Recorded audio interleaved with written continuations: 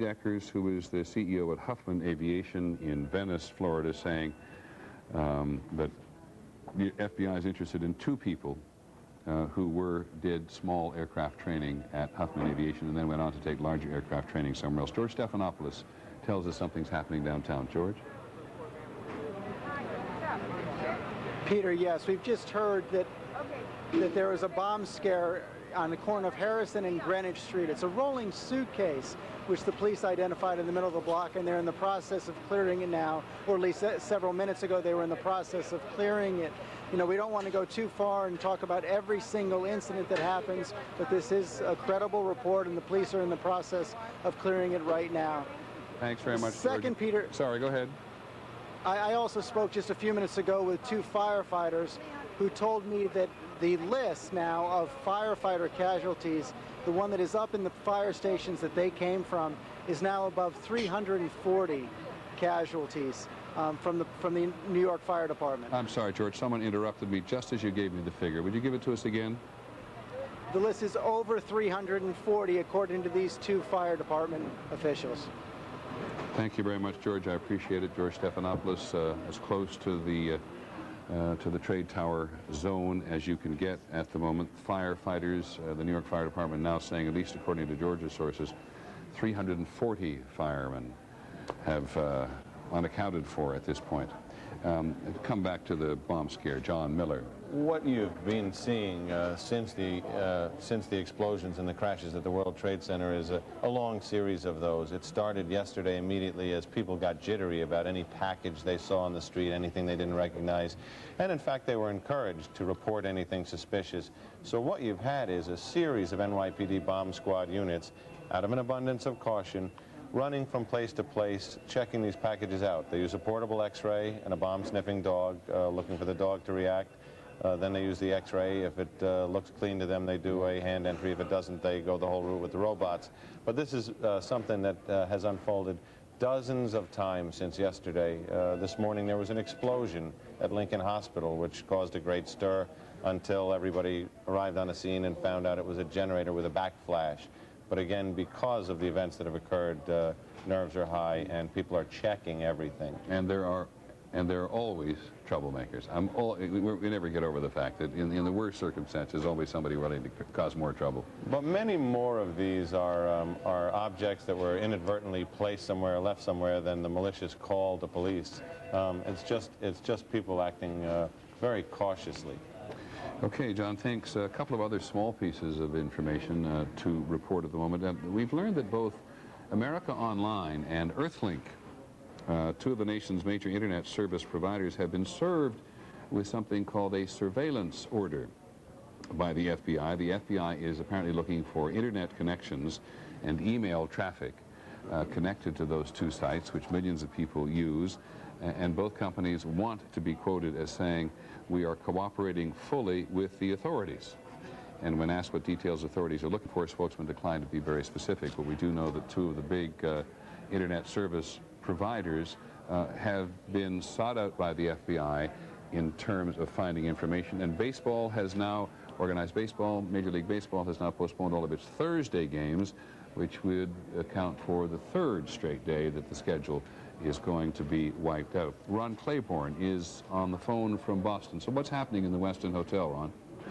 Well, Peter, I am outside of the Westin Copley Plaza, a 35-story hotel and shopping complex which has been evacuated, and the crowd which is gathered outside is being pushed back further and further from that hotel. The bomb squad, or a bomb squad vehicle, is in front along with 2 ambulances. And the police here are not saying anything, but in talking to a number of people in the crowd, they say they saw what appeared to be an individual being hustled by a large number of heavily armed police officers into a vehicle and driven away. Several other people said they have seen a civilian taken away on a stretcher about 45 minutes ago. One person I spoke to, with the caveat, of course, that this person is not among the authorities, says he heard 2 police officers speaking among each other, saying that they had taken into custody 1 suspect and that, in the words of this person, the other one was dead or wounded. And he added that one of them had driven a cab for 15 years. That is That is an important remark if that is indeed true, because we know that the authorities were looking into the Boston cab company where two former associates of Osama bin Laden had worked in previous years. One of those people was subsequently killed, and the other is now in jail. Okay, thanks very much, Ron Claiborne in Boston, who will bring us up to date. In terms of these cab drivers, we assume that these are alleged associates of Osama bin Laden, and Ron Claiborne quick to point out there that these are overheard conversations involving one man dead and another man wounded being removed from the Westin Hotel in the Copley Plaza. Just keep a break on all of the things that keep coming in from other places. No reflection on reporters. We just have to remind ourselves all the time that we are talking about, in very many cases, second-hand and third-hand information. Try to tell you when it is. And when we get our traditional 2 or possibly 3 sources, then we're a good deal more confident of the information that we have. Cynthia McFadden is at one of the hospitals now, and I know you've been talking to the doctors, Cynthia. I have, Peter. Dr. Andrew Feldman is one of the few doctors who has actually been at Ground Zero, one of the few to come back out and brief the press. He is an orthopedic surgeon.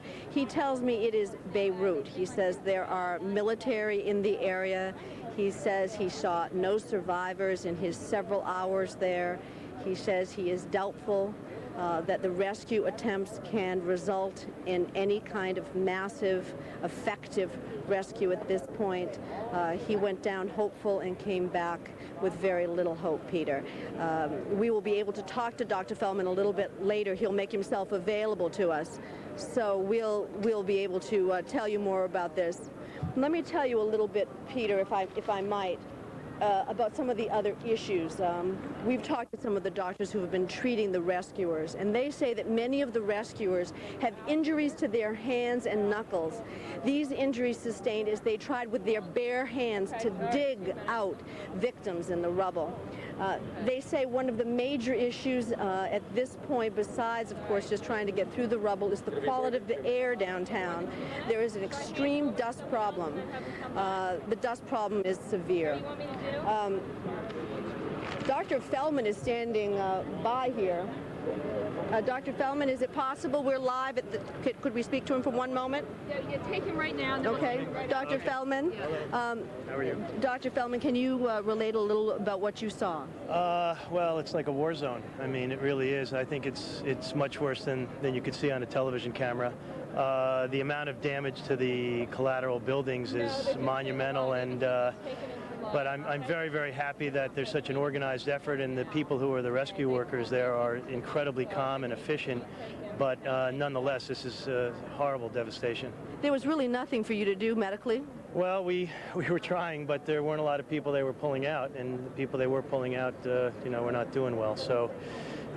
You described it to me as Beirut earlier. Try to set the scene for those of us who haven't seen it. Well, firstly, there's dust everywhere. There's a lot of asbestos. It's difficult to breathe even with a mask. There's, if you can see by my boots over here, there's probably 6, 7, 8 inches of Dr. soot, soot on the ground, and all the buildings are covered with dirt. And as you get closer to the scene, obviously there's more devastation in terms of the gnarled buildings and the we saw cars that were blown out. I saw several fire trucks that looked like they were twisted in half, and clothing, papers from the buildings. It's kind of a very odd scene when you're picking up a Merrill Lynch paper and reading what the guy had on his desk that morning, and there it is burnt on the ground that afternoon. It's very tough. Having talked to the rescue workers down there, what are the opportunities at this point for rescue, do you believe? Well, I mean, we're always hopeful, obviously, and everybody down there is trying their best to do what they can do, but the sheer magnitude of the burnout in the buildings, I don't have a lot of hope. We'll do our best. At this point, can you tell us, I mean, the fact that we have empty stretchers here at all the hospitals in town, it's not an optimistic. Well, you can use your own judgment on that one. I mean, if there were people coming out, they'd be coming here, and pretty slow at this point. Dr. Feldman, thank you very much. Thank you. Thanks, Cynthia. So, Peter, that's the situation down here. Yeah, I very appreciate it. That's a very discouraging report, of course, from Dr. Feldman, who's been at the site. He said, and we all knew this was the case. It was worse than you see on television. We'll ask Cynthia if she can still hear me, to continue to try to pursue this notion. A lot of damage to collateral buildings. He says it's hard to breathe with a mask. Not a lot of people being pulled out. These are the really most discouraging remarks we have heard in some time. And he said something else about the degree of burnout in the buildings, and there is not a lot of hope. I think, Cynthia, if you could try to put together that in the next couple of minutes, we'll come back to you, because that's the most dispiriting report I think we've heard from the scene itself. But I want to go right now to John Miller, who has been following this Boston incident at the Westin Hotel very carefully. What do you know, John? If we can bring those pictures back, it might be helpful. Okay. This was the FBI terrorist task force made up of FBI agents, Massachusetts State police officers, working the Logan Airport leads from this terrorist case. A paper trail led them from the Logan Airport to the Westin Hotel, where they believe one individual had rented 2 rooms. They were very interested in looking at those rooms to discern if they could get evidence there. That would be rooms 1403 and 1404, both on the 14th floor. The FBI agents and Massachusetts State Police arrived. They got hotel security to get the keys for both rooms. As they made their approach on the 14th floor to the 2 rooms, suddenly 3 individuals came out of one of the rooms. The agents backed off, let the people go by them, and at the elevators they took them down. At that point, they say... you don't mean took them down the elevator, by the way. No, I mean took them down as in felony arrest style, right. Put them down on the ground, placed them in custody, 2 females, 1 male, and they began screaming in Arabic, according to people on the scene. So at that point, they hustled them out. Then they wanted to look in those rooms. Hotel security opened the rooms. The agents walked in and asked for the Boston police. Well, the Boston police SWAT team arrived, right. Because now that the agents had these people screaming in Arabic and they weren't able to understand what they were saying, they were worried that people might still be in those rooms. So they called for Boston SWAT. Boston SWAT arrives and uses fiber optic tools to look under the door, and the rooms appear to be open. So they do a simultaneous tactical entry, booming both doors and going in to find that the rooms are empty. Then the Boston Bomb Squad dog goes in and alerts on 2 items in one of the 14th floor rooms: a waste paper basket and a large suitcase. The bomb squad then tries to x-ray the suitcase, take a picture. We had just talked about this moments before. Exactly. To see if there were discernible shapes inside, and they couldn't really get an image that was satisfying.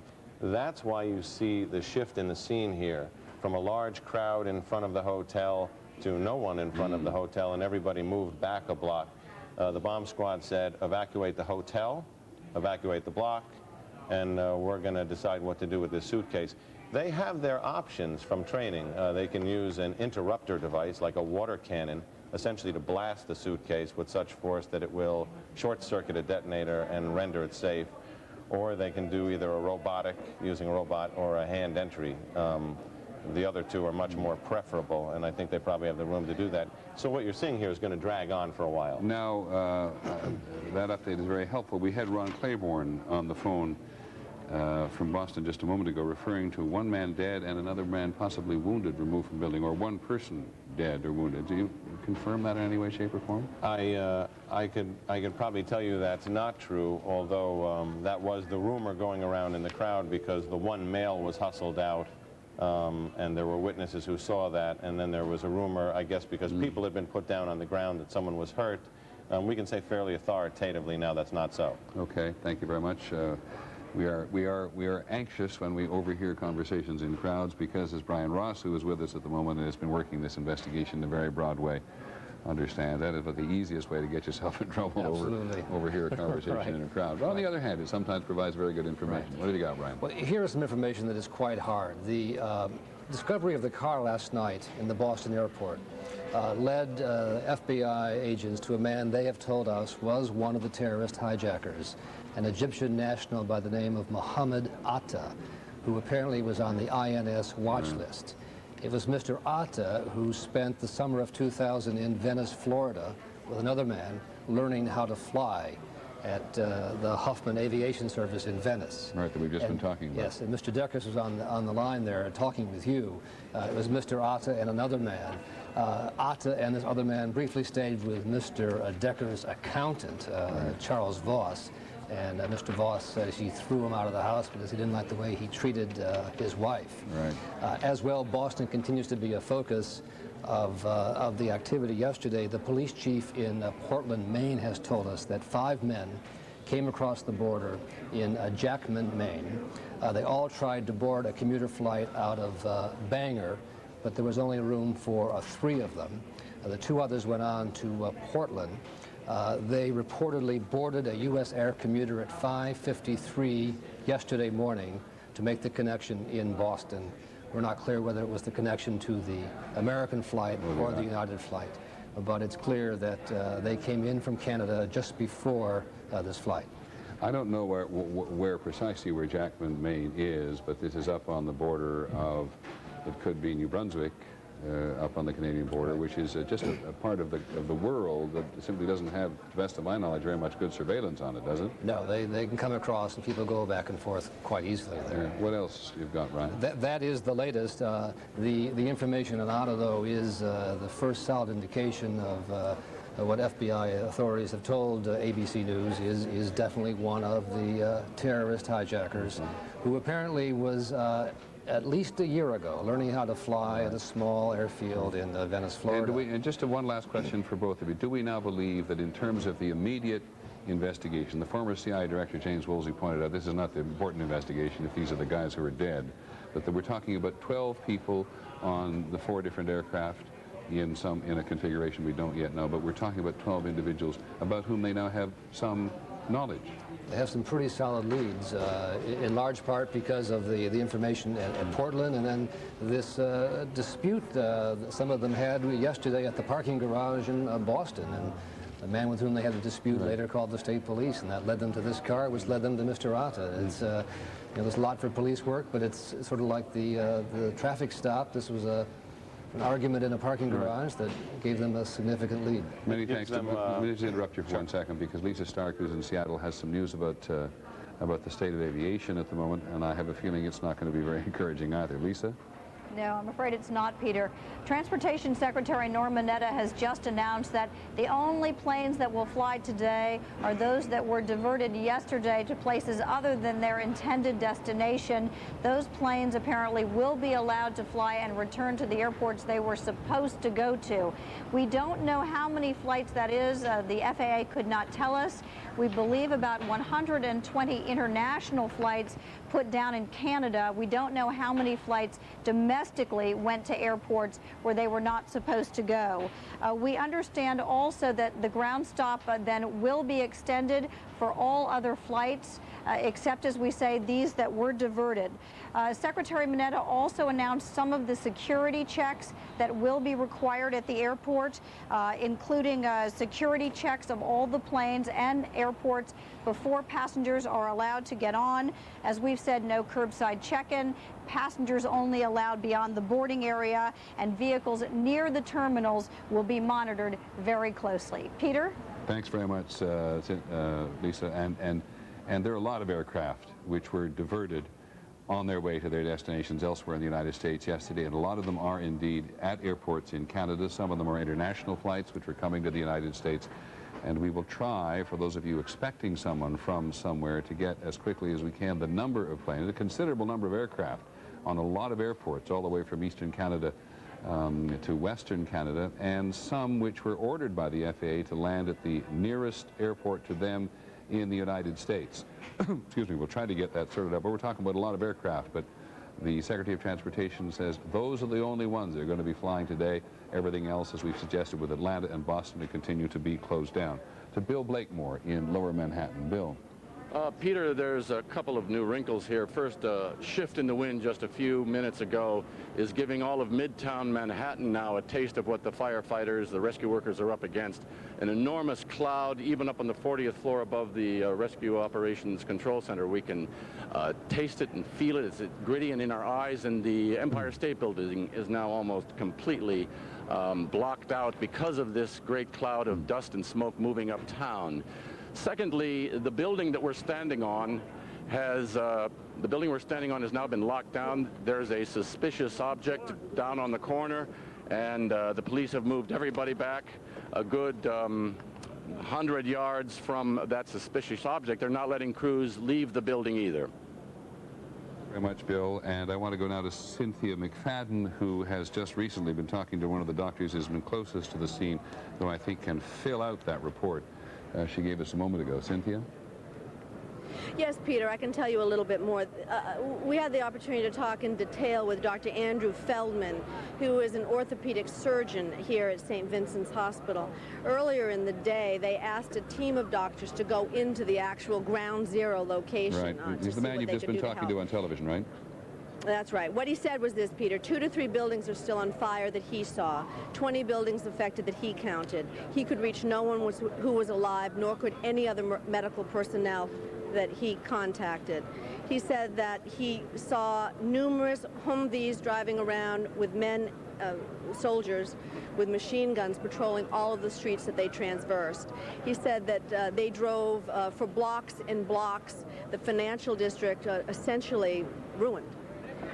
The report very, very dire from Dr. Feldman. Dr. Feldman hopes to go back downtown. He says there are still medical personnel in the area, but the heartbreak, he says, is that there seems to be nothing for the medical personnel to do, at least at this point. Now, Cynthia, I want to understand there's clearly nothing for the medical personnel to do in the immediate area of the trade towers or in a wider area. He says that from the time they entered the area, and he describes it as essentially a 10-block area, they saw no one who they could aid. He says that though they are making valiant efforts at evacuation, at trying to dig through this rubble and to get to people who are presumably trapped, that no one was rescued in the time that he was down there, which was the last several hours, and that he was able to talk to no other physicians, no other EMTs who were able to get to anyone. Thanks very much, Cynthia McFadden, having talked to Stephen Feldman. It is indeed about as discouraging news as we've heard so far, and it may, in fairness, not be definitive. We've talked to one doctor who's made a tour of what he describes as a 10-block area. We caution ourselves that in circumstances like this, there are often in earthquake situations people buried beneath the rubble who indeed may have survived. The mayor of New York has made that case several times. So has ABC's Bill Blakemore, who's covered so many situations similar but not like this before. But Dr. Feldman's remarked that they are not reaching the living, and he has not managed to talk to anyone who disagrees with him in that 10-mile area, and this constant stream of pictures giving us a greater sense of clarity as every hour goes by. That's very touching. I'm not quite sure what he's going to do with that American flag, but maybe we just follow him as far as we can for a second. We noticed on the Pentagon early this morning that in the particular part of the Pentagon which had been attacked, the rescue and research workers, it's up there on the upper right-hand side above over that gash. Someone had raised an American flag. I don't know whether we saw it last night or tonight. We're joined now by Dr. Stephen Warner, who is the beg your pardon, my notes say differently. Dr. Stephen Garner, who is the Chief Medical Officer at St. Vincent's Hospital, and St. Vincent's is a hospital that just has gone flat out since the very beginning of this. Am I right? It's Dr. Garner? Yes, Dr. Steve Garner. Hi, Dr. Garner, and thank you for taking the time. We haven't had a chance to talk to you before, so would you mind very much just going from the beginning? You heard the blast.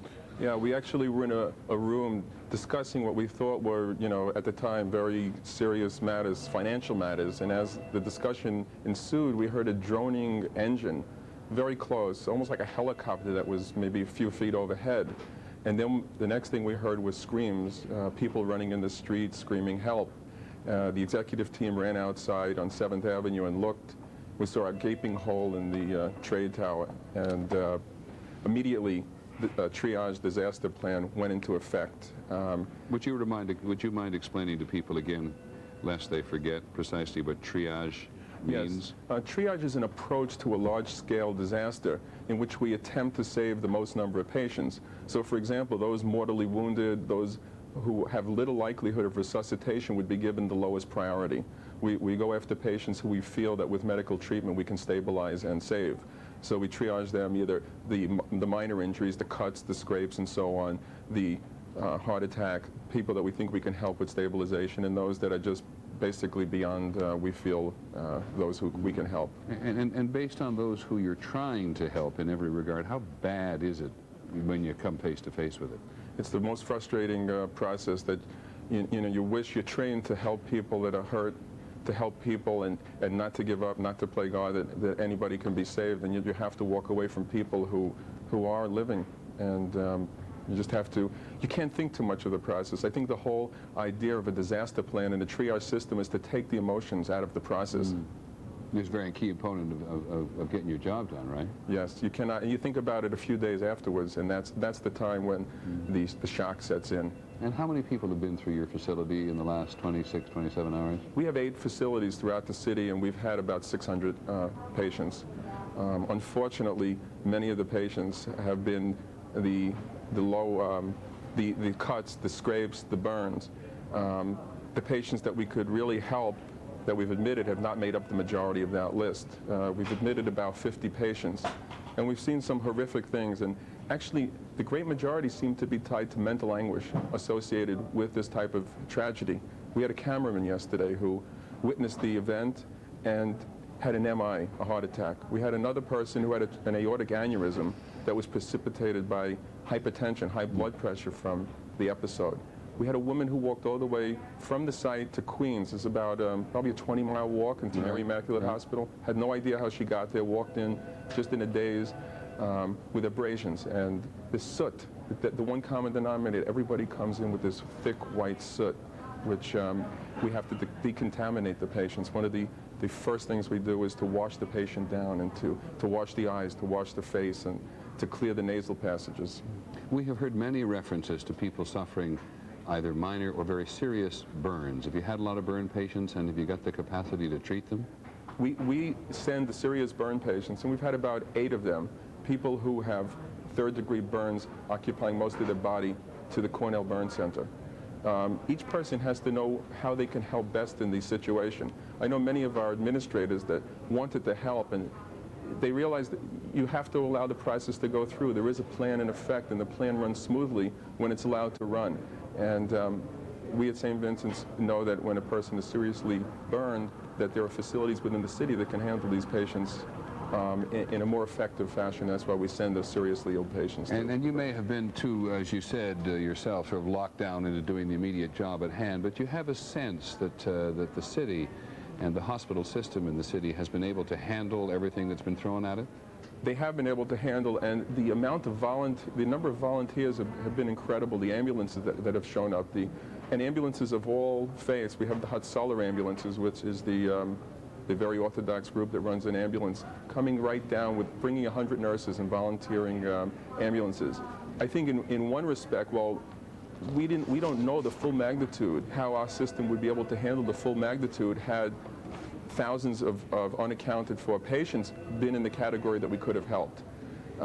That's something that's scary and something that I think we have to address as we go forward, as we see new types of situations that we never dealt with before. How does the city merge all of its resources into one collective approach to a disaster like this? Dr. Garner, you heard Dr. Andrew Feldman. I think you may have heard him just before we come on saying, it's worse than you see on television. I think we all know that to be the case, but is that particularly true in your case? It is worse. There's a smell in the air of burnt flesh, a smell of death that everybody talks about, and the people that have gone home, it's hard to wash it out. It leaves this memory of you see people with arms severed, with a chest totally, you can't recognize it because of blunt injury to the chest, and they've developed collapsed lungs. And then the emotion, when you add that, you know, we have a center of 500, we have a center right now we set up at the New School for patients and also for families who want to find out about loved ones. And the scene at that center is just horrific. They give the name, we look, we can't find the name on the list, and they walk aimlessly in the street, they don't know where to go, and they come back, what should we do? Dr. Garner, in just about 1 minute, I'm going to have to leave you because the Secretary of State is going to show up and say something. I just have one last question. As you see what you have seen, do you concur with Dr. Feldman that the news is going to get worse, not better? Unfortunately, the news will get worse. We're very grateful for you for taking the time to talk to us about this. Dr. Stephen Garner, the Chief Medical Officer at St. Vincent's Hospital in New York, giving us another slice of what life is like much closer to the scene. And you can feel the tension, I think, in Dr. Garner and the depression in Dr. Garner at what he has seen. Clearly a man who has never, as so many people in New York and outside Washington, never seen this thing before, never encountered a disaster of this magnitude. So now the Secretary of State, Colin Powell, who has already on the record, as is the President today, saying the United States is involved in a war, is going to speak and perhaps answer questions on what the status is of the United States vis-a-vis its international relationships. He may have something to say about the investigation. We simply do not know. He's going to speak at the State Department. Can he just go to the State Department room, give me some hint of when he's exactly? There's the reporters gathered at the State Department, including ABC's Martha Raddatz. Mr. Powell came back from Colombia yesterday, a man who's been part of the Bush team from the very beginning, but about whom there have been any number of questions in the last week or two or longer as to what role he was really playing on the Bush team and what kind of a man Colin Powell really was. Now we're going to get some examples. Well, good afternoon, ladies and gentlemen. I thought what I would do is to update you on the activities of the last several hours since I spoke to the press this morning. Let me begin once again by saying that our hearts go out to all the victims and to their families. It is a tragedy, but as the President has made clear, it is a tragedy that we are strong enough to overcome. Our spirits will not be broken. The resilience of this society will not be broken. We will find out who is responsible for this, and they will pay for it. We are undertaking a full court press diplomatically, politically, militarily, and in the course of the morning and early afternoon, I have been in touch with a number of foreign leaders and international organizational leaders to coordinate the diplomatic approach to this. I have talked to Kofi Annan, Secretary General of the United Nations, and I thank the United Nations for the Security Council resolution they passed, and also for the statement from the General Assembly, and I expect the General Assembly to also work on a resolution later today. Lord Robertson in NATO is hard at work with a resolution that is under consideration now that would tee up, if I can put it that way, prime Article 5 responsibilities. Article 5 of the Charter says that an attack from abroad by any one against any member of the alliance is an attack against the alliance. If that resolution goes forward, that doesn't invoke Article 5 yet, but it puts in a position to be invoked when the United States makes a judgment about the nature of the attack and where that attack came from. And I appreciate what Lord Robertson and his colleagues are doing for us. I've also been in touch with Foreign Minister of Belgium, Louis Michel, who is also head of the presidency of the EU at this time, and High Representative Javier Solana, to thank them for the strong support we have received from the European Union and the statements they have made and their cooperation promise to us to deal with this tragedy and to move forward. I've also attended, along, of course, with my other colleagues, a National Security Council meeting with the President where we reviewed all that has happened and began to make our plans for the efforts we will be taking in the future, not only to bring these perpetrators to not only justice but to the punishment they deserve, but at the same time to undertake a worldwide effort to build a coalition against all forms of terrorism, wherever it may occur and however it rears its ugly head. This will be a major priority of the administration, and I can assure you it will therefore be a major priority of the State Department. I have also, in the course of the day, spoken to the Foreign Minister of Great Britain, Germany, Canada. I have spoken to Foreign Minister Perez twice, Prime Minister Sharon, Chairman Arafat, and Foreign Minister Manley of Canada, if I didn't mention that, Foreign Minister Ivanov of Russia, Foreign Minister Ruggiero of Italy, and I have another number of other calls that are in the process of being made so that we can bring all of this together. And I must say I am deeply touched by the expressions of support I have received from my colleagues. And as I think you all know, the President has been very busy, and I'm sure the White House has announced his 2 phone calls to President Putin as well as to Mr. Chirac, Jiang Zemin, President Jiang Zemin, Prime Minister Blair, Chancellor Schroeder, and Prime Minister Chrétien. So he's spoken to all 5 members, other 4 members of the Security Council, permanent members of the Security Council, and I will leave it to my other cabinet colleagues to talk about the issues under their purview over at Defense, Justice, and FBI. There are, of course, lots of reports and rumors out there, and I think it is wise for all of us to take many of these reports and rumors into some context and perspective. This is also a time, of course, in that regard, for the American people to try, in this time of tragedy, to restore the society to a sense of normalcy. We've got to get back to our jobs. We've got to get back to work. And I know that Secretary Mineta, as soon as it is possible and as soon as it makes sense and is safe, will restore the air traffic system, and commercial air traffic will be brought back online, and I will wait for him to make those announcements with respect to that, and I know that's very much on your mind.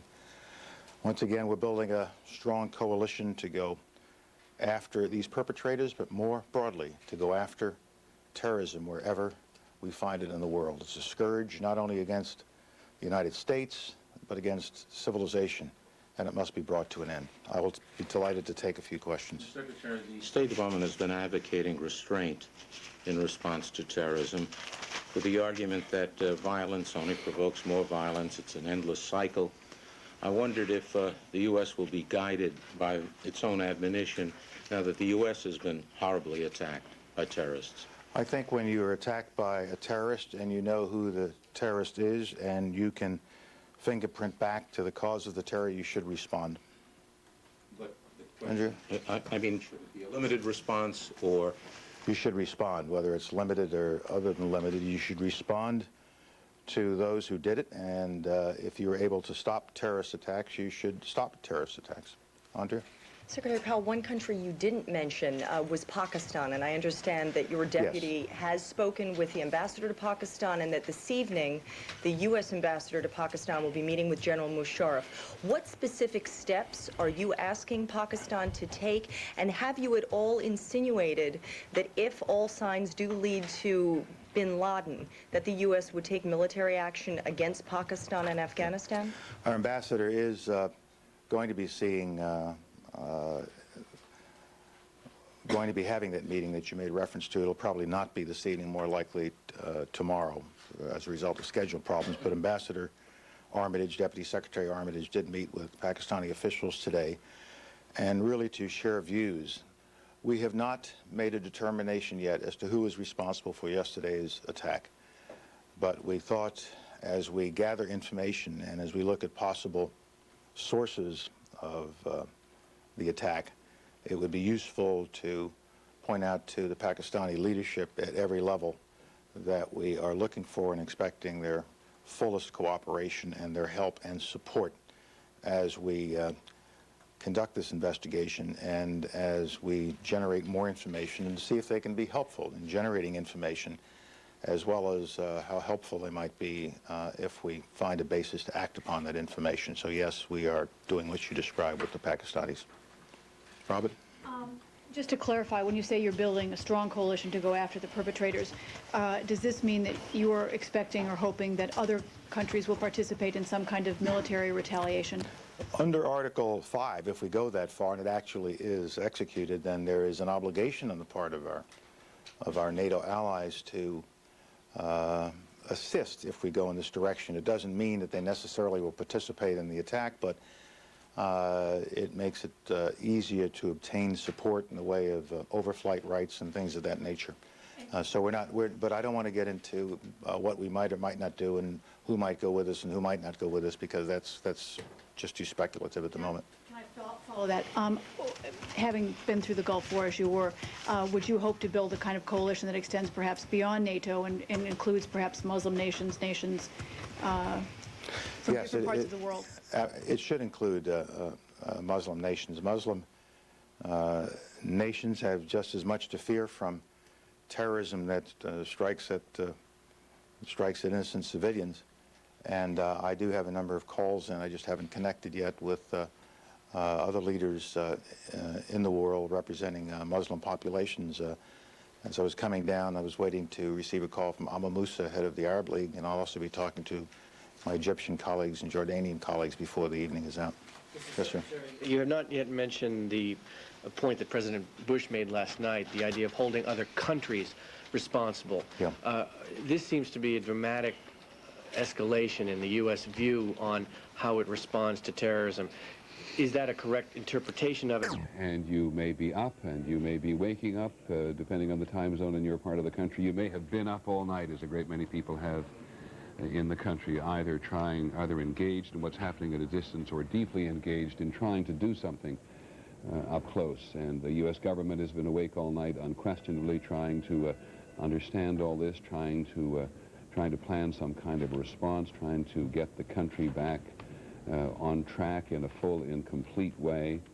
And our intention for the next several hours is to obviously continue to cover the events which pertain immediately to the crisis in New York and the Pentagon and the investigation and what the administration is trying to do, but also try to enable many of you, all of you across the country to participate in the anger and anxiety to a greater extent maybe than you've had a chance to do in the last several days, as we've been immediately focused. There haven't been huge changes overnight, as I think you've heard if you've been listening to Good Morning America, listening to the radio. Airlines regarding the level of service and flight schedules, and especially be able to allow plenty of time to deal with the heightened security precautions. As I stated yesterday, safety is always of paramount importance, and in these extraordinary times we will be vigilant. Therefore, I have ordered a variety of security measures to be instituted at our nation's airports upon reopening to improve the security of our national aviation system. A thorough search and security check of all airports and airplanes will take place before passengers are allowed to board any aircraft. We have discontinued off-airport check-in and curbside check-in at the airport. All passengers will be required to go to the ticket counters to check in. We must reserve boarding areas for passengers only, and only ticketed passengers will be allowed to proceed past airport screeners. This list. And all vehicles near airport terminals will be monitored more closely. We experienced an unprecedented assault on our commercial aviation system. And in times such as these, we will use all available resources to ensure the safety of our travelers. Agents from the Department of Justice and from the Department of Treasury will be deployed to airports across the country. The added presence of these officers will augment our existing heightened security procedures, serving as a visible reminder of our strong commitment to protect the safety of the American people and the traveling public. Again, I strongly urge all passengers to allow plenty of time to deal with the heightened security procedures and also to exercise patience with airport and airline employees and security personnel. Norm Mineta, the Secretary of Transportation, laying out some of the details. We've actually known he was going to impose for some time, and he does raise some questions, as well as lay out some very stringent security measures. One of the questions they raise is on the question of, for example, curbside check-in or checking in your bag at the airport or checking in the bag at the hotel downtown before you go to the airport, which is now taken as a very serious issue, and some people in the aviation industry, not to mention some passengers, have asked if that is so efficient and so necessary, why has it not been instituted before? But that's the kind of debate we'll get into a little later on. And Lisa Stark, when she comes to join us in a short while from now, will be able to give us a real sense of how the country is opening up in terms of aviation. Just take a look one more time at this aircraft that has arrived in Dallas today. It turns out, ironically to some extent, to be an American Airlines flight which had landed in Dallas this morning, and yeah, don't need to say very much, but this has happened all over the country. So many people continue to be divided, as we are primarily and obviously focused on the people in New York City, in New York generally, and at the Pentagon, who are still waiting desperately to find some connection to their missing relatives. We at least have in other parts of the country people reconnecting in a very physical way for the first time. Having seen the Chicago Board of Trade and the Chicago Mercantile Exchange open again this morning and back at work, let me just do a quick rundown here. Is ABC's Betsy Stark around? All right, but she is coming as well. Let me just tell you some of the other things that are happening in the country this morning which reassert that business is beginning to get underway, though not in New York City. The trading of U.S. government bonds resumed at 8 a.m. this morning. These are sold through brokers and not at a market site, so these orders are completed over the phone. Trading is very thin this morning.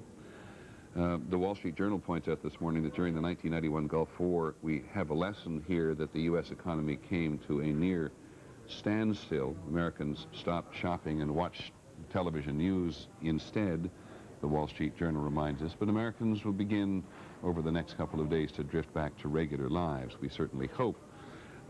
Cantor Fitzgerald, you've heard us talk about that firm based in the World Trade Center. They sold a quarter of all U.S. treasuries,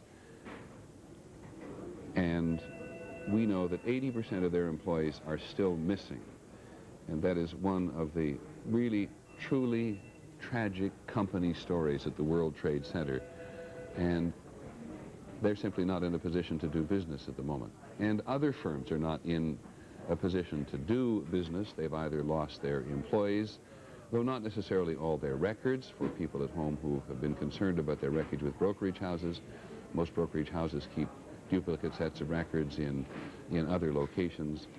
But there is no doubt that some of these business companies are deeply impaired in terms of getting up and running again, and that in some respects is why Wall Street is not open today. There's been a discussion between Wall Street and Washington in the last 24 hours about whether or not the market should open quickly, should take their time, or should at least not take their time, but not open as quickly as some people would like them to. And in part it is because Wall Street in itself is not in a condition to operate in all respects. Hundreds of corporate offices were destroyed, including those of Morgan Stanley, the largest tenants at the World Trade Center. Hundreds of other firms were forced to leave their buildings. We have seen documents all over the streets of New York in the last 24 and 36 hours And so there's just an enormous unsettling status in the industry itself. But they are in many cases shifting to backup offices located in other parts of New York City and New Jersey. And these larger financial companies, I said, are being backed up in some cases by smaller companies, which are related to them. So it's going to happen, and market officials say they hope to resume equities stock trading by Friday. Terry Moran is now at the White House. Terry, the latest from there, please. Well, Peter, the president continues to have his day consumed by managing this situation, both behind the scenes with his national security team, and he will be also making public appearances. In just a few minutes, he'll be calling the mayor of New York City, Mayor Giuliani. We should probably see that live as he does it. He's also going to leave the White House in a little while and go to a local hospital where burn victims have been taken to visit with families and to thank doctors and nurses. On the affairs of state, a couple of issues. The administration is working with members of Congress to craft some kind of resolution which would authorize the president to use force. This has been done before, both in Kosovo and during the Gulf War, most notably. But I should say that even before that happens, right now, the president, as previous presidents have through his spokespeople, is saying that he has the constitutional authority now to act militarily in defense of the country. That has always been a bone of contention between Congress and the president. They will probably work out some kind of joint resolution to authorize the use of force. The president's also been calling world leaders. He called Prime Minister Koizumi of Japan, Prime Minister Berlusconi of Italy, Lord Robertson of NATO, and Crown Prince Abdullah of Saudi Arabia. Once again, the administration saying they're trying to build a coalition here. Now, that word should mean something. It did in the Gulf War, beyond mere rhetorical solidarity. But the administration says to get into what precisely the president is looking for from other nations to do would amount to discussing military options and military planning, and they aren't going beyond that.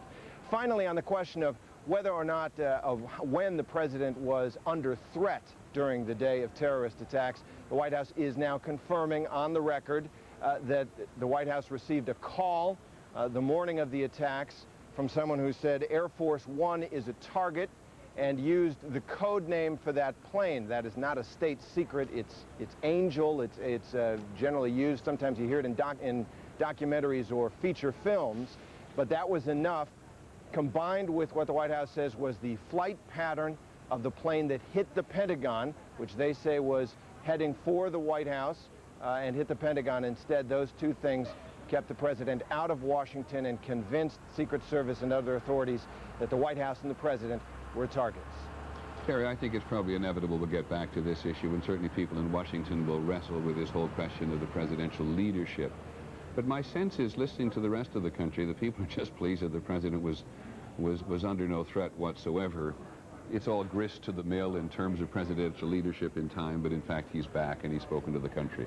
Peter, I couldn't agree with you more. Whether he returned at 3 p.m. or 6 p.m. is irrelevant on a day like we had when these attacks came in.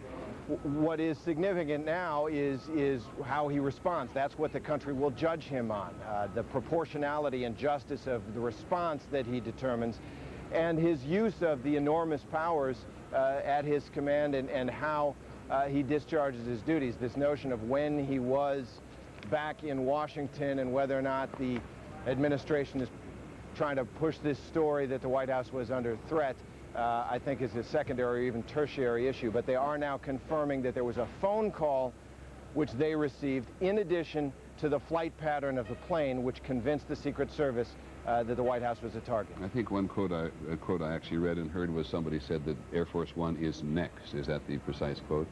Well, according to Mr. Fleischer, the president's spokesperson, he recalls it or heard it told to him as Air Force One is a target, using that code name for the plane, which is Angel, and that was enough to convince them that that he was in trouble, in danger, and they needed to take all measures to protect his safety.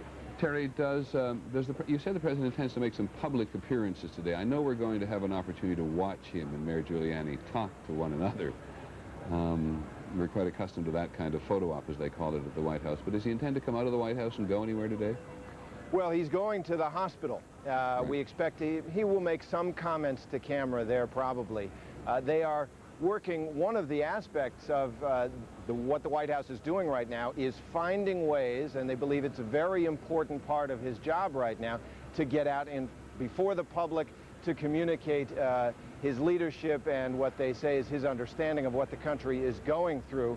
I should also say in that regard, the president has declared that tomorrow should be a national day of prayer and remembrance, and he will be asking all Americans, he says, to go to wherever they choose to worship during their lunch hours, to prayer services or whatever they choose to do during their lunch hours tomorrow so the nation can gather in prayer. The president himself will be going to a prayer service here in Washington about that time, and that's another way that he is trying to play that symbolic role of president. But the obvious question is, when does the president intend to come to New York City?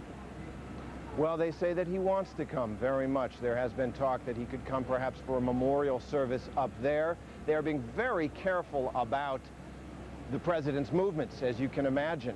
He will be meeting with the congressional delegation from New York State and from Northern Virginia, and I believe Pennsylvania as well, where these attacks and disasters occurred. But they are not giving us advance notice on his schedule. Once again, they say he knows what a burden he would be on an already strained city, the arrival of the president, all of the security, especially at this time, that would accompany him. He does not want to get in the way, but he does want to be on the scene. Okay, thanks very much, Terry Moran at the White House. We'll come back to Terry any number of times today, and to people associated with the administration, because this whole debate about coalition, interesting that the president called the Crown Prince in Saudi Arabia this morning. You may recall yesterday the the Saudi Arabian ambassador to the United States made a very unusual appearance to give a public statement and took no questions, a public statement on how the kingdom felt about all of the concern that these acts had been perpetrated on the United States by Muslims. And he's a powerful and influential figure, but he came out on this one issue to say to the United States, as Saudis very often have to do under certain circumstances, to say that we're an ally of the United States, a difficult ally at times, a restless ally at times, one that has an enormous amount of authority because of its oil power over the United States, or with the United States, but was certainly very much a very active member of the coalition in the Gulf War. And the debate about the president trying to put together some coalition now to fight terrorism is much more complicated than it was at the time of the Gulf War, and in some respects may divide Europe from nations in the Middle East.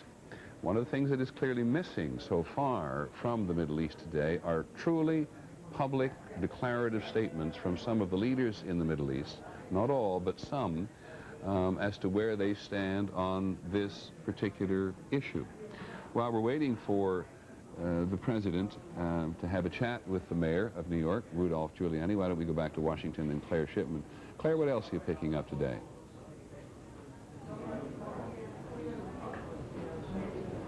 Claire Shipman, I know, is there, and we will get to her in just a moment, but that's why we're vamping here for just a moment, because we do not want to miss the president talking to the mayor today. So we'll get to Claire Shipman in just a moment. Do you hear me, Claire? Yes, I can hear you, Peter. Can you hear me? I can. We're just getting the bugs out in this particular phase of coverage. Okay. I know we are. Well, it's, you know, one of the things you were talking about earlier, Peter, that a lot of people are now talking about today with the meetings between Congress and the president is just what sort of authority the president does have to act on his own. As Terry Moran made it plain, the White House says the president believes he can do whatever he wants without congressional authority, but of course he would like congressional authority because nobody wants to take any sort of major step, no president, without the support of Congress. But what everybody's talking about essentially, which you mentioned, is the War Powers Act.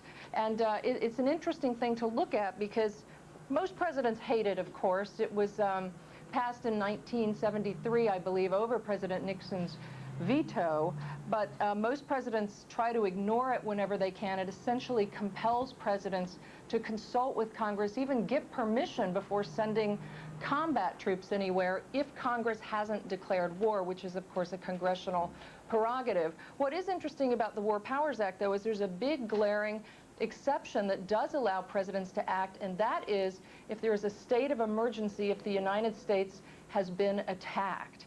And so it would seem fairly clear that the president can walk right through the Wars Powers Act should he choose to, given that exception, and many presidents have chosen to ignore it on far lesser grounds. But again, this is a time when I think everybody would like to see a big joint resolution, because it's clear President Bush wouldn't want to act on his own without congressional support, and there's little doubt from everything we've heard this morning from many members of Congress that he will get that support, Peter. Great, Lynn. Claire, thanks very much indeed. The White House, I think, believes that the House of Representatives, according to our political unit, is going to take this up first. The administration, as Claire Shipman does point out, wants language that is broader than what President Bush got. President Bush number 41, not 42, of course, for the Gulf War, but they think that some of what has been proposed by what are described by our political unit as the more hawkish Republicans, though everybody in the country at the moment everybody in the country is certainly somewhat more hawkish. Well, I shouldn't say everybody, but a great many people in the country are more hawkish than they were a couple of days ago. The flag at half-mast over the White House, obviously. But they think that the proposal needs to be narrowed down. The Democrats, as Linda Douglas reported, are divided about how broad a resolution they will support. They certainly don't want to be seen in a fight with the president over this at this very delicate moment. So Bush advisors are also working hard on this and thinking, too, about whether the president should ask to address a joint session of the Congress in the not-too-distant future to talk about the resolution. In part, this would be for the symbolism of it, and it's one of those perfect opportunities for the president not only to talk to the political arena in Washington, but the country as a whole. But they feel at the moment that the president is pretty effective in terms of talking to an audience. Terry Moran. Terry? Yes, Peter. You wanted to say something. This is right now really the nub of the argument or the discussion between the administration and members of Congress. The resolution authorizing President Bush's father to use force in the Gulf War carried with it an important condition. It was conditioned on the Bush administration at that time showing the leadership of Congress that diplomatic efforts had been exhausted and that the steps taken were appropriate. Obviously, Republicans in Congress do not want to tie this president's hands in that way. And the whole question of the War Powers Act, it was never signed by a president. It was passed over President Ford's veto, and it has never been confirmed in court. The courts won't take it up. They say it's a dispute between the president and Congress that the courts can't referee. So it's a very murky area of law, and as Claire pointed out, it is generally, as it seems to be in this case, worked out by way of accommodation and comity rather than some kind of negotiation and confrontation. Yeah, in many respects, Terry, it is emblematic of the constant struggle between the executive branch and the legislative branch about who has authority. And with the president having been so narrowly elected, and still some people, perhaps not this week, but some people thinking the president is not legitimately elected, well, you know how it'll go on. Well, I think Good morning, Mr. President. Good morning, Mr. President. Yeah, thank you all very much for taking my phone call. First of all, I can't tell you how sad I am and America is for the people of New York City and the tri-state area. I want to let you know there's a quiet anger in America that really is real. And also, though, I can't tell you how proud I am of the good citizens of your part of the world and the extraordinary job you all are doing. You're doing really a great job on behalf of the citizens of New York City, New York State, and in the tri-state area. So I want to thank you very much for your leadership and dedication. Thank you, Mr. President. Secondly, I've been in touch with you all, and you've extended me a kind invitation to come to New York City. I accept. I'll be there tomorrow afternoon after the prayer service at the National Cathedral. I look forward to joining with both of you in thanking the police and fire, the construction trade workers, the restaurant owners, the volunteers, all of whom have really made a huge display for the world to see of the compassion of America and the bravery of America and the strength of America. Every world leader I've talked to in recent days has been impressed by what they have seen about our nation and the fabric of our nation. And I want to thank everybody when I come, so thank you for your hospitality. Well, Mr. President, thank you for coming to New York. I'm sure that's going to be a great inspiration to all of us, and particularly those thousands of men and women still downtown trying to help us with the rescue efforts. I also want to thank you for all the help we've gotten from the federal government. It's been tremendous, and for your words. You are right. Our nation is united as never before, and we will triumph over this evil with your leadership and your inspiration. And I also have to congratulate the mayor for the tremendous effort he has made. Mr. President, you would be proud of the leadership and the cooperation we've seen here. The city has taken the lead. Your people have been enormously supportive, and we're very grateful. Well, thanks, George and Rudy. Thank you all. I know you've put in a request, and I've directed the Attorney General to expedite any payments of benefits for those fallen public safety officers to their families, any benefits to their families. And the Attorney General, as I understand, will be making a formal announcement of your request today. I've told Albaugh anything it takes to help New York. I have been in touch with the Congress. They are expediting a supplemental. We've got great cooperation with members of the Congress in both political parties. So just keep in touch. I know you will. This isn't the first time we've talked, and I really appreciate the fact that you all are in charge. And I know the citizens of New York and the tri-state area, people of New Jersey and Connecticut, are appreciative as well. President, the uniformed officers, the police, the fire, the emergency service officers, their families will really appreciate this. We're going to sustain a tremendous loss of our bravest and our best people. And the relief that you're now making available to the families is going to mean a lot to them. They're going to be able to think about the fact that their children are going to be taken care of, that they're going to be able to go to college, that they're going to be able to carry on. So I can't express to you how appreciative we are of your acting so swiftly. And also, on that terrible day when our city was being attacked, you were in immediate communication with us, Mr. President, and helped to secure the city. And the work you've done for us, we all eternally appreciate. You've been a terrific leader, and we're taking direction from you, and we're following your example. You've done a terrific job, Mr. President. Well, thanks, Rudy, and thanks, George.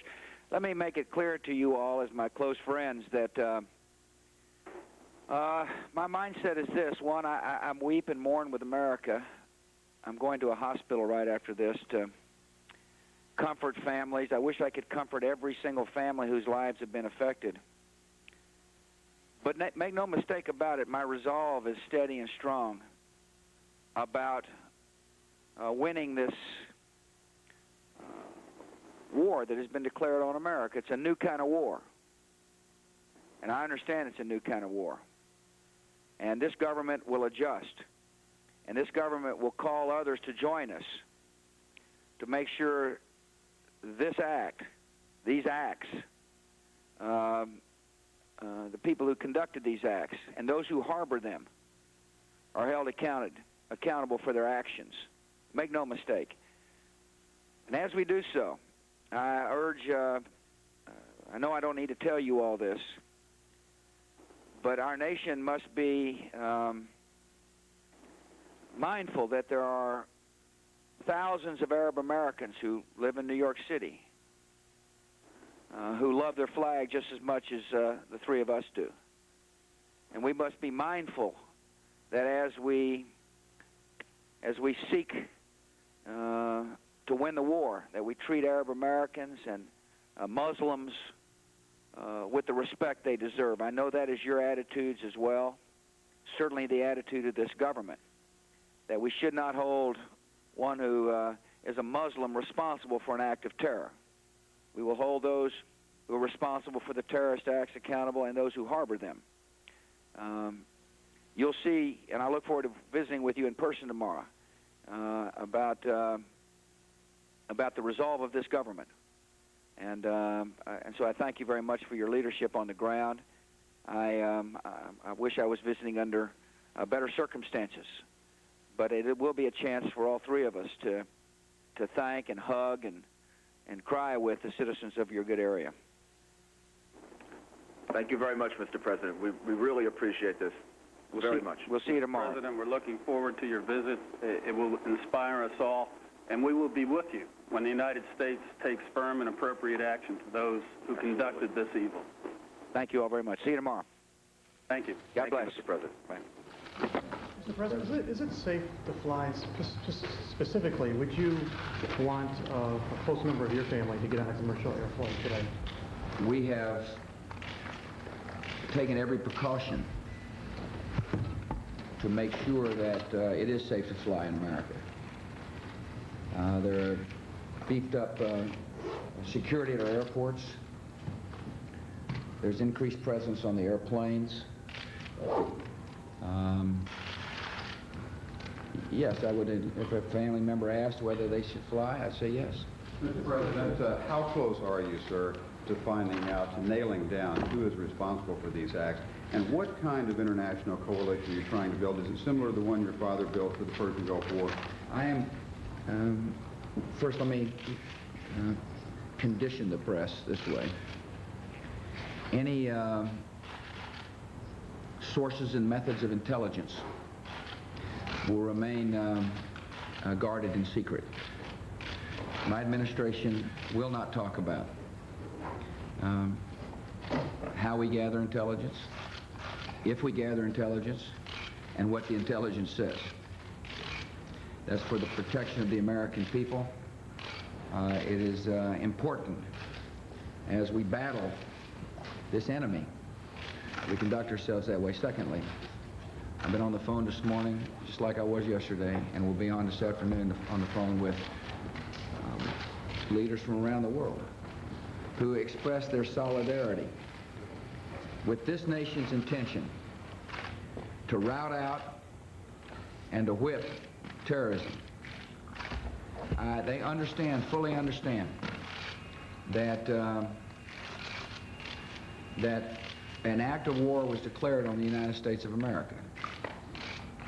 They understand as well that that act could have easily been declared on them. These people can't stand freedom. They hate our values. They hate what America stands for. Many of the leaders understand it could have easily have happened to them. Secondly, they understand that unlike previous war, this enemy likes to hide. They heard my call loud and clear to those who feel like they can provide safe harbor for the terrorists, that we will hold them responsible as well. And they join me in understanding not only the concept of the enemy, that the enemy is a different type of enemy.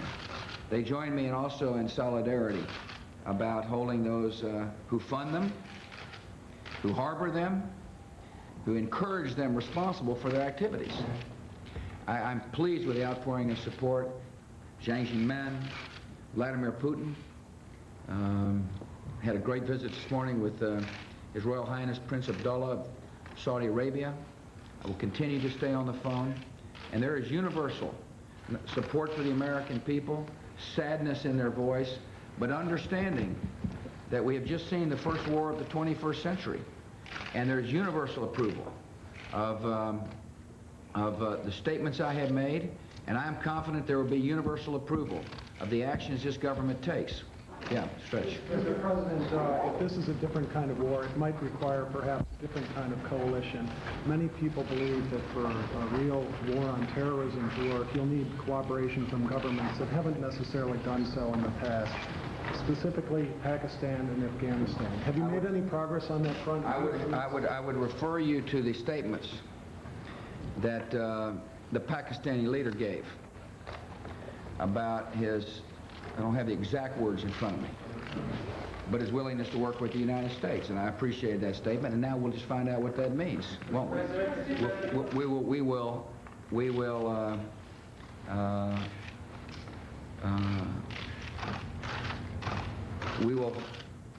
give the Pakistani government a chance to cooperate and to participate as we hunt down those people who committed this unbelievable, despicable act on America. Mr. President, how confident are you that Osama bin Laden is behind these attacks? Do you know what his whereabouts are? And secondly, what kind of support are you looking for from Congress in terms of your willingness to act? We are, we will not discuss intelligence matters, how we gather intelligence, and what we know. Secondly, I am about anybody. When our government acts, you'll be informed. Secondly, we had a great meeting yesterday here in the cabinet room with leadership of the House and the Senate. I was touched by their response, their encouragement, and their willingness to work together. And I would be very pleased to see a strong resolution come out of Congress supporting the administration and what we intend to do, and we're working closely with Congress. Secondly, progress is being made on a supplemental. I thought that was very swift action, and I'm most appreciative again of Senator Daschle and Representative Gephardt, as well as my Republican colleagues, for really showing solidarity again and uniting the nation. Now's the time for the country to be united. And you know, through the tears of sadness, I see an opportunity. You know, make no mistake about it, this nation is sad. But we're also tough and resolute. And now's an opportunity to do generations a favor by coming together and whipping terrorism, hunting it down, finding it, and holding them accountable. The nation must understand this is now the focus of my administration. We will be very much engaged in domestic policy, of course. I look forward to working with Congress on a variety of issues. But now that war has been declared on us, we will lead the world to victory. To victory. Mr. President, what is your understanding of the threat to Air Force One, and do you believe that the terrorists attempted to assassinate you, sir? I will not discuss the intelligence that our country has gathered. Do you believe they tried to assassinate you? I believe I took the, I know I took the appropriate actions as the Commander-in-Chief to be in a position to be able to make the decisions necessary for our government to handle the crisis. You didn't hear the end of the phone call with the mayor and George Pataki, both of whom thanked me for the fact that we was immediately on the phone with them from Air Force One, and our government responded quickly. How do you feel knowing you're under personal threat? Could you give us a sense as to what kind of prayers you are thinking and where your heart is for yourself as you work on that? I think about myself right now. I think about the families, the children.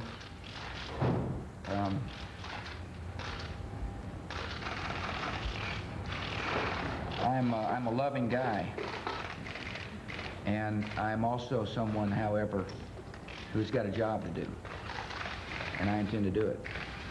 And this is a terrible moment,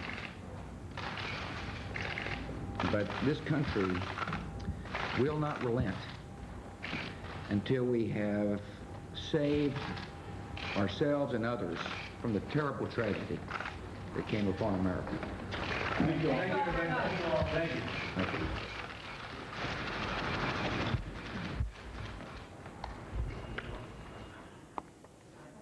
Well, the President talking first to the Governor of New York and the Mayor, George Pataki, and Rudolph Giuliani, and then going on at quite some surprising and detailed length about his view of the world at this particular moment, what he believes is the relationship he is establishing with other equally disposed to fight terrorism, leaders in the world. And when asked at the end there, what are the prayers for himself, saying very quickly, the prayers are not for him, but for other people. I'm a loving guy, he said, but I've got to do my job. And he leaned into the camera there, at least leaned into the camera that we had there. And I think you saw clearly precisely what we saw. Terry, what strikes me about this is that we have, as reporters, seen many instances in the past where politicians set up photo opportunities of themselves talking to other people because it's, you know, it's a good thing to do.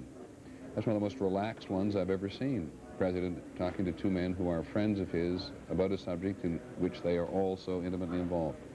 Well, that's a great observation, Peter, and obviously a time like this, the nation learns about the man who's president. Ultimately, they will judge him by his course of conduct in the affairs of state, but what they learned today was in part that. This is a man, as people noticed during the campaign, whatever his level of experience or his policies, this is a man who's very comfortable in his own skin. He was talking to two fellow Republicans and longtime associates, but he was deeply relaxed. He's also an emotional man. This is a man who, I remember when I first started covering him, and he was introducing his cabinet in that series of press conferences. At each point that one of the members of his cabinet had a particularly affecting story to tell about an immigrant background or thanking a spouse or a parent who had helped, the president always blinked back tears. That is what is the nation learning about him? They're learning that in this moment he's an emotional man and yet also obviously very determined. I thought that was a very big moment. I do too, and I got an immediate answer to the question I asked you, which was, when is he coming to New York? And the answer is tomorrow afternoon after National Prayer Service in Washington. And my guess is, though, that we're accustomed to seeing the president travel with so much security that it absolutely stuns people.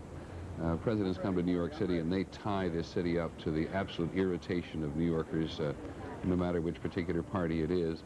Well, this city's already tied up, and my sense is that the president of the city and the state will organize this. He will not have to come with this huge entourage in order to see what he wants to see and say what he wants to say.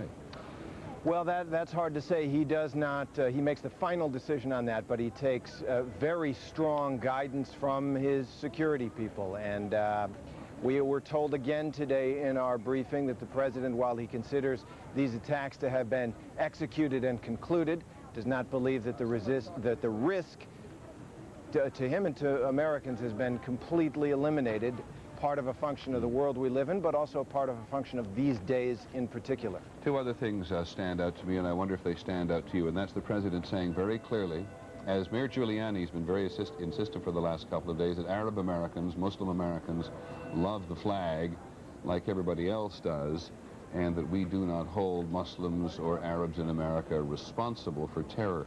This is surely, I think, a response to the pressure on many Arab and Muslim communities in the country and the sensitivity they currently feel. No question about it, Peter. That message was communicated to us all day yesterday by administration officials. This morning at the briefing, this is something on the president's mind, and perhaps because of the precedent. People have called what happened the other day the new Pearl Harbor. Subsequent to Pearl Harbor, obviously, this country interned in concentration camps its Japanese-American population, and one of the things I think the president and the administration want to get out in front of is any kind of prejudice that might lead to drastic actions privately or publicly. And it was the kind of thing that people expect from presidential leadership at this moment, moral leadership as well as taking the tough decisions. And the other thing that jumps out at me, but it was indeed prompted by a question, and that is Pakistan. The president said we're going to give the Pakistani leader or Pakistan a chance to cooperate in this campaign against terrorism. I don't think we can tell the audience too many times that this is a deeply troubled country, a very divided country in terms of the United States, an uncertain country ruled by a military dictator who overthrew the civilian government, as bad as the civilian government was in many people's minds. And for the United States to make a deeper impression on Pakistan, and it's going to be very difficult. Absolutely, Peter, and we have been told by senior administration officials over the past couple days, watch Pakistan. We are sending them a message, watch their actions. What the president was referring to is that General Musharraf, who was the led the coup that took over Pakistan, did come out and say, condemn the act. He said that he pledged support to United States efforts, but the Pakistani government is one of the only governments in the world to recognize the Taliban. General Musharraf did not mention the Taliban or Osama bin Laden in his remarks, and there have been persistent reports from the American intelligence community that the Taliban got their arms in the first place with which they took over Afghanistan from Pakistan, although that has never been confirmed or acknowledged by the Pakistani government. And so Pakistan right now, as the president said, is being judged by the United States at a very critical juncture. Okay, thanks very much, Tamaran. We'll come back to you throughout the day, but the news there is, of course, and there's, of course, by the way, one other thing which you all, I'm sure, noticed at home. The president picking up perhaps on a lot of advice, perhaps following his own instinct, but certainly very much of a mindset with the Secretary of Defense, Don Rumsfeld, says he will not discuss intelligence matters whatsoever. We saw that yesterday when Mr. Rumsfeld came down suddenly to the briefing room at the Pentagon and made quite a speech about members of the government who talk about security matters, even raised the issue of the fact that they could face criminal investigation. It doesn't stop it, mind you, in government, but and a lot of it is regarded within government as legitimate to talk about. But the president picking up that note today saying he will not discuss intelligence matters. But he's going to come to New York tomorrow afternoon to, as he said, cry somewhat with two men he's been talking to, the governor and the mayor, to cry with people and to support people and to share with people and tell people through these tears of sadness, as he put it today, that he sees an opportunity for America to do a generation of terror, a generation of favor, and carry the war against terrorism to the terrorists in a more vigorous way. Just one other note before we go on about the Taliban, because you're going to hear a lot about them today. The Taliban very quickly after this incident occurred said publicly through those organs of journalism primarily in Pakistan to which they have access that they were in no way responsible. And they also said, which was quite fascinating, that Osama bin Laden was also not responsible. And one of the spokesmen for the Taliban said the ban which we the Taliban, had imposed on Osama bin Laden is in place. He doesn't have access to a fax or to a phone or any other means of communication, which says, among other things, the Taliban is clearly completely aware at this moment of Osama bin Laden. So when we talk a lot about the fact that Afghanistan has given Osama bin Laden a measure of sanctuary, we certainly get some confirmation of that in their own statements yesterday. And while the finger points at Osama bin Laden, if the United States is ever able to point the finger accurately and directly at him as responsible or complicit in these activities of the last couple of days in New York City, then it will be patently obvious that the Taliban, well, I should suggest it may well be patently obvious that the Taliban knew something about it, as they seem to know so much about him yesterday. I realize that's pretty speculative. At any rate, I want to talk to a couple of people about defending the nation at the moment. We have a couple of people with us. One is Mary Schiavo, I think I pronounced that correctly, who's the former Inspector General of the U.S. Department of Transportation, who has joined us in the past. Nice to see you again, and you're in Columbus, Ohio. And the other is Stephen Flynn, who is a senior fellow in charge of national security studies at the Council on Foreign Relations here in New York. Thank you for joining us. Yes, good morning. The first question to you, Ms. Schiavo. You've been listening to the Secretary of Transportation today, and you see that he wants to put in place even more stringent security regulations for the nation's airline. How good a job can government really do defending people who travel on aircraft? Well, actually, they can do a good job, but they haven't had the will to do it, and they haven't been required to do it, even in the wake of Pan Am 103. And most of the measures are literally old measures that haven't been put in place. So yes, we can. There are a number of steps you could take right now, which would be able to give us a stronger answer than we heard from the president. It was interesting that he paused, and then he answered the question about whether it's safe to fly by saying, if one of my family members asked me if it was safe to fly, I would say yes. There are what we can do to make it completely safe. Those measures are not being taken yet. And what are those measures, as far as you're concerned, that have not been announced today by the Transportation Secretary? Well, first of all, we have to fully do what's already on the books. One of the things that I would have wanted to hear from the Secretary of Transportation is that every single person in the airports in the United States of America with commercial traffic have been rescreened to make sure they have had the obligatory background checks, and that every person in the sterile areas has had those background checks. That has been a big sore spot in the past. We know that many people have not had the required checks. That would be the first thing I wanted to hear from him. Second of all, if we want to take the security measures possible to completely physically secure the airport, it is possible, but that is going to mean, and other nations have done it, that is going to mean inspecting all of the baggage, all of the parcels, keeping, for example, mail and other non-passenger items off of planes, and fully inspecting every parcel and every passenger. That will take time. It will take personnel. We could use additional law enforcement and military personnel to do it. Those would be the two ways we could absolutely secure every airport and every plane, but it will take time and money. Well, you say you know of another nation has done it. It seems like a monumental task, harder to do in a democracy than anywhere else. Well, that's right, but I can remember in the early 70s I had to go to Paris in the wake of the Orly airport bombings.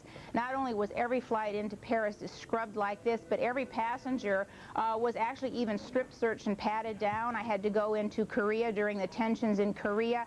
Same thing there, every one of us, every item inspected. It took a ton of personnel and a ton of time, but they were securing. You make your own point. They did it at a time of crisis. They don't do that in France at the moment. They don't do that in Korea at the moment. They do maybe a bit more in Korea, but not much.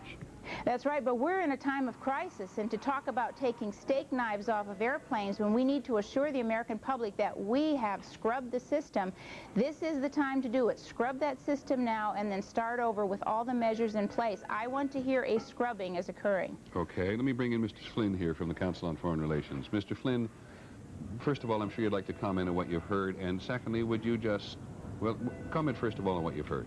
Well, I guess let me respond to a couple of things. As I listen to the president, the thing that I'm most struck about is, of course, this recognition that this is a new kind of war. And then that the very first question that we got from the press was, would you feel, Mr. President, safe in advising your family members to get on an airplane?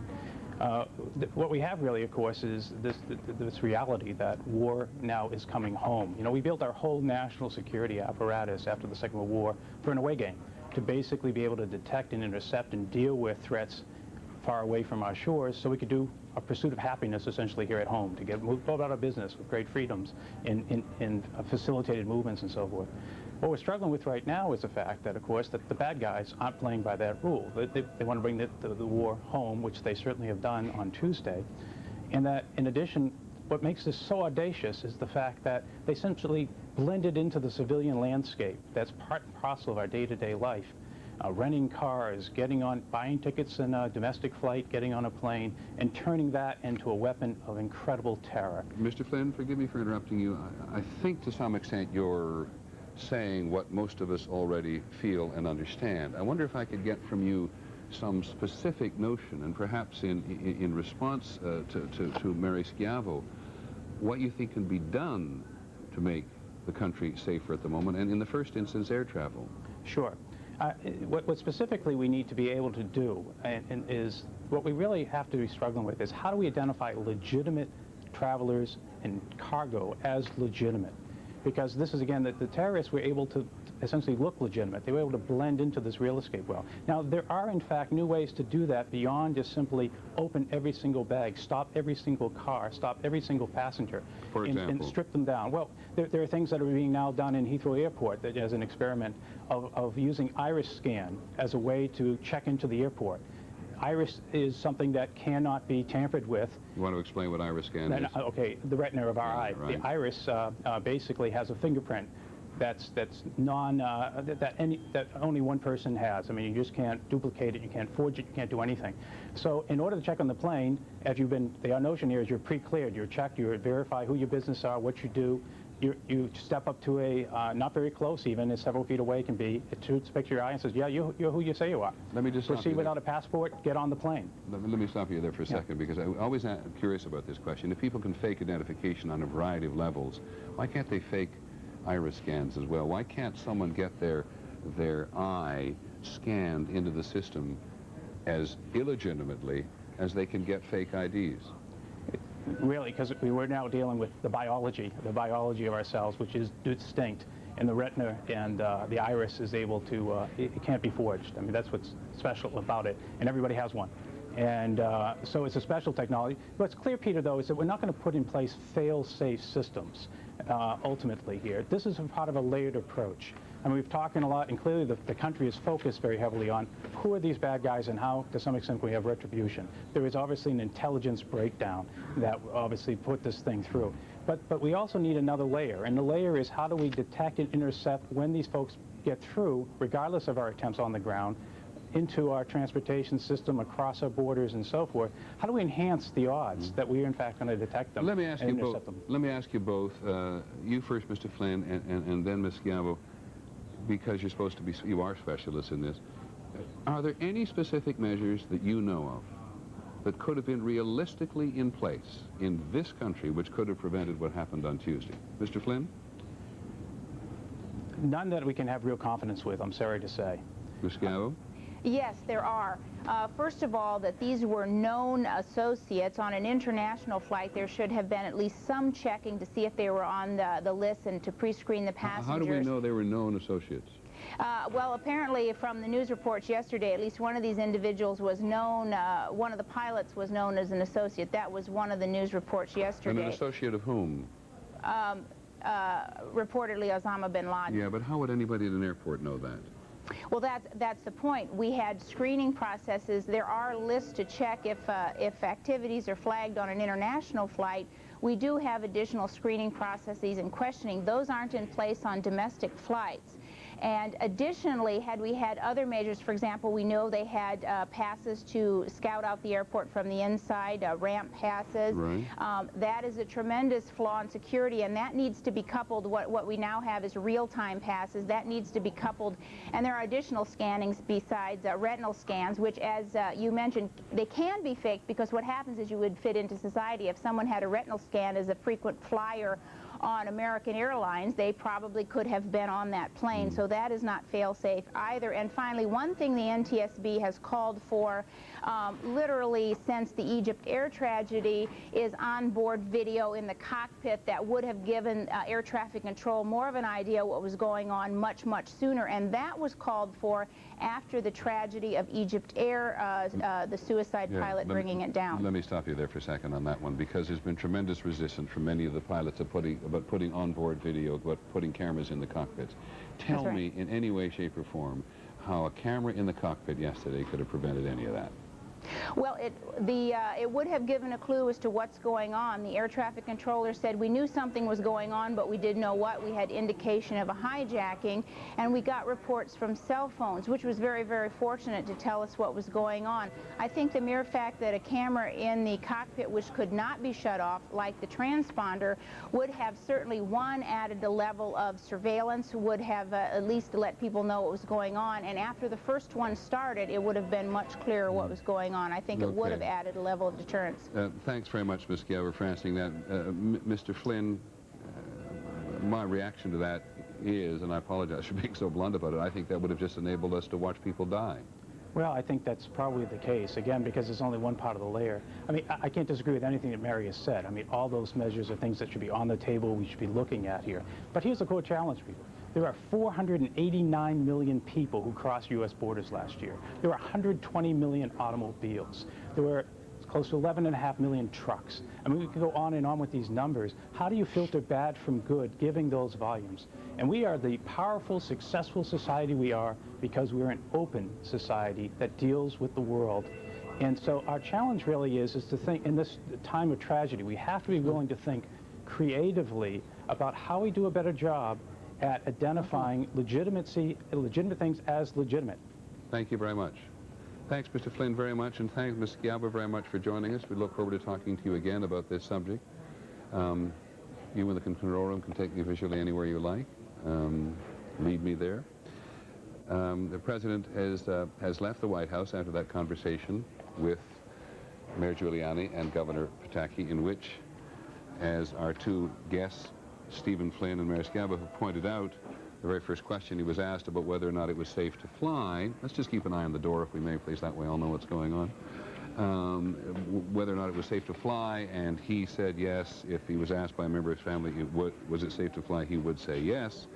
And they both point out that there is indeed more that countries can do in terms of security.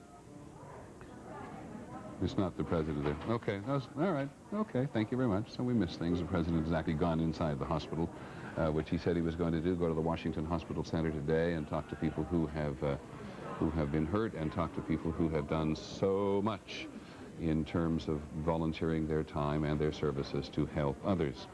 Just to finish that thought, both those guests give us a very good insight into the fact that more can be done, but the consequences for any society of doing more are a restriction to some measure on people's freedom. And it may be easier, quite frankly, to do it in South Korea than it is in France, easier to do in France than it is in the United States. Those countries are subtly all democratic countries, but with different levels of tolerance for people's freedoms. Steve Osunsami is at Hartsfield Airport in Atlanta, where he's been for the last couple of days. Steve, as you've been listening, ever look at you? Thanks very much. Yes, Steve Osunsami, who's there at Atlanta. Have you been hearing this recent conversation, and how do you think that might ring in such an important airport as Atlanta? Well, today, people aren't too concerned about the security measures. They actually welcome them and say that it's sort of the price that we have to pay to ensure our safety. Most of the people we talked with say that they're ready and willing to tolerate the additional inconveniences, no curbside check-in, the check of IDs, the fact that they can't actually linger throughout the airport. The other thing that's important to note, though, is that, you know, we're sort of at the beginning of all this, and it'll be interesting to see 6 months from now if people still say the same things. Exactly. Now, give us the general status, if you would, Stephen, what's going on down there today. Is there any sign that the airport, has anybody landed at Atlanta yet, or taken off from Atlanta? We've seen 2 planes land, and the first flight to take off is scheduled to leave at 12:15. It's a Delta codeshare flight to South Africa. There were about 100 or so people who got the lucky phone call this morning that they were able to leave their hotels and actually come towards the airport. The airport manager described it this way. He said that the airline system is a great engine. It is finally starting up, but it will take a while to get that engine up to full speed. There are a limited number of flights that are going in and out of the airport over the next few days, and they're encouraging passengers who don't have a ticket to not come here. If they do, they won't have much place to stand. I'm just also curious, just plain personal curiosity, where did the first 2 flights come from? We can hear the sound of engines in the background of you. Where did the first 2 flights arrive from? We understand that the flights are international flights, but we're not sure where they are from. We were told that there would be a flight from Canada, one from Bermuda, that would be arriving early this morning, and it's possible that those 2 flights are from those 2 countries. All right. Now, let me just ask you a couple other questions of security. By the way, the one from Canada, the one from Bermuda, is supposed to sound to be a bit like diversions a couple of days ago. And can you see, and have you got some comment from folks on these new security orders from the Secretary of Transportation?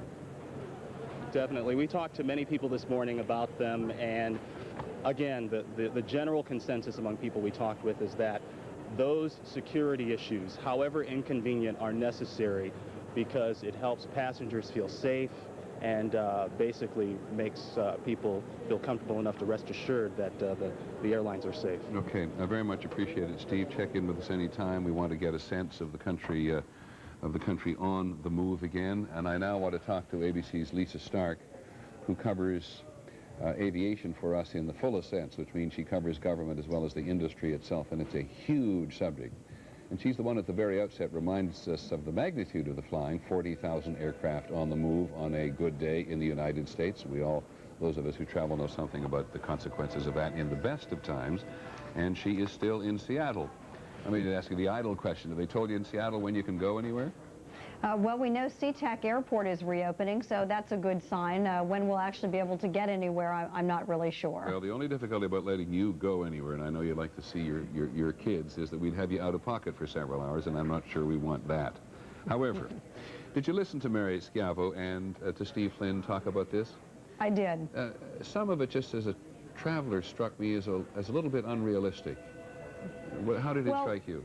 Peter, and I think Mr. Flynn sort of made this point, we are talking about such massive numbers. The aviation system moves about 2 million passengers a day in the United States. Can you imagine trying to do extensive screening on 2 million people a day? It's just a mammoth task. And so I think, while I think some of these measures have been called for and perhaps do need to be put into place, I think there's the realistic assessment that you would, in a sense, defeat your whole purpose. You grind the system to a halt, and the airlines and even the government will say that there does need to be somewhat of a balance. We need to be able to move somewhat unfettered, even while we do put security systems in place. And yet Mary Schiavo, as the former Inspector General for the U.S. Department of Transportation, is one very serious person, very committed to this, and she believes the system, in her words, needs to be scrubbed. She probably is not the only one that believes that. I do understand that while all the discussions were underway about what security measures to undertake, one of the things that was raised, apparently, was whether they would cancel out every single pass, security pass, that is now held by employees who have access to secure areas, and in a sense recertify every single one of them. That, I understand, was not ultimately decided on, but that's certainly something that a number of people would say might be called for under these circumstances. Okay, now can you give us some sense of how the nation looks from an aviation point of view at this moment today? Well, the system is open for business, as we say, but Norm Mineta, the Secretary of Transportation, indicated today that you just don't start things up instantly, as we have said. Things will begin very slowly. A number of airlines, including Continental and Southwest, for example, have already indicated they will not resume flights today. And the other airlines that are starting up very, very slowly, and some of them may not even begin until very late this afternoon or into the evening. So again, it's going to be a very, very slow process. Is it conceivable, do you think, that the country will be back to normal by, say, the weekend? Here we are at Thursday. Absolutely not. I would find it very hard to believe that we'll have any normalcy in air travel even by this weekend. I think it will be into next week before we can see any sort of a resumption in a large number of flights. And where do airlines go? It's a little difficult to understand at the moment who's going to take up this burden of security. Excuse me, whether it's going to be the federal government or whether it's going to be the airlines. The airlines... Go ahead. Sorry, please. go ahead. Please, I would say the airlines have proposed, as you know, that the system be, in a sense, federalized, that all security at airports now be undertaken by the federal government. Many passengers may not know that the folks at the screening machines, all of those folks, that is airline security. They are the ones responsible for making sure those folks are trained and are doing their job. Norm Mineta said today that this is under consideration. They're looking at it. I think it would be a massive task for the federal government, and very expensive, as you can imagine, for them to take this over. And I want to add on that score, I did have a long conversation today with the former head of security for the FAA, Irish Flynn. He only retired very recently. One of the issues I brought up was this idea of federalizing security. He's against it. His point is, no matter who runs it, you have to train the people very well. And he makes the point, not to denigrate anyone, but he made the point to me that when he would go up to Capitol Hill to testify on security issues, he would do a little testing of his own. He would sneak a fake bomb into the Capitol to see if he could do it, to see if those federal security officers would catch that explosive device. They did not always do so. So his point being that the idea is that you have to increase the training, you have to perhaps increase the wages, you have to do all you can. It's not necessarily who runs it, but the standards that you set. All right, just one other question. The Secretary of Transportation said this morning they want federal officials in airports as a visible reminder. Can Americans look forward to their airports now looking like European airports where soldiers walk around with guns basically at the ready all the time? It is astonishing. I remember being in the Rome airport and seeing that, and coming from U.S. airports, it always sets you back a little bit. I think in the short term, yes. We understand that hundreds of officers from the Department of Justice and also the Treasury will be deployed to at least 17 airports nationwide. So at key airports, you will see armed officers patrolling. And I believe the Secretary of Transportation also said today that they have asked the military whether they might use Delta forces to go on airplanes, actually to ride airplanes to augment the Sky Marshal program. I think the question's still open about whether that's going to happen, but apparently the request has been made of the military. Okay, Lisa, thanks very much. We'll let you get back to work on... Peter, can I add one other thought? Sure. Just from talking to Irish Flynn this morning, I asked him while he was at the FAA whether they had ever considered a scenario like what happened on Tuesday. And he said to me, first he said the FAA in a sense doesn't consider these scenarios. We consider them when the intelligence community comes to us and we talk about threats. But he said, really, this had never been considered. When you think about traditional hijacking, you think about people taking a plane, demanding to be put down somewhere, and then taking the passengers hostage to make their point. He said what had been considered is folks stealing or renting a small plane, a private plane, and crashing that into buildings. But he said what we had seen on Tuesday, that sort of a scenario, really, that had not been anticipated or considered by the FAA. Okay, thanks very much, Lisa. Very much appreciate your help. And a real reminder, as several people have said, the people with whom the United States is now in confrontation are smart. Now, we're joined by one of the survivors of the World Trade Center, and as we talk about the future, as we talk about security, we want to keep our focus on the struggle to find survivors of the World Trade Centers. Marlene, can you hear me? Yes, I can hear you. You're in a hospital bed at Bellevue, are you? Yes, that's true. Somebody told you to hold your head up so you can talk to me. Are you uncomfortable? No, I'm okay. I'm feeling a lot better. Yeah, okay, because if you want to put your head back, please do. No, it's okay. Okay, so tell me how you're feeling. How did you get there? What happened to you? I worked for the Trade Center, one of the carpenters, and I was going to go do a job. And I got on the elevator, and the freight elevator, and I heard the first explosion, and the elevator blew up, the doors blew up, and it dropped, and I was lucky that the elevator got caught in between two floors. Which floors? The B levels, the basement levels, right, where all the all the mechanics are. Right. And with the screaming and yelling, other co-workers pulled the elevator guy out, and myself.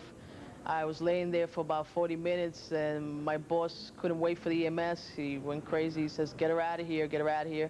And he was able to get me out through Barclay Street to the parking lot, and I want to thank him for saving me, because if I would have stood down there, I wouldn't have been here today. At what point did you actually get out of the building? When everything first started, you know, according to the hospital, I was the first trauma patient that walked in here. So I was lucky to be one of the first, but after the first explosion, I was laying on the floor about 40 minutes. And how well do you know that subterranean part of the World Trade Center? Well, I worked for the building for 15 years. I think I know it from the back of my hand. Really, I didn't expect this bombing to occur after the first one, since I was in the first one also. Right. But when I heard that explosion, that's the first thing I thought was, here we go again, another bomb. And as you lie there, and we're very glad that you've survived, obviously, how hurt are you at this point? Well, I'm doing much better. My body feels like a truck fell on me, but I'm hanging in there. My leg is sprained. They thought it was broken, but lucky it's not broken. So I just need some therapy, and I'll be okay in a week or so. So you were incredibly fortunate. Now, tell me, yes, as you lie there thinking about the investigation and the attempt to find other people in that subterranean world of the World Trade Center, on which so much of the Trade Center collapsed, are you hopeful? I am hopeful, yes, especially after 15 years working there. It's not just co-workers you worry about, but all the people you work among with, you know, the companies, the people you know after so many years. I pray and hope that, you know, as much people possible survive. Do you think it's possible that people have survived in the underground tunnels there? Well, I hope, and then anything's possible. If I made it out, a lot of people in worse situation, they made it out. I'm hoping, praying that they do too. But are there underground tunnels, just because I haven't asked this before, which are strong enough in which people might have been protected from the force of this collapse? I would say so. You know, you're talking down 6 levels below, so the point is to get them out. Tell me, how's your friend Arthur Del Bianco? He's doing great. I was very emotional when I saw him. I'm happy to see him. You know, like I said, when I first got hurt, he was still fine. When I saw him, he was looking for other people because we heard the screams, and he was going around doors trying to break them through to see who he found.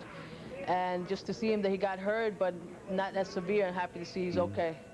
Because he's with you, I gather, there in the hospital, right? Yes, he is. Yeah. I'm just really curious, just one thing. This is really a very trivial thing. That's a nice Bellevue sign they put up behind you. That poster they put up behind you saying Bellevue Hospital, where you are? Right. Somebody come along and put that up? I don't know.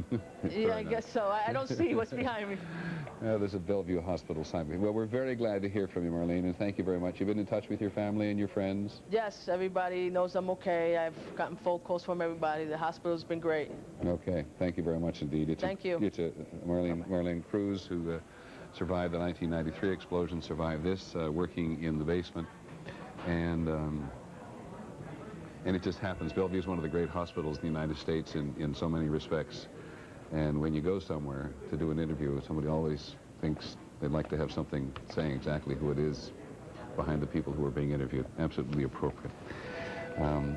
Let me just move on to a couple of small pieces of news. There's a little bit of confusion about the football schedule. The National Football League said today that it's not going to play all 15 games this weekend following these attacks in New York and Washington. And the league president, Joe Brown, did not say whether the games were canceled or postponed. But the games have, at the very least, the NFL, all 15 NFL games this weekend have actually been put off. It's actually been said that the NFL very much regrets not having canceled games after, and some of you will remember this, after the Kennedy assassination. And so all 15 NFL football games, East-West, have been canceled for this weekend, but we cannot tell you whether or not they have actually been postponed. And you know today that the president has said that he's going to come and visit this that we're looking at tomorrow. He's going to visit New York City tomorrow. There's going to be a national prayer service in Washington tomorrow. We saw there was a very moving vigil on Capitol Hill last night, not to mention any number of private in and out of church vigils that were held in Washington, certainly in New York, sometimes under very difficult circumstances, given the polluted environment here, and all over the country. And I think, not ever attempting to speak on behalf of New Yorkers, the people in New York very much feel the sympathy and support and the attention the people in the rest of the country are giving them. But on this third day, well, just about to get into the afternoon in the east, beginning just before 9 o'clock in the west, getting into this third day of this crisis for the country, there are, in New York City, 4,763 people missing. We know that in the fire department and in the police department, we're talking about several hundred. More firefighters than police, 300 firefighters missing, according to the mayor of New York. And I think it's very hard for all of us to grasp just what it means to an institution as proud and as bonded as that one.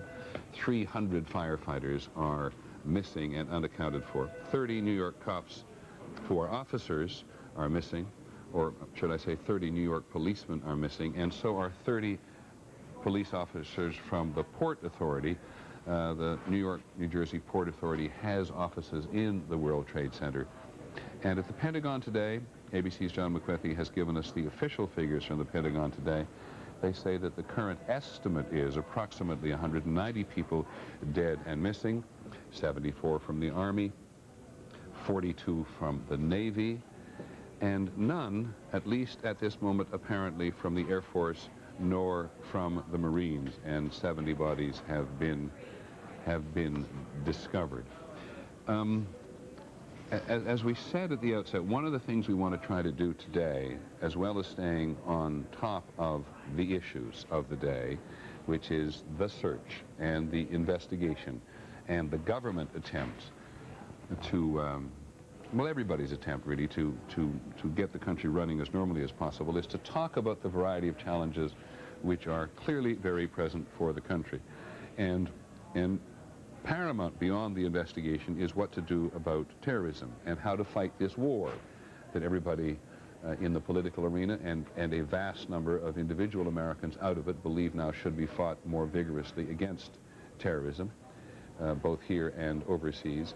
And so I am joined again by 3 people we have relied on very much for this conversation, and I'm not quite sure which order they'll pop up on the screen, but our own Universal Military Analyst Tony Cordesman is with us in our Washington Bureau, and so is our very regular contributor on matters of intelligence and national overseas security, Vince Canestraro. I'm not sure that, yes, Vince is there as well.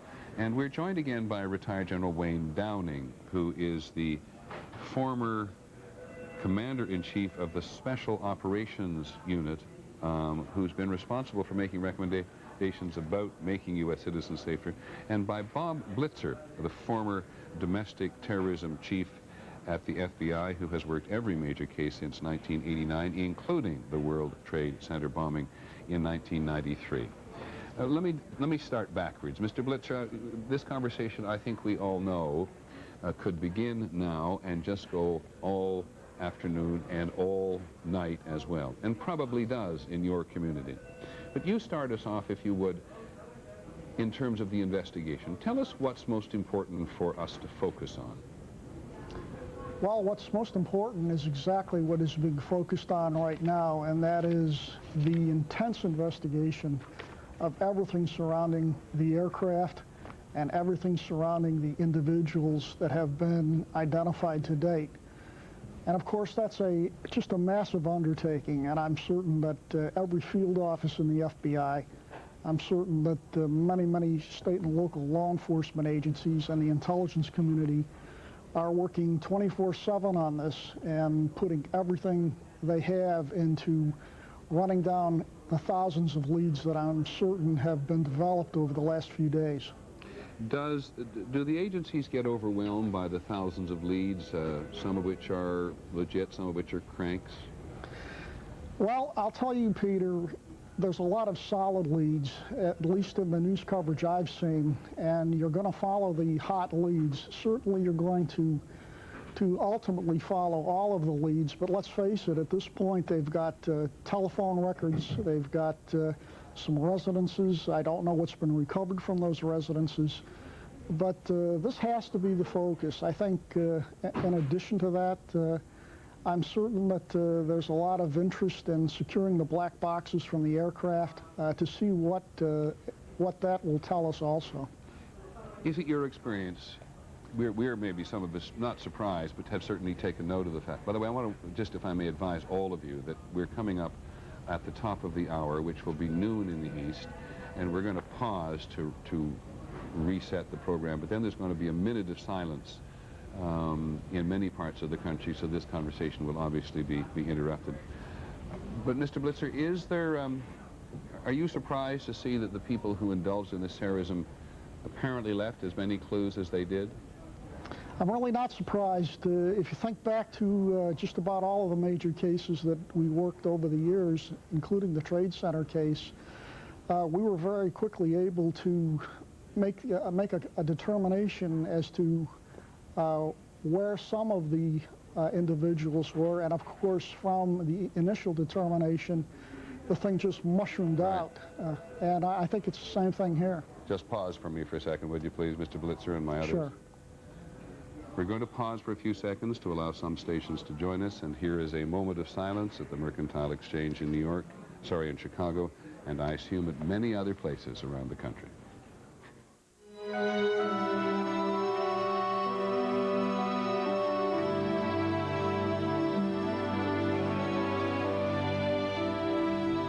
Thank you for joining us this noon. I'm Chris Paul. And I'm Lauren Stanton. We continue our coverage of the local impact this noon.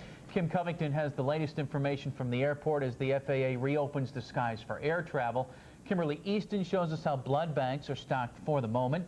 And ABC's John Berman will have the latest information from New York.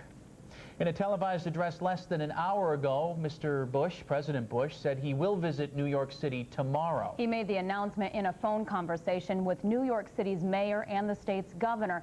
He says he's looking forward to thanking the rescue workers and others involved in the work at the site of the World Trade Center attack. We go now live to John Berman in New York.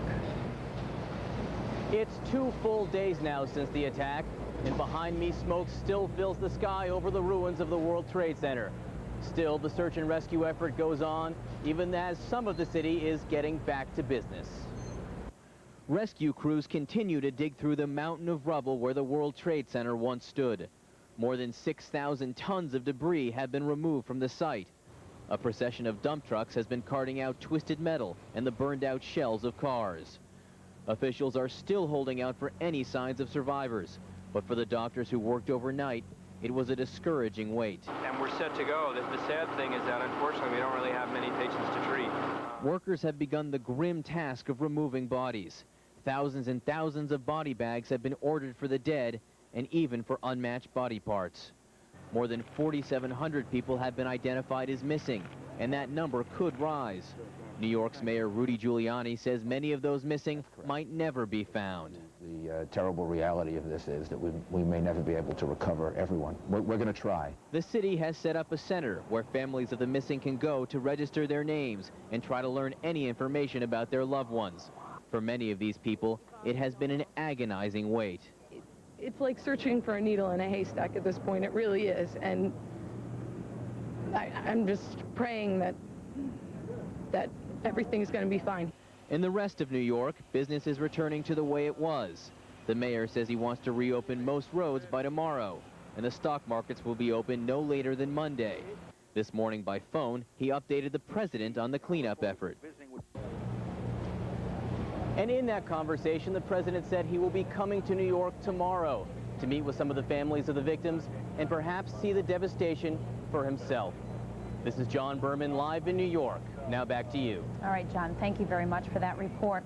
And here is the latest on the investigation and damage at the Pentagon.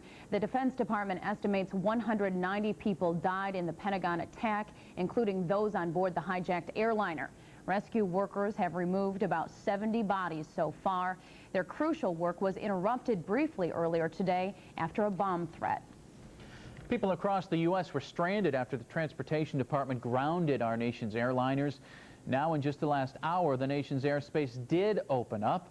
WZZM 13's Kim Covington joins us from the Gerald R. Ford International Airport with the latest information for those stranded passengers. Kim? That's right, Chris. You're looking at a closed gate here, and although the gates to the concourses are closed right now, it was great to see planes flying high again. In fact, if you look over here to my right, you'll see an Air Canada jet and a Continental jet. They're preparing to fly again in just a few minutes.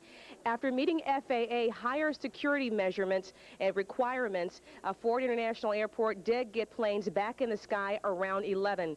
In fact, the Southwest jet here, that was diverted here on Tuesday, was the first to take off with crew only. All half-dozen diverted planes will leave first before any other scheduled flights leave. We caught up with a dozen pilots and flight attendants preparing to board their jets for the first time. Ma'am, how secure do you feel right now? I feel really secure. I feel really good. Everything's all right. How are you feeling in your heart? You're sitting in the corner. It's devastating. It's devastating for everyone. Passengers are still confused, though. Many arrived here around 11 only to find out that their flights may not leave until late tonight, and most of them probably won't leave until tomorrow. Security here preparing for many crews, pilots and flight attendants who are beginning to board many of those flights here. Joining me right now is Bruce Shuttlebauer, spokesperson for the airport, and I know it's very difficult to get this entire air transit system back up to speed again, isn't it? Right, even though the FAA reopened the U.S. airspace as of 11 a.m. this morning, and we here locally are ready to go with our approved security plan, it really will take literally days to get the system back up and operating normally again.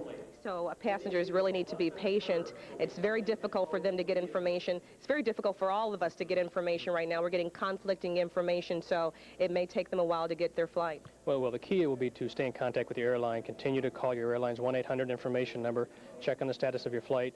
Then if you are coming out to the airport for a flight, make sure you come out early because of the additional security measures in place. And the security measures, one of the new security measures, this sign right behind us, it says ticketed passengers only beyond this point. Just one of the many 11 security measurements. Well, that's right. The FAA has directed airports across the country to implement new security measures before they can send and receive airplanes again.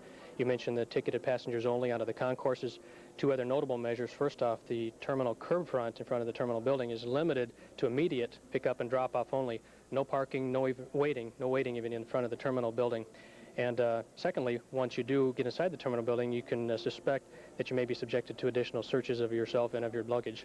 Bruce, thank you very much. We'll have more on those new security measures and the fact that most airports around the country are now open, including Ford International. Back to you. Great information. Thank you. Kim Covington live at the Ford International Airport in Cascade Township. In Muskegon County, that airport is now open as well, but no flights are planned to depart at this hour. The airport opened at 11. Officials say they had to make several changes to security to comply with the FAA. Passengers are still struggling with getting from point A to point B. Trying to fly from here to Milwaukee, from Milwaukee to Philadelphia. My understanding is Milwaukee is going to be operating, but the question is, how do I get to Milwaukee? And if, in fact, I get there, does it still operate? There was a possibility, which I found out later this morning, you got an 8:30 ferry from Ludington, which I was thinking about catching. Unfortunately, I missed that. Airport officials say the flight counters are staffed, so people with travel questions can come into the airport. The U.S. Coast Guard in Grand Haven is also on high alert following the attacks. The station's lieutenant commander says security personnel are keeping a watchful eye on people and packages. The U.S. Department of Transportation is giving the Coast Guard the authority to stop any ship for any reason in the Great Lakes. Unfortunately, some opportunists will try to turn this tragedy to their own advantage. That appears to be the case in Muskegon, where police have arrested two men. The suspects are accused of soliciting funds for the World Trade Center victims and then pocketing the money. The pair will be arraigned this afternoon. There are many legitimate ways you can help. The main way is through the American Red Cross. They need donations of cash. You can call 1-800-HELP-NOW. You can also log on to our website, or their website at redcross.com. Well, economists say the attacks might cause a dip in spending, but they expect it to only be temporary. Area accountants and financial experts are telling their clients not to make immediate decisions regarding stocks or retirement savings funds. We might see a slight decline in economic activity, but also we have to look at the opposite. Military conflicts in the past, wars, have been actually positively stimulus on the economy. So we can't assume that the worst will happen, but for the sake of simplicity, right now we're suggesting people do nothing.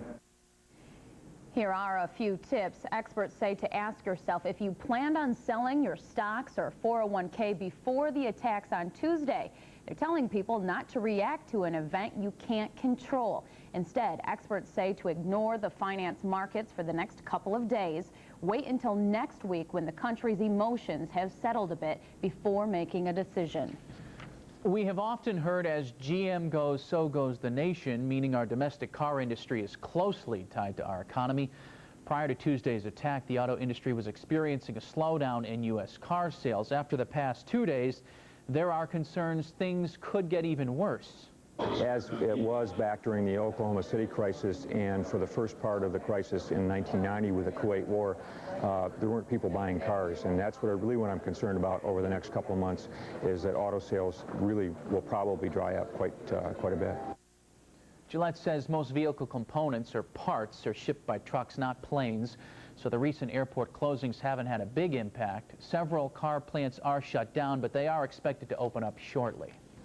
The NFL will not play games this weekend. Within the past hour, the Professional Football League announced its games will not take place. Many players said they did not want to play. Many college games are taking place, though, including the game at Michigan State.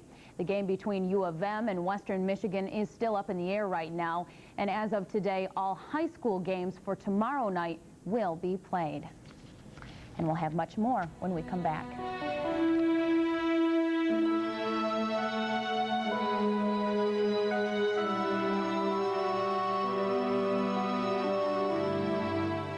Announcing the Art Van Clearance Center's Clean Sweep Clearance Sale. This weekend at Art Van Clearance Centers, find new in-carton furniture swept out from all Art Van showrooms and warehouse.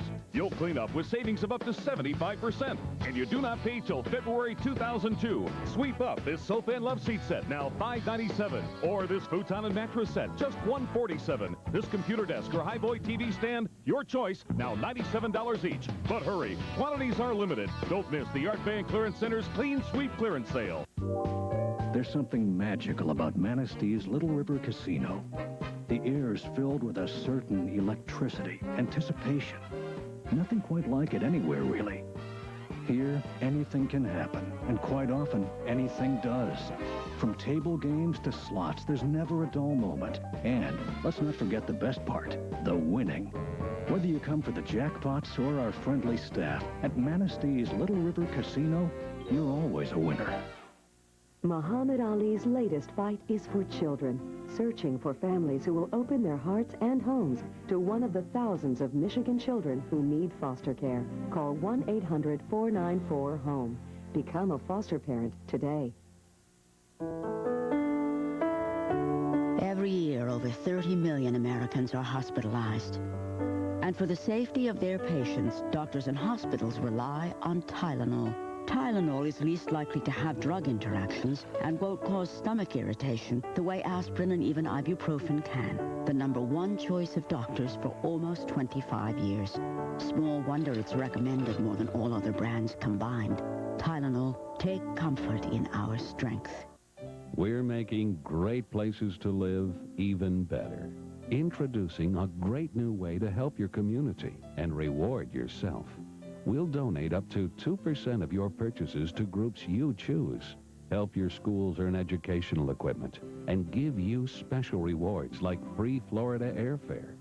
Introducing the Serving You More program. More for your community and more for you.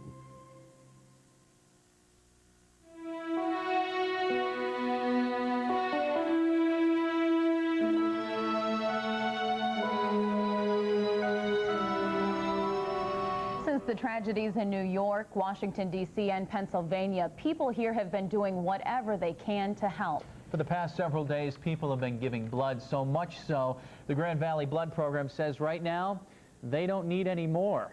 WCCM 13's Kimberly Easton tells us why the Grand Valley Blood Program is asking people to slow down on giving blood. Kimberly? Chris, Grand Valley's blood program says it's been in constant communication with... report of attack on America. The attack on America is impacting our entire nation. Here in West Michigan, many of you are asking how to help the communities that were hit, the victims, and their families. Here's where you're needed. In the next days and weeks, give blood at the Grand Valley Blood Program. Onto the site, my cameraman Paul Alvarez and I just toured the ruins of the north tower of the World Trade Center, and we got within about 300 feet of that. It looked pretty much the same as yesterday, and the importance of that is this is not really a clearance operation. They are not removing rubble en masse. This is still a rescue operation, and they keep reiterating that every time I speak to the police department. They are moving very slowly through the rubble and, frankly, not removing that much. until they are clear there is nobody underneath the rubble. So it's moving rather slowly. A couple of important developments. We are going to be going down in the next hour or hour and a half onto the site of the South Tower, or the South building of the World Trade Center, and take a look at that within the next hour and a half with a police escort. I should have some new video and show you. But important development concerning the buildings surrounding the area. There was some concern yesterday about the structural stability of a number of buildings near there, including One Liberty Plaza, which is a very large building directly east of the World Trade Center complex that was damaged. There was some concern about its structural stability. I've spoken this morning with Brookfield Properties, about the stability of the building. They have hired structural engineers to look at it, and they have assured me that there is no structural damage to the building. They noted that the buildings are going to require work such as windows and lobby repairs, but none of the damage renders the buildings inoperable. And by the way, here you see more volunteers coming through here. They've been coming this way all morning, Bill and Sue, hundreds of them coming through here. But it's a very important point, because this has slowed the work. The fact that the buildings that are ruined are still settling. They're pulling people out, occasionally stopping work. You'll see some plumes of black smoke occasionally rise up as people are pulled out, as buildings settle. It's very important that One Liberty was now declared by their owners structurally sound. In addition to that, let me point out the World Financial Center complex on the other side of this building here, which is Stuyvesant High School. This is a very large complex across the street from the World Trade Center. Brookfield Properties, which owns One Liberty, also owns 1, 2, and 4 World Financial Center. Now, you cannot see those buildings, but 4 World Financial Center is the Merrill Lynch building. They have told me they have also examined those buildings. Again, no structural damage, although they do acknowledge that there is window damage as well as lobby repairs that will have to be made. So the big building, and the one that I am not sure of and cannot report to you definitely about, is on the other side there. That is 3 World Financial Center. That is the American Express Tower. That is a separate owner from Brookfield Properties, and we have not been able to confirm the structural integrity of that building, and I'm efforting that this morning. We're trying to get hold of the owners for that. So the key point I want to make is it is still a rescue operation that is going on here, not a clearance operation, and we have had some new information on the structural stabilities of some of the buildings, and certainly that's very good news. That will help enhance a little bit the movement of the firemen who are down here. And Bill and Sue, I have spent the last 3 days now talking to firemen, and I have not done this in the past, but let me tell you, they're an amazing group of people. They have worked round the clock. I routinely talk to people who are doing 14, 15, 16-hour shifts who come out exhausted. There's a fellow just coming right by here with rope who's exhausted and been working since late last night and is now just coming off his shift. There are so many remarkable stories and so much impressive heroism going on down here. Bill and Sue? Yeah, Sue was just noticing that it looked like some of them going through there a moment ago had American flags on the backs of their T-shirts there. Is that prevalent? Oh yeah. The trucks that you will see are lined up here, and you can see them. Well, it's a little harder here, but they're all lined up here. Many of them do have American flags, none that I'm seeing immediately, but it's a fairly routine sight here, and a lot of people coming through singing God Bless America in a file. When was the last time you saw that? Yeah. Bob, good job to you and Paul as well. Thanks. Bob Pisani, Lower Manhattan. El curso hoy en día en aviones de jet comercial es extremadamente caro para hacerlo en aviones reales. Se hacen lo que se llama los simuladores, que es la cabina del avión con todos los sistemas. Cuando tú te sientas en el simulador, tienes todo igual, aceleradores, computadora, todo exacto. Y tú haces tu vuelo como si estuvieras volando en un avión, pero en realidad... R-U-B-I-N-O. I took it to work Tuesday morning. She works at the World Trade Center #1 on the 98th floor for a firm called Marsh and McLennan. It's a corporate tax firm. I also asked her to stay home that day, but she had a deadline, so she went to work. At 8:30 Tuesday morning, I spoke to her. At 1:45, I tried to call her back, and the phones were dead.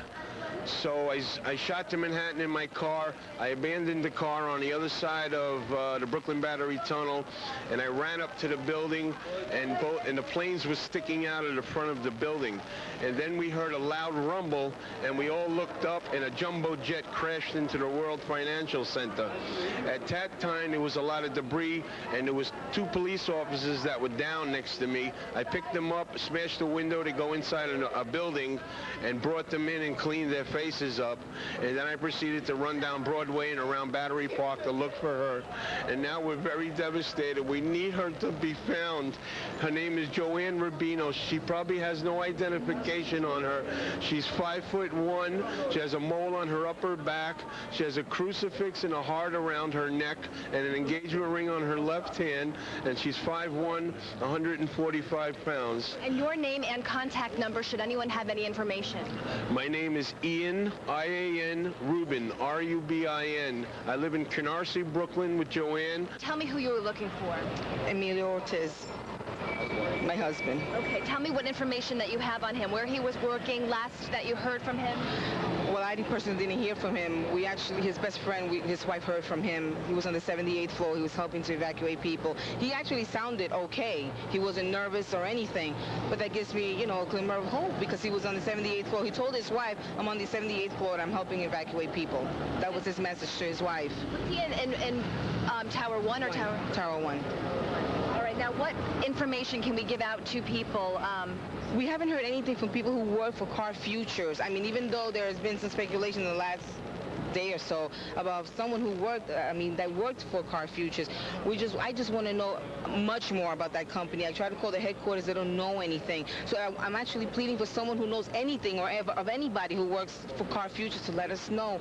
I mean, there are husbands, brothers, fathers stuck in there, and we want to know.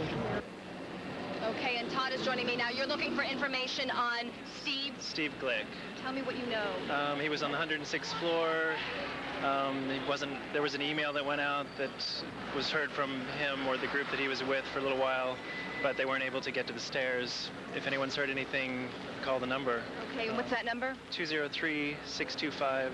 Okay, now Todd and everyone out there, I need to tell you about this success story that I heard. This woman was out here and she was telling us that she was not having any luck at any of the hospital lists. She went on the internet today at www.ny.com/WTC. She located her brother on a list. It says he's injured. It doesn't say what hospital he's at, but she wanted to make sure everyone, we'll bring her story to you a little later on as well, but I wanted to let you know, check out that website, www.ny.com/WTC. She found her brother, her injured brother, on that list, and he wasn't on any of the hospital lists. We're live at Bellevue Hospital. Back to you, Marvin and Mary. That's a piece of very, very good news. That's really heartening. Thank you. We're looking at the numbers here. We have an update here from the Pentagon. The Pentagon says now they have turned this from a rescue to a recovery operation. They put the number of fatalities there believed to be now 190 dead. As awful as that is, thank goodness it is. We're back here in Chicago. It's kind of confusing because we see these reports from other airports now, too. At Dallas-Fort Worth, we've seen some reporters in Georgia and in LaGuardia, but we still don't know what's going on with O'Hare. And I guess we're hoping to find out more from the mayor. He's going to be speaking in a few moments. He's planning a briefing. We do know. A Secret Service got something and wrapped my leg, and the next guy brought his van, put me in the van, and was bringing me out to get an ambulance. But unfortunately, no ambulance was available. So he says, what we going to do? So as he says that, that's when the other plane hit the second tower. And he and my co-worker, Robert Burke, they run and left me in the van. I said, look, I'm here all by myself again. But they came, about 15 minutes they came back. And they so got on the way back, yeah, it says, where we going to go? I said, look, let us go to Bellevue. Well, let me just say, I know that none of you knew that the others were okay until this morning when you were finally... No, we didn't know. You were finally reunited. We met each other here. We met each other here because our mother came up last night and looked for me. She says, Arthur is downstairs. I said, you're kidding? She says, yes. So I called him and I talked to him, but I didn't know Marlene was here either. I found out Artie was here yesterday. We were having x-rays done, and I heard her voice. When he came, he said that Marlene and Artie is here. Can I just crawl out? Can I just ask you if you think, the three of you, and just in a few seconds left, that there are chances, based on where you were in the building, that there could be other people still alive down there, still trapped? Sure. I guess so. I would say so, yeah. I would say yes. That building's pretty strong, and the first time the bombing did not bring that building down. I'm hoping and praying that a lot of our co-workers are still out there. I think people are still alive. There's a lot of tunnels that go underneath the building that connect all the buildings. And if they were on the move, there's a good possibility there's a lot of people alive. Exactly. They just haven't gotten to them It's just yet. a matter of time. Definitely. Cell phones It's a different world down there. Cell phones and any computers probably ran out of batteries, or they couldn't transmit because of the antennas being out. Right. So I know my cell phone wasn't usable, and but there's a good possibility a lot of these people are alive. Well, we certainly hope so. We pray for that. We pray. As do we, and we're so happy that you're all okay. Oh yeah. Thank you. I can say that I was very lucky, because if I'd made one more step, I would caught in that ball of fire. Right, exactly. All right. Well, Arthur, Marlene. I'm sorry to cut you off. Arthur, Marlene, and Hersley, good luck to you all, and thanks for talking to us. Thank you. Thank you. All right. Three quintessential Amazing New Yorkers, stories, yeah. so I think are going to be friends for life after this experience, don't you? Meanwhile, Maddie, we just wanted to make note of this. Buckingham Palace is suspending its traditional changing of the guard.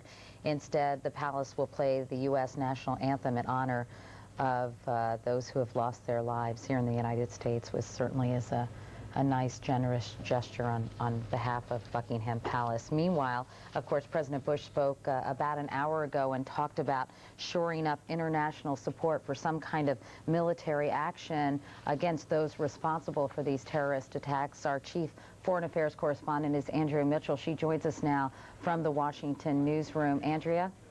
Katie, I've just gotten off the phone with a senior U.S. official who tells me that we should not assume that the all clear has sounded, that there are more known terrorists to the United States who are both inside and outside the country capable of hijacking an airplane, and that we should be very careful and not assume that this is over.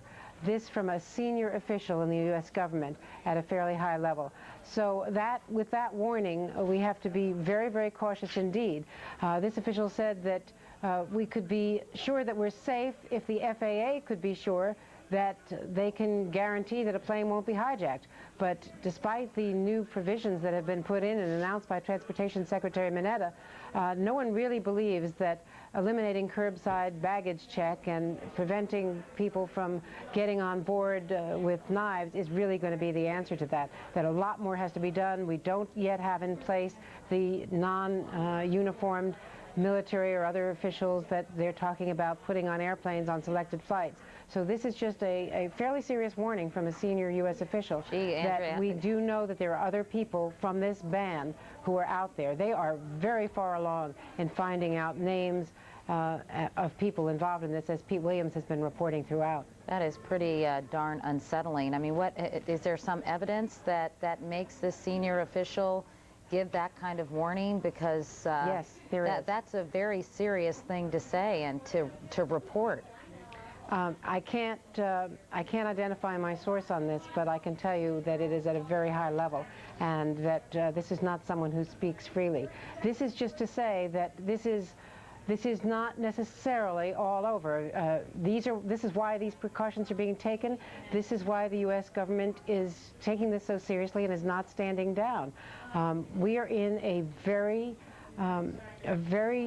tentative stage now in the crackdown on terrorism in this country, and it is a new kind of war, as the president himself said in the Oval Office in his briefing to reporters and in his comments to Rudy Giuliani and Governor Pataki. So while they believe that they have protected government facilities and have protected U.S. officials, they do not think that this is over, because they have not gotten their hands on all of the people they believe are involved in this cell. Andrea, just stand by for a moment. We have the President and First Lady outside the Washington Hospital Center. Let's listen. People. There's a wonderful spirit up on the floor that we went to. We told them that our country's praying for each and every one there. We're praying for their families. Some of the folks could talk, and they described the horror of the incident in the moment. They talked about escaping, going through fire, and crawling through debris. That it's clear that they were fighting for their survival then, and like every patient up there, they're still fighting for their survival. And it's just a sobering moment for Laura and me, but we're, well, again, thank the hospital, the docs, the nurses, and of course, again, tell the families that the nation prays for those who have been injured during this unbelievable act of terror. Thank you all. Stunned President and Mrs. Bush just moments ago. That was videotape after a visit with some of the injured from the Pentagon who were taken to the Washington Hospital Center. We're back with Chief Foreign Affairs Correspondent Andrea Mitchells, who is in our Washington Bureau. Andrea, I'm just curious, you know, Pete Williams told us earlier that they believe there were about 18 hijackers involved. And as you say, we know pretty much their names and are assuming from the manifest that they were, in fact, on board these 4 hijacked jetliners. But what about their associates? You mentioned their associates. How much progress are officials making in identifying and tracking them down? Well, I suspect that they're making a lot of progress in identifying them, but I'm not so sure how much progress in tracking them down, because obviously they are not going to share this kind of intelligence information with us. But I think that given the fact that they believe that there's still some out there, they believe that there are people capable of hijacking a plane. That means that they know other people who have been trained in flight schools. One of the things that Pete Williams reported exclusively yesterday was that the Florida Flight Training Center was not the only flight training center that was involved in this case. So that means that our FBI experts are on the trail of other people trained who are not on these 4 jetliners. That's probably the basis for what the official who was just telling me in this warning when he said that this is not all over. Right. Another couple of points, Katie, if you have just a second. Sure. There have been some erroneous reports that Osama bin Laden is in custody in Afghanistan. The word that I'm getting from top officials is that that is nonsense, and I'm cleaning up the response. That this is disinformation being put out by Afghanistan, that the people who are in the position to know such things would know if Osama bin Laden were in custody, if the Afghans or the Pakistanis had in fact agreed to cooperate so completely that they actually had their hands on bin Laden and were either about to turn him over or were going to hold him. But that is not the case according to the highest levels of the U.S. government. Before we go, Andrew, on the diplomatic front, President Bush did speak, as I mentioned earlier, about shoring up international support. He's had conversations with several world leaders. He talked about meeting with King Abdullah of Saudi Arabia. How is that going in terms of finding out how much international support there may be for some kind of unilateral or multilateral military response? Katie, I think they're making very good progress on that front, that the President and Colin Powell in particular have done quite a bit in terms of getting this unusual, extraordinary, in fact unprecedented NATO agreement that for the first time in its 52-year military history, NATO is willing to give military support to the United States, to one of its members, for an attack on this member state, on the United States. So as soon as they prove, as we can prove effectively, that this is an external attack, that will then lead to military support from NATO. That means intelligence sharing on a larger basis, and as you know, NATO is no longer the European countries that we're familiar with. It is the broader group that is involved in NATO now, and that is a very big advance. What about some of the countries that heretofore have not necessarily been that supportive and cooperative to the United States? For example, Pakistan, that seems to be sort of the country that everybody is focusing on right now. What about Pakistan and other nations?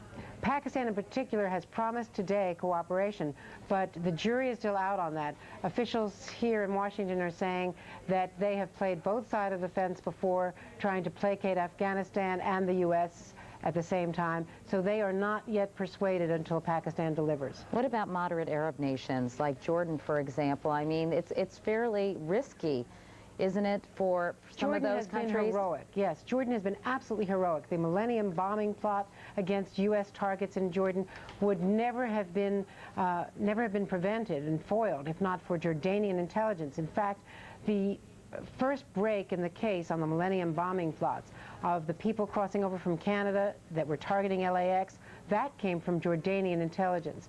So there is no question that the new king who succeeded King Hussein, King Abdullah, and the intelligence apparatus in Jordan have been cooperating extensively with the United States. Egypt is also saying that it is cooperating, but clearly Egypt would be less pleased with a strike against Osama bin Laden, a unilateral strike at this stage. They are a little more queasy about it. They have a lot more at stake. What about Syria? Has a lot of support in Egypt. Syria, not at all. They have not, to my knowledge at least, gotten cooperation from Syria. The Gulf states, which of course we bled and fought for Kuwait and Saudi Arabia, you're seeing signs now of Saudi Arabian support. I have not heard of a great deal of support from Kuwait, but people like Colin Powell have a unique relationship with many of those Gulf leaders because of the partnership during the Gulf War, and he's working very hard on those accounts. And Andrew, one last question. Is your impression that the U.S., if there is a military action or a military strike, would act on its own militarily and share primarily intelligence or staging areas with other countries, or have you been led to believe by State Department officials that this might be a concerted efforts with our allies also participating? I think the NATO announcement yesterday tells us that it would be not unilateral, that it would be more of a multilateral operation, at least with us using their airspace and maybe some other assets. All right. Andrea Mitchell reporting about the State Department from the Washington newsroom. Andrea, thank you very much for that update. Thank you. We appreciate it. We're going to be hearing from Attorney General John Ashcroft in just a few minutes. A couple of pieces of business just to kind of tidy up for you, if you will. Some things, and these might seem superficial at the moment, but we should tell you, while airports are opening across the country and travel in and out of New York City is resuming and becoming more normal, things like baseball, football, all canceled until further notice. Go to Washington right now and Attorney General John Ashcroft.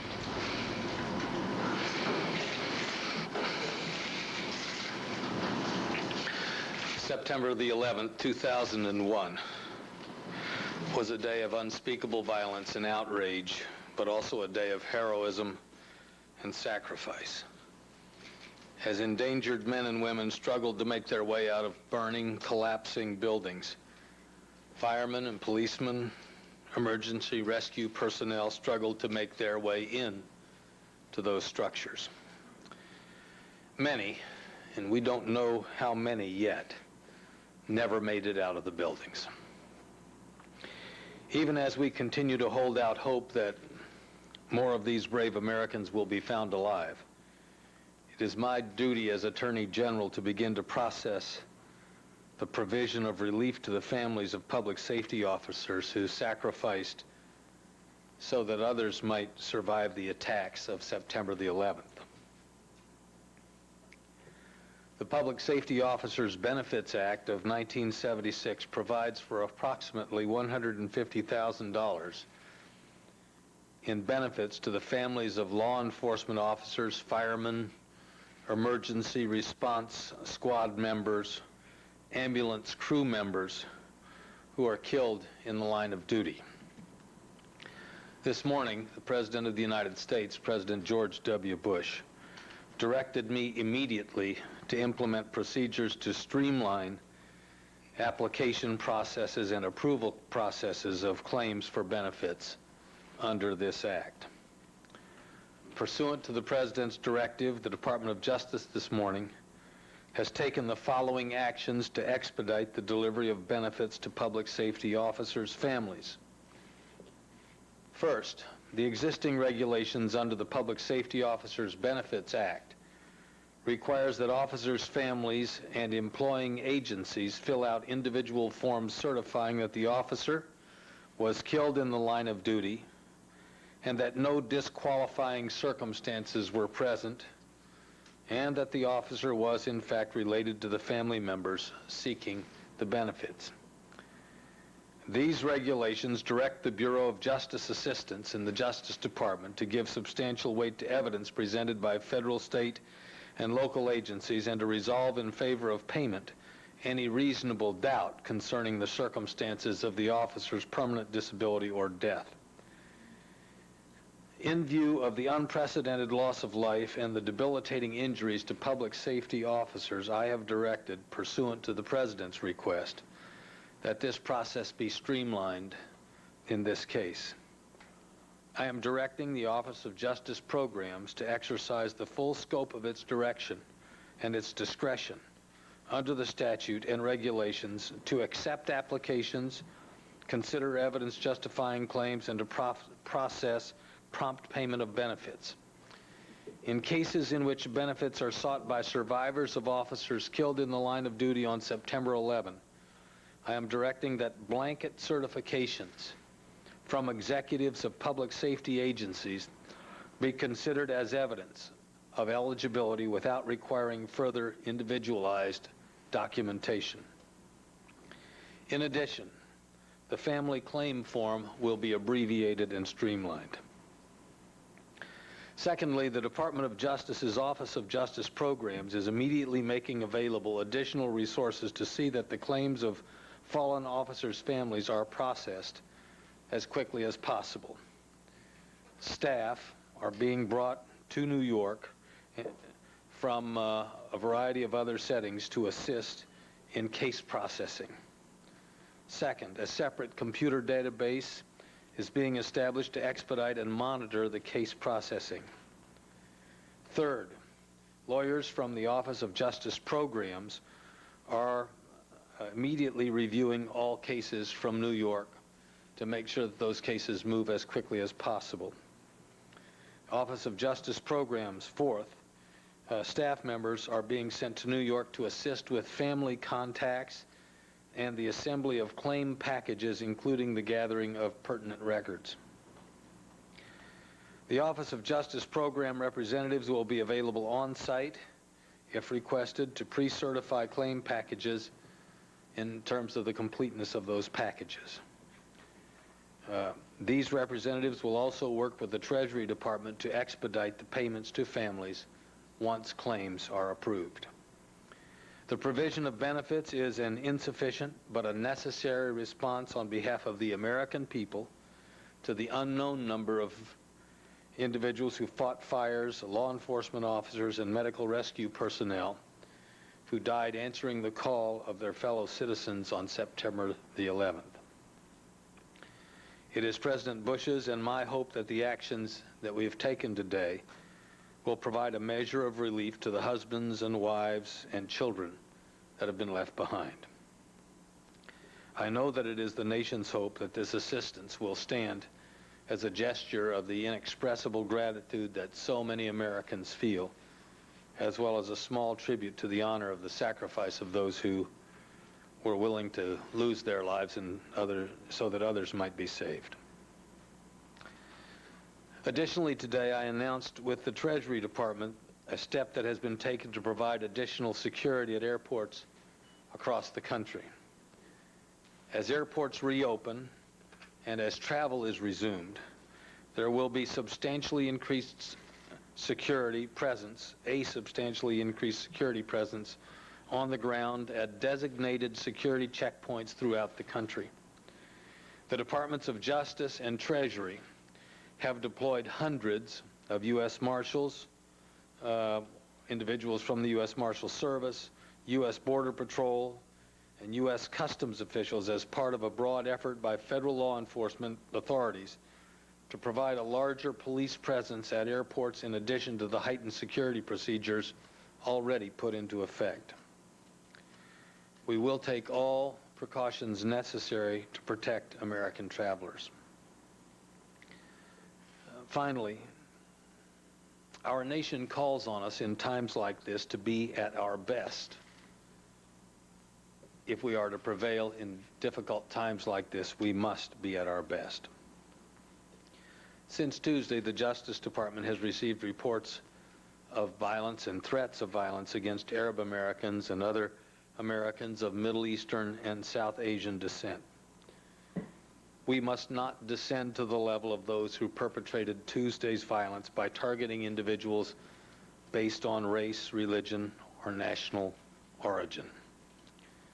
Such reports of violence and threats are in direct opposition to the very principles and laws for which the United States of America stands, and such reports of violence and threats of violence will not be tolerated. I now have a few updates with regard to the ongoing investigation. Legal attaches of the FBI around the world are receiving enormous cooperation from law enforcement authorities in the host countries that are cooperating with us to assist us in following up on leads.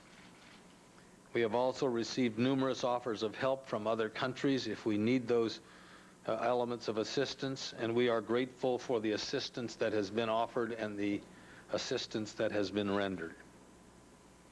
With regard to federal law enforcement personnel casualties, there is an FBI agent assigned to the New York field office who remains missing. 3 U.S. Marshals who are assigned to the Southern District of New York sustained minor injuries. We are also in the process of collecting information nationwide regarding the loss of life and casualties among law enforcement personnel. As of this morning, the FBI's Leads hotline has received 2,055 phone calls. Some of these leads have been helpful to the investigation. The website, which was opened virtually immediately after the crisis, has received more than 22,700 suggested tips.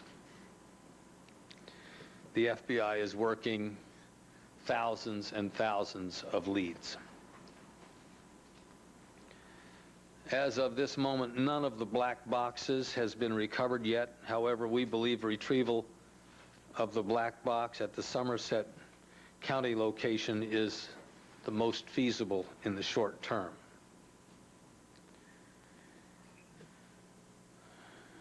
Last but not least, the total number of hijackers, to our best estimate and our best knowledge given the information at this time, on the 4 planes that crashed was at least 18, unless contradicted by evidence which we wouldn't anticipate.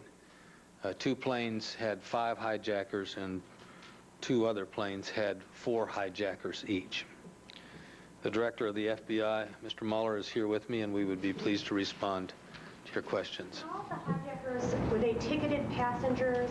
And if not, do you know how they got on the planes? Yes, they were ticketed passengers. Are you convinced, based on the evidence in Florida and Boston and elsewhere, that the body was or may have been behind this? I'm not prepared to identify or to comment on persons ultimately responsible at this time. How many people at this point are detained around the country, and why are these potential accomplices, Mr. Director, of such concern to the Bureau? Well, I can't give you a specific number. What has happened, as I indicated yesterday, that we're, as a result of following up leads, we're interviewing a number of people. And in the course of doing those interviews, we find that a number of the individuals, when asked for identification and the like, are out of status. And when we find somebody out of status, we quite obviously bring in the INS and they are detained.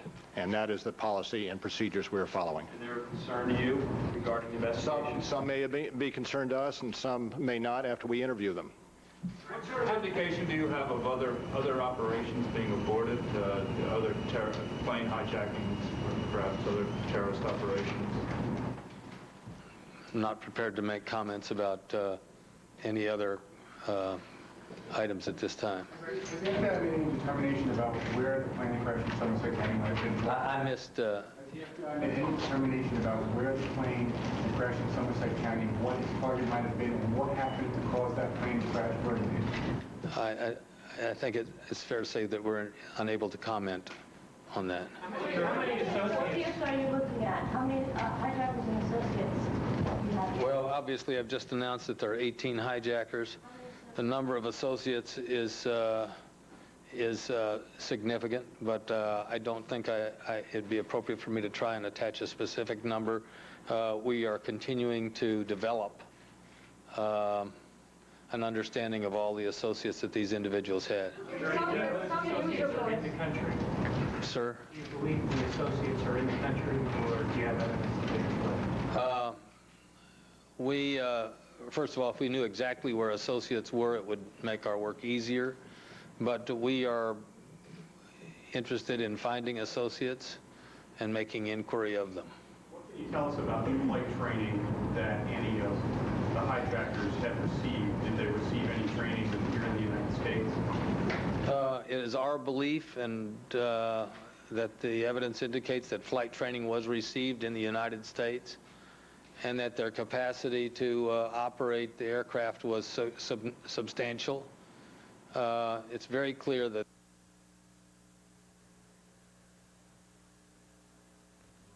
on our country were well conducted and conducted in a technically proficient way. It is not easy to land these kinds of aircraft. Any other issues related to this attack that we might want the Security Council to take up? Briefing reporters at the Justice Department. You're hearing the voice of Secretary of State Colin Powell, who is also holding a news conference. Let's go to Secretary of State Powell. Come forward and responded in one way or another. The President has been on the phone constantly, as have I, talking to leaders around the world, and we are getting a solid expression not only of condolences and support, but of action. They want to work with us, not only in this specific case of what happened on the 11th of September, but in response to the general recognition that terrorism is a crime against all civil, trying to move forward the process of a ceasefire in the region, trying to begin those meetings that we have been talking about, which would lead to implementation of the Mitchell Plan. I'm still hopeful that something can be done in the next several days to have that first meeting, and we will be in close touch with the leaders as the next days unfold. In addition to the United Nations Security Council resolution, I mentioned the General Assembly has passed its resolution 56-1.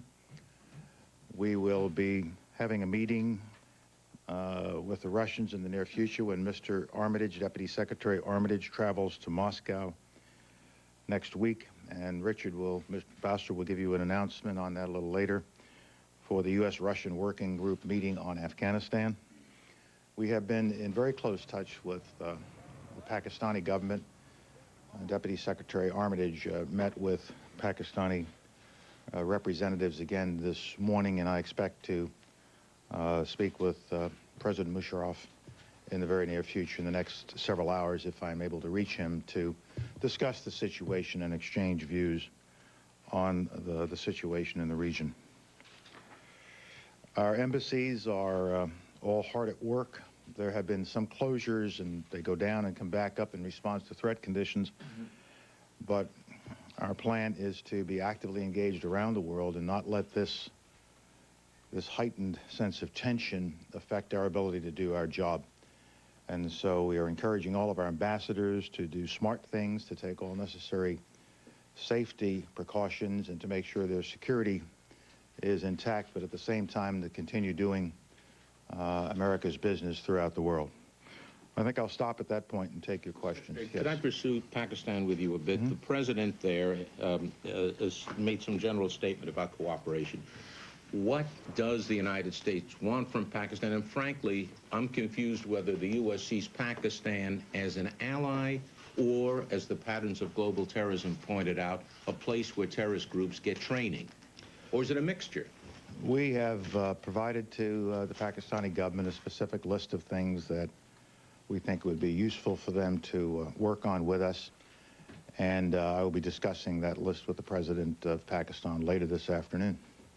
Mr. Secretary, can I, as you said, since the attack to the Al Khobar bombing, as you know, are we barking up the wrong tree here?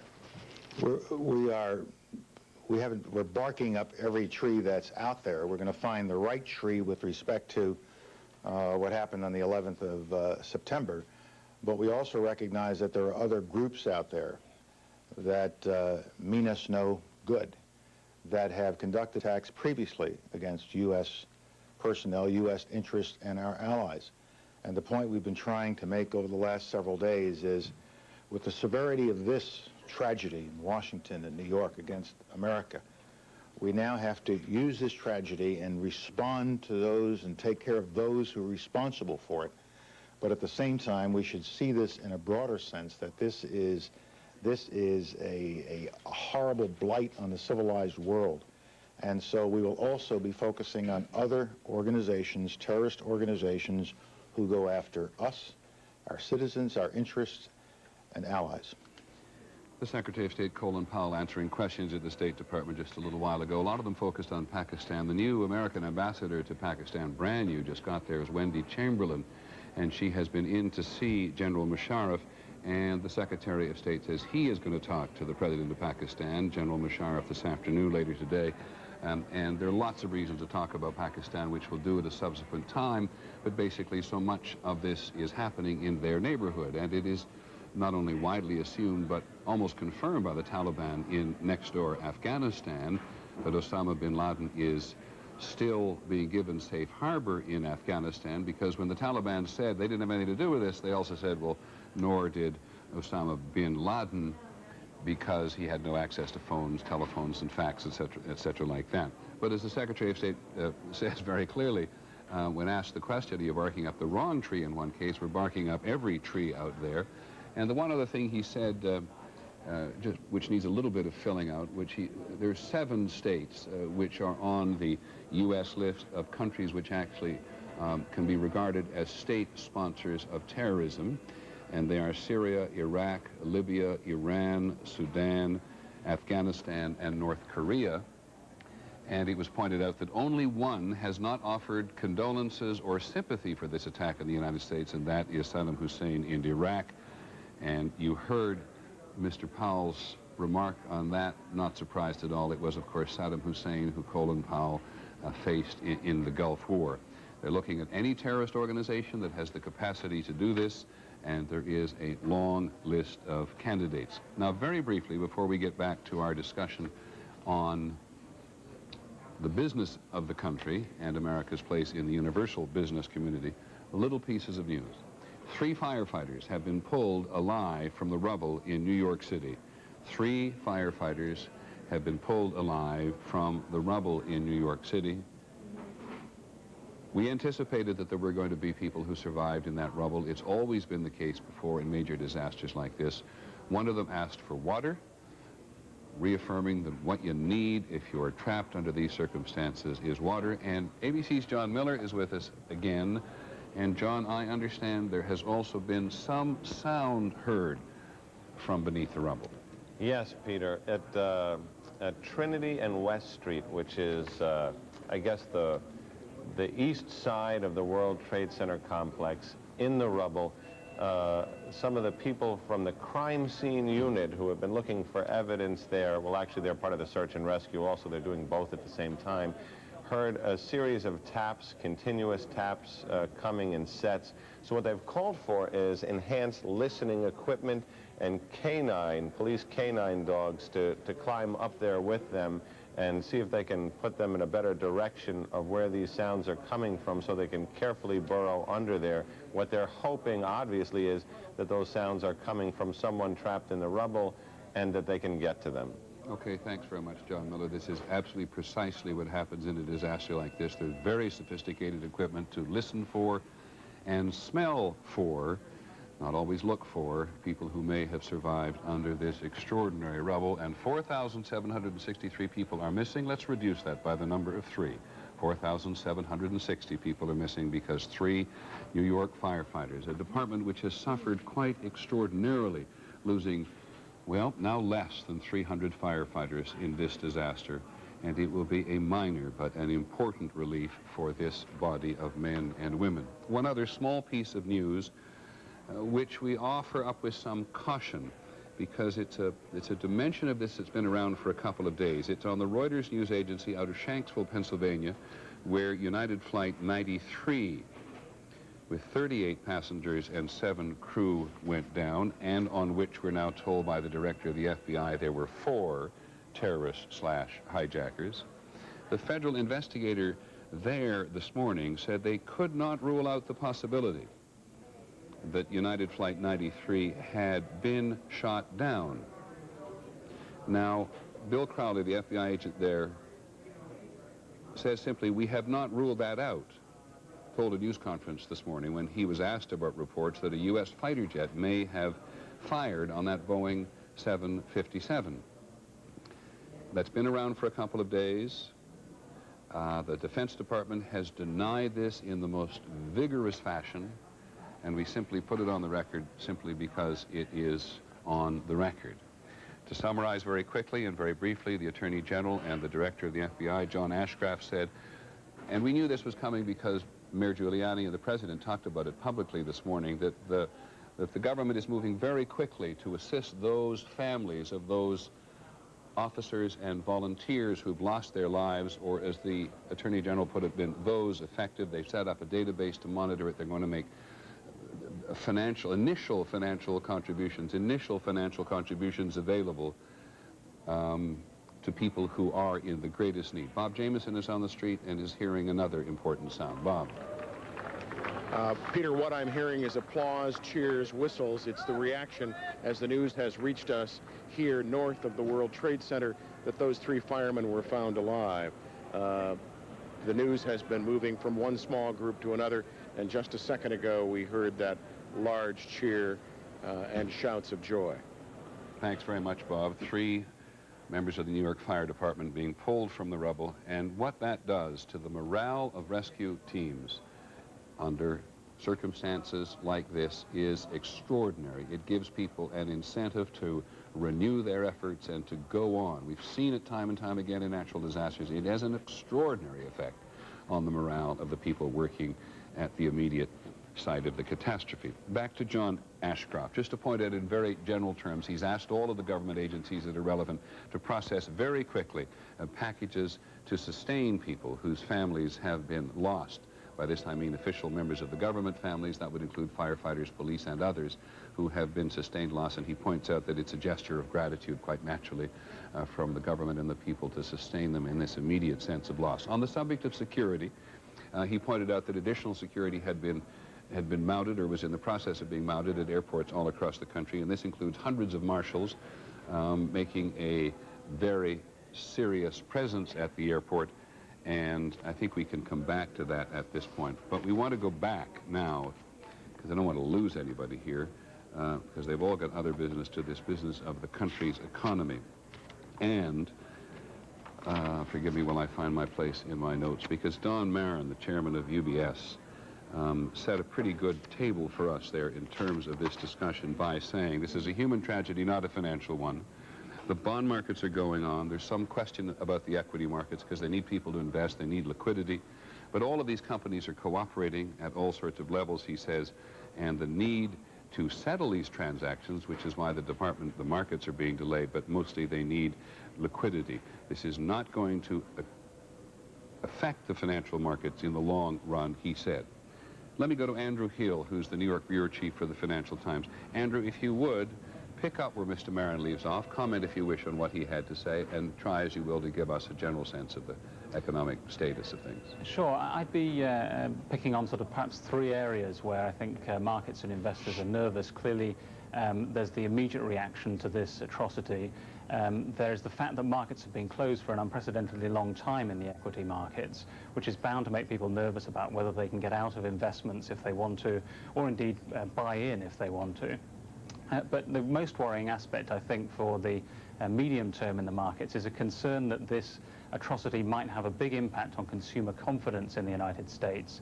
It might dent business, and therefore there'd be a ripple effect around the world on the global economy. I don't want to over-dramatize this, but I think there is a sense in which people are concerned that the reaction will be much more economic. There might be a short-term market reaction, but in the longer term, the concern is that this pushes the United States over into recession, 2 quarters of declining growth, and that the markets begin to worry and pick out companies that they think they are going to be punished during that downturn.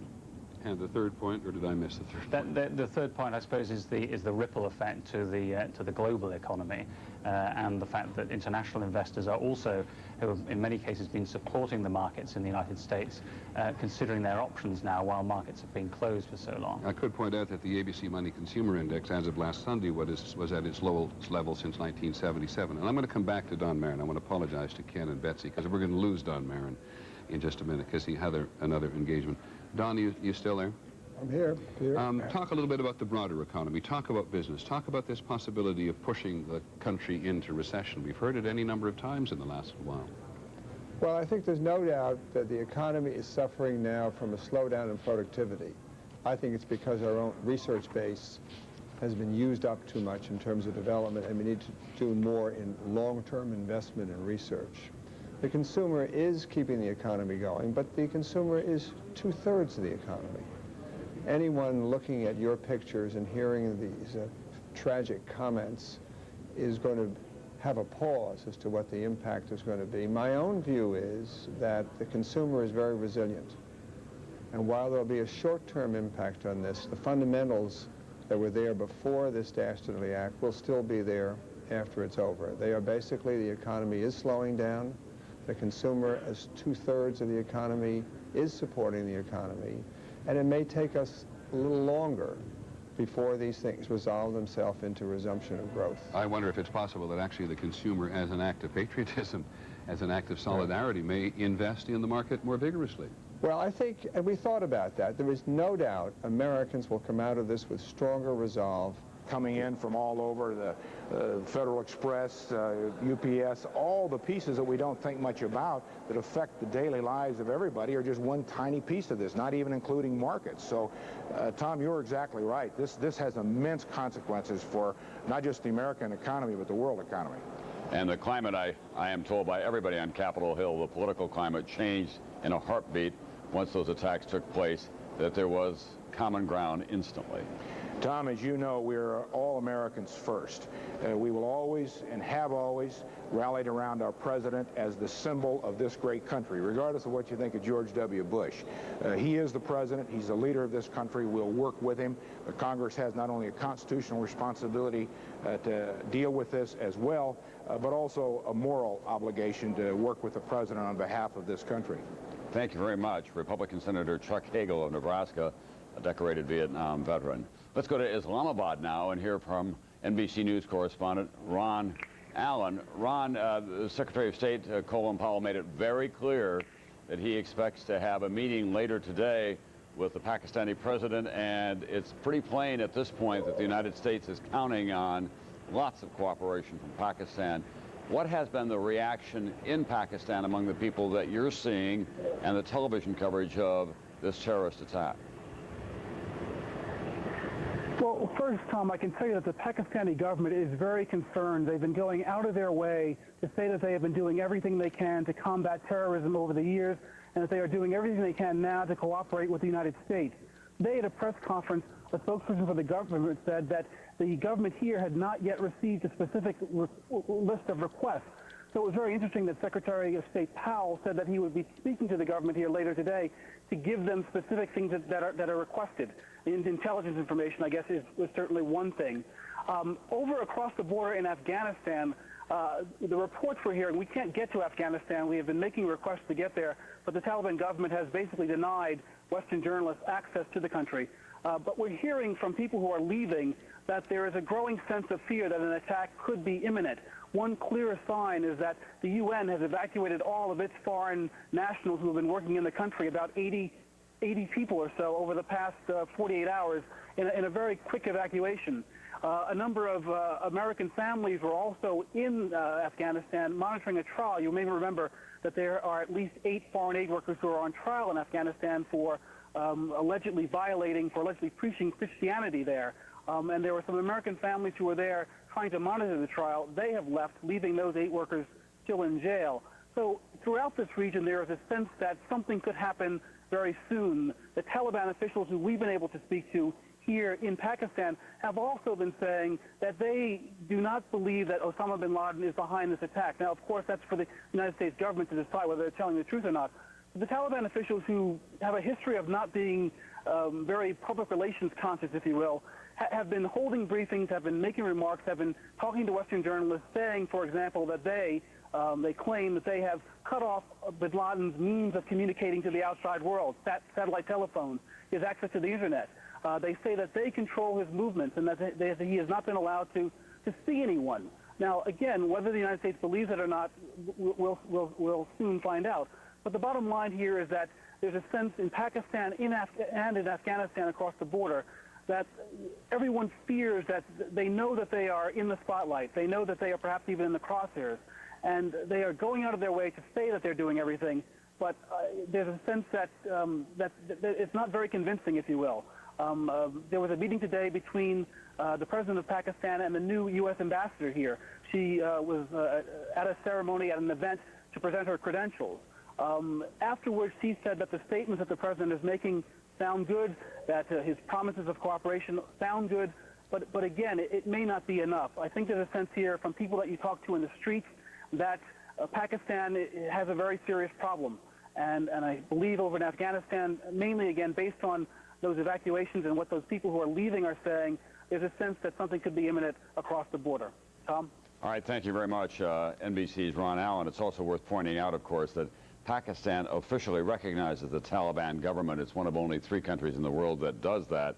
And there was a report yesterday that at the request of the United States, some military officers from Pakistan had gone to Kabul to begin conversations with the Taliban officials there, telling them that unless they give up Osama bin Laden or quit harboring him, they're in for a world of trouble. So there are so many parts to all of this that are now in play. Let's go to NBC's Andrea Mitchell, who has been covering the State Department and other national security matters for us during the course of all this. We do expect Colin Powell, the Secretary of State, to meet with the Pakistan president later today, or at least have a conversation with him, I guess would be the General Musharraf, exactly. Yeah. Colin Powell has just said that they will be talking. They have given the Pakistanis a list of requests, quote, requests. They're more than requests, they are really demands, and there is some incentive. There's a carrot and a stick here because there have been economic sanctions against Pakistan since its nuclear testing program. But this is getting really serious, as you can imagine. Colin Powell and people here in the national security field do not believe the Pakistani promises until Pakistan delivers. They've heard it before. They say that Pakistan has been playing both sides of the street, and they certainly do not believe what they're hearing out of Kabul. Different perspective. Ron Allen pointed out that there's no way of telling whether what the Taliban are saying is true. I can tell you that at the highest level of this government, they do not believe that, first of all, there have been reports today that Osama bin Laden was in custody there. Not true. Also reports that he's in some way under house arrest and no longer in communication. They say here that he has ways of communicating, not just on the internet, very sophisticated ways of communicating. He does not use his satellite phone anymore, but he is still operational. A couple of more points, Tom. A top U.S. official tells me that they have the names, the identities of more hijackers who are still at loose here in the United States and also overseas. According to this official, this is not over. The all clear has not been sounded. This is not the time to stand down. He said until the FAA can assure us that they can prevent all hijackings, we should not be certain that this is a safe situation for people here and abroad, U.S. targets. So they are very seriously pursuing others. Pete Williams has been reporting exclusively on some of the details of this. Pete reported yesterday, Tom, that there were other flight training operations going on, that some of these people had been trained elsewhere, not just in Florida. They have names of people other than the 18 people already identified who went down with those planes. Andrea, your source in the intelligence community, is that source suggesting, however, that the United States is not imposing enough security safeguards right now? It's not a source in the intelligence community, I have to tell you that. Specifically not in the intelligence community, but at the top levels of this government. And that they are not satisfied, not with what is being proposed, but with what has been achieved. They believe that it is a porous system and that what happened this week proves that all of the previous safeguards are not adequate. I think everyone will feel a lot better when those U.S. Marshals are on selected flights, but nobody is suggesting they're going to be on all flights. So they believe these guys are at large, and the FBI is responsible for finding them. Pete has been reporting on how well the FBI is doing in pursuing these leads. They have come remarkably far in just a few days, but it's not over. All right, thank you very much, NBC's Andrea Mitchell at the State Department. Let's go to NBC's Robert Hager, who is keeping track of the commercial aviation situation for us. There will be a lot more security. I gather that there will be some air marshals on some flights, and there will be a limited number of flights that will be taken to the air today, Robert. Yeah, the skies have been open for a little more than 2 hours at this point, but there's not much flying yet.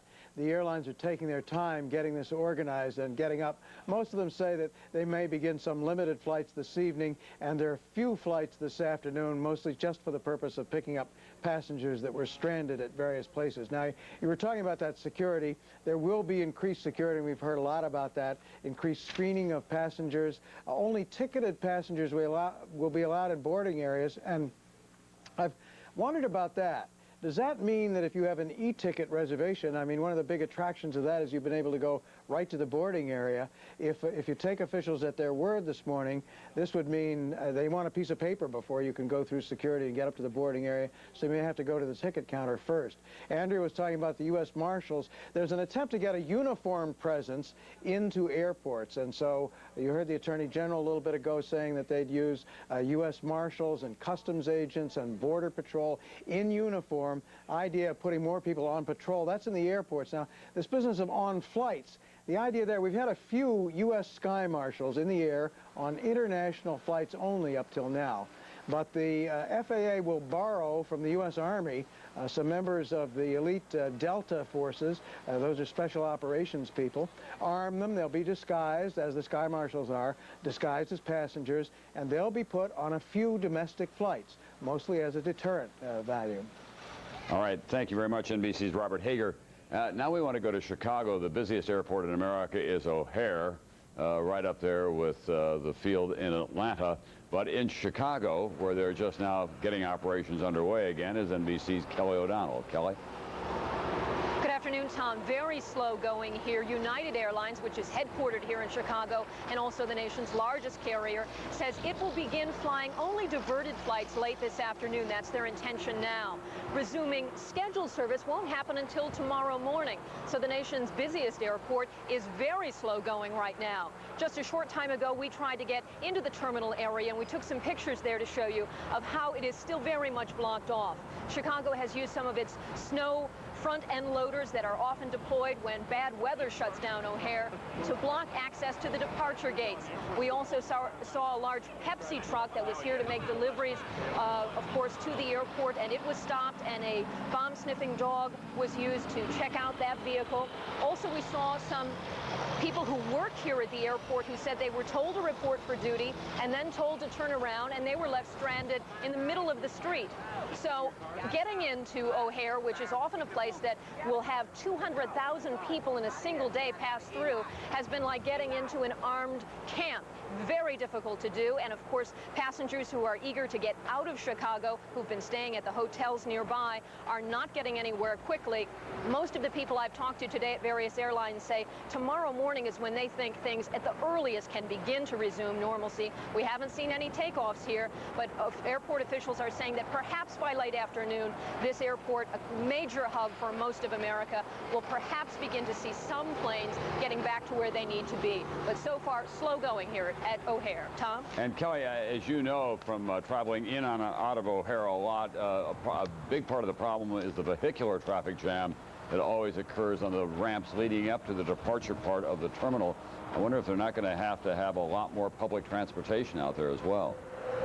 Well, it's been difficult because many people arrive to O'Hare via train system here, and they've been restricted. Only employees who have been able to show their identification have been able to get in. There's talk of not having anyone bring a car up to the departure gates when things really do open up. So there are a lot of questions still to be sorted out, and some of that is based on whether it's the airport's restrictions that they need to follow under the FAA, and then some different things that the individual airlines are doing. So they're asking everyone when flights do resume to allow for much more time, but it has been a time of anticipation and more delays as many passengers are eager to get on, to get home, and to resume this flight schedule. But so far we have no indications, based on what I've been watching the runway since early this morning, and no indications that things are ready to move just yet. All right, thanks very much. NBC's Kelly O'Donnell at O'Hare, which is very, very slowly opening up its flight operations today. It is the home field of United Airlines, America's largest commercial air carrier.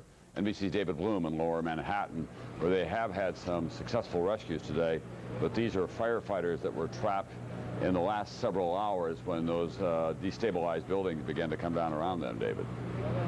That's right, Tom. As we were saying just a few minutes ago, we personally saw 2 buildings. We went in a couple hours ago, shot the buildings, came in within the last half an hour ago, and portions of those buildings were gone.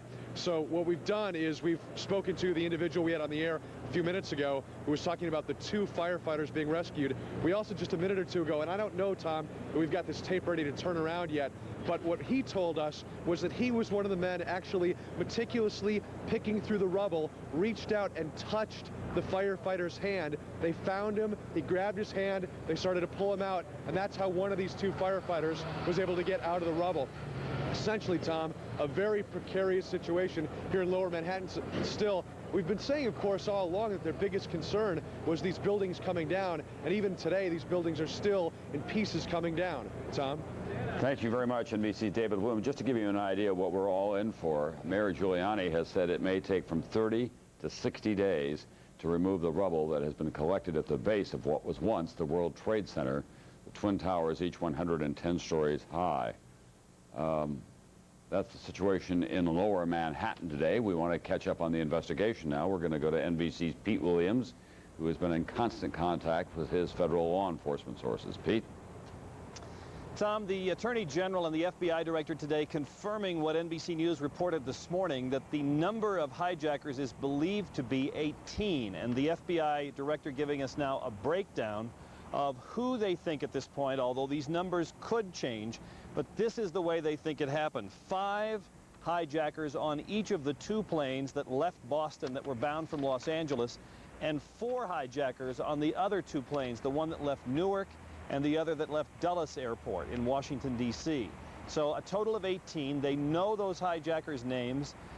They believe, of course, that they were all bought tickets to get onto the airplanes. Now, that is an important piece of information because it would suggest that all of them passed through airport security to get onto the planes. In other words, that they didn't somehow sneak onto the airplanes from the ground, from the ramp or the tarmac area. All of those names, of course, show up also on the passenger manifest, so that's another reason to believe that they boarded in normal ways, buying their tickets, we're told, with a combination of cash and credit cards, which of course also has given the FBI another source of documentary evidence, another trail of evidence that they can follow. The FBI and other law enforcement agencies investigating this case, there seems to be a consensus building that the planning for this attack has probably been going on for about 2 years. Now, as to the key question of who else is out there, this is what a senior government official tells NBC News today, that there is no way to know whether there was, in fact, another attack plan that wasn't carried off. Now, there have been all sorts of reports and speculation that there was a 5th plane because of reports of some kind of altercation between ticket agents at JFK Airport in New York and some stubborn people who were giving them difficulty, and then the Port Authority police had to be called in. That was being looked at as a possible abortive 5th attack because it was a problem that happened about the same time as the other planes took off. Senior officials say they don't believe that incident had anything to do with the terror attacks. However, they can't prove that they have everybody. They can't prove that they got all the hijackers. They cannot prove the negative at this point that there's nothing else. So the top priority is identifying what they call their associates. They won't give us a number. There have been all sorts of numbers, maybe 40, maybe 50. They're not saying. The Attorney General today simply said the number of associates is significant, Tom.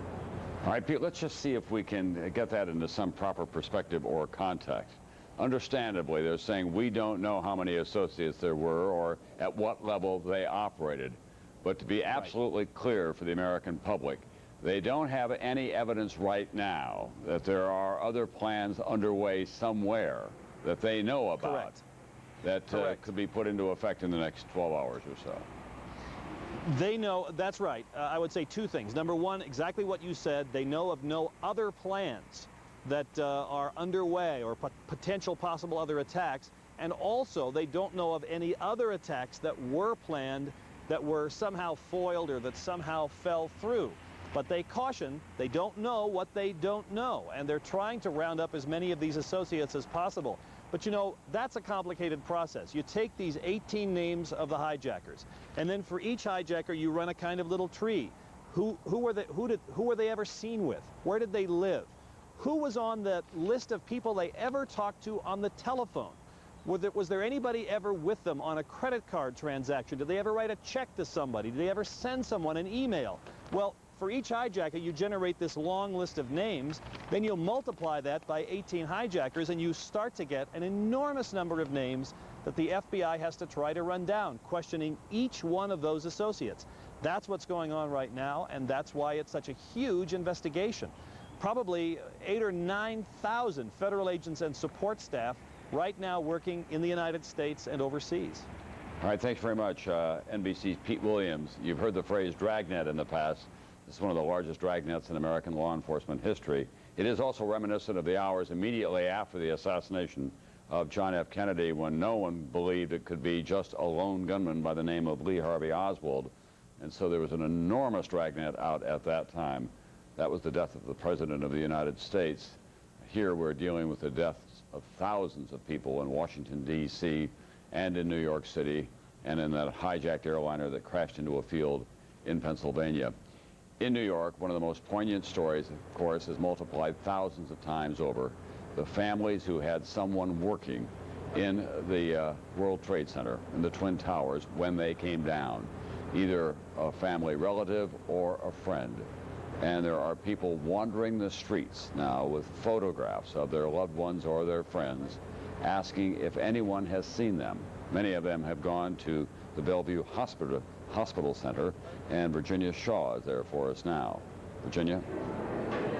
Tom, that's absolutely right. There have been so many family members here today, more than yesterday, seeking missing loved ones. I am joined by one of those family members now. This is Carlos Albert, and you are desperately seeking your sister, Aileen? Yes.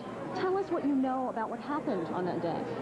We spoke to a co-worker of hers who sat directly in front of her that day, and she said she didn't see my sister on the 30th floor at all that day. When they evacuated, they checked 2-3 times. Everybody got out safe. I still haven't found out anything about her. I spoke to another co-worker who says she was in the lobby at the time of the explosion. She says she couldn't really give me any information because when that happened, she just went frantic and everyone just ran out of the building. There was glass all over, and we're just still looking. So you know that some of her co-workers on the same floor where she worked got out safely? Yes, yes, and I'm hoping, you know, she was also with them at one point or another. And what have you been doing to try to get information on what's happened to her? We've checked, her husband's checked all the hospitals. We've checked some in New Jersey. We've checked the websites. We've called the emergency rooms, and we still haven't found out anything. We also called the New York City Missing Persons Hotline, and they still haven't gotten back to us, and we're still trying to get in touch with someone. I also have a cousin who was working at Police Plaza, and he's also trying to get as much information as he can from us to try to find her also.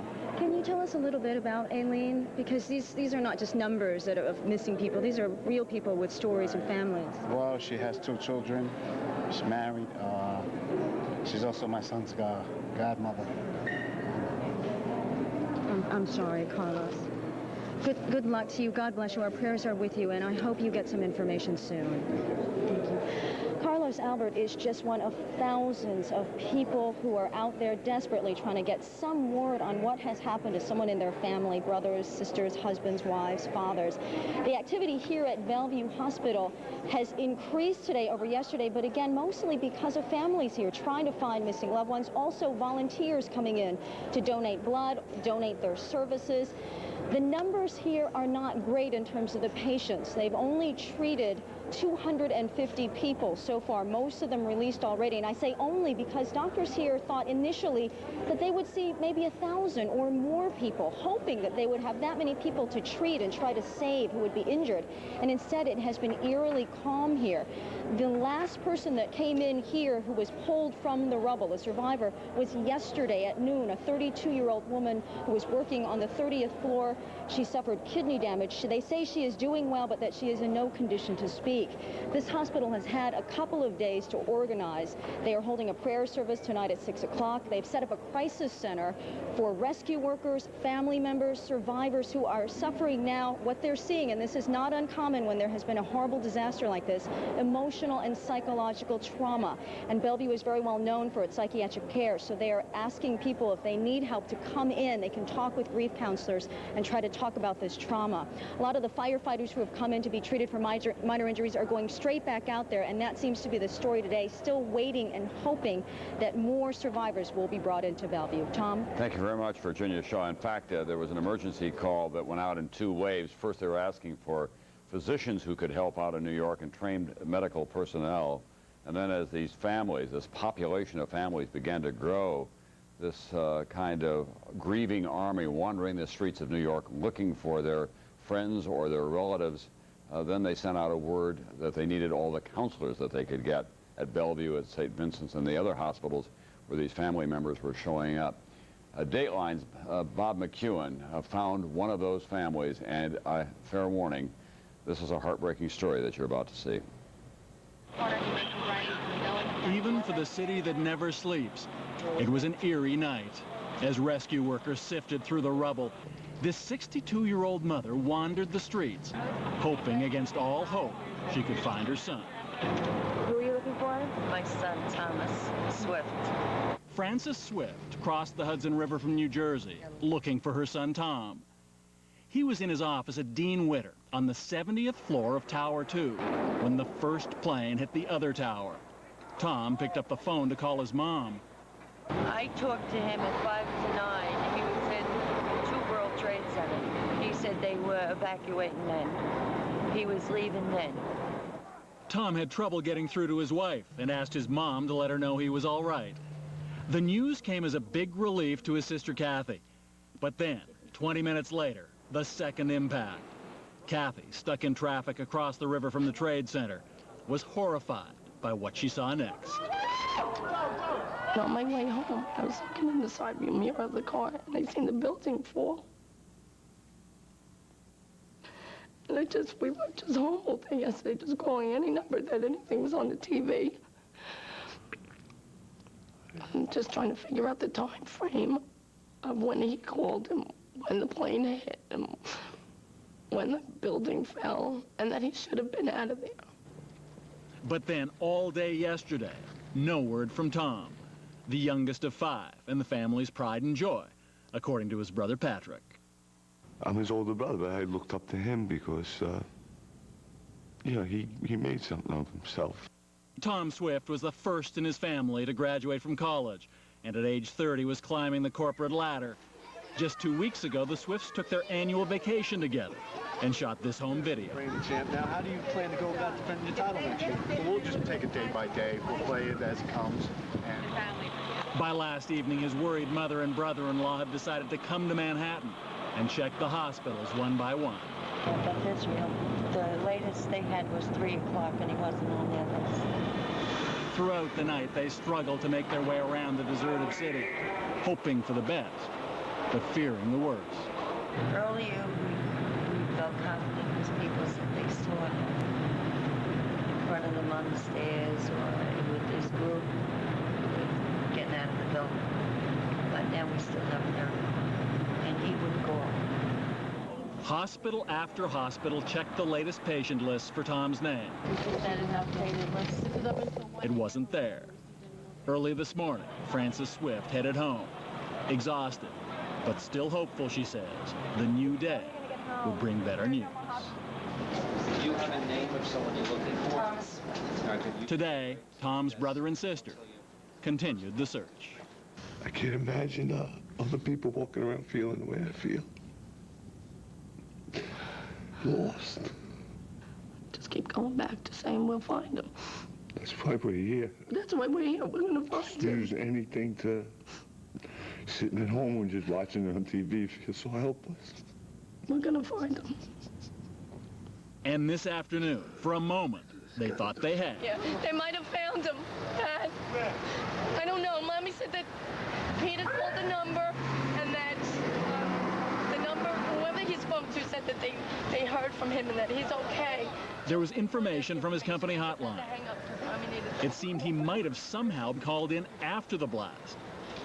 But when the family tried to learn more, there were no solid answers. Details were murky and few. They still don't know how long it might be before they'll find out what happened to Tom. And we cannot report any good news about Thomas Swift. We have checked as well everywhere, and there is no sign of him anywhere at this time as his family continues the search. That is a story, as I say, that is being multiplied 1,000 times over in the city, throughout lower Manhattan, and on the internet, and on cell phone and landline calls as well. We want to go to Florida now, and NBC's Kerry Sanders, who's keeping track of the investigation down there. Two of the hijackers received pilot training, and Kerry has some additional information for us today on one of them. Kerry? Well, Tom, it's really people trying to put a picture to who these people are, and photographs now becoming available, and we have a picture of one of the suspected pilots who took over one of the airplanes. You're taking a look at a picture here. Marwan al-Shahid, 23 years old. This picture was secured by WTVJ, the NBC station in Miami.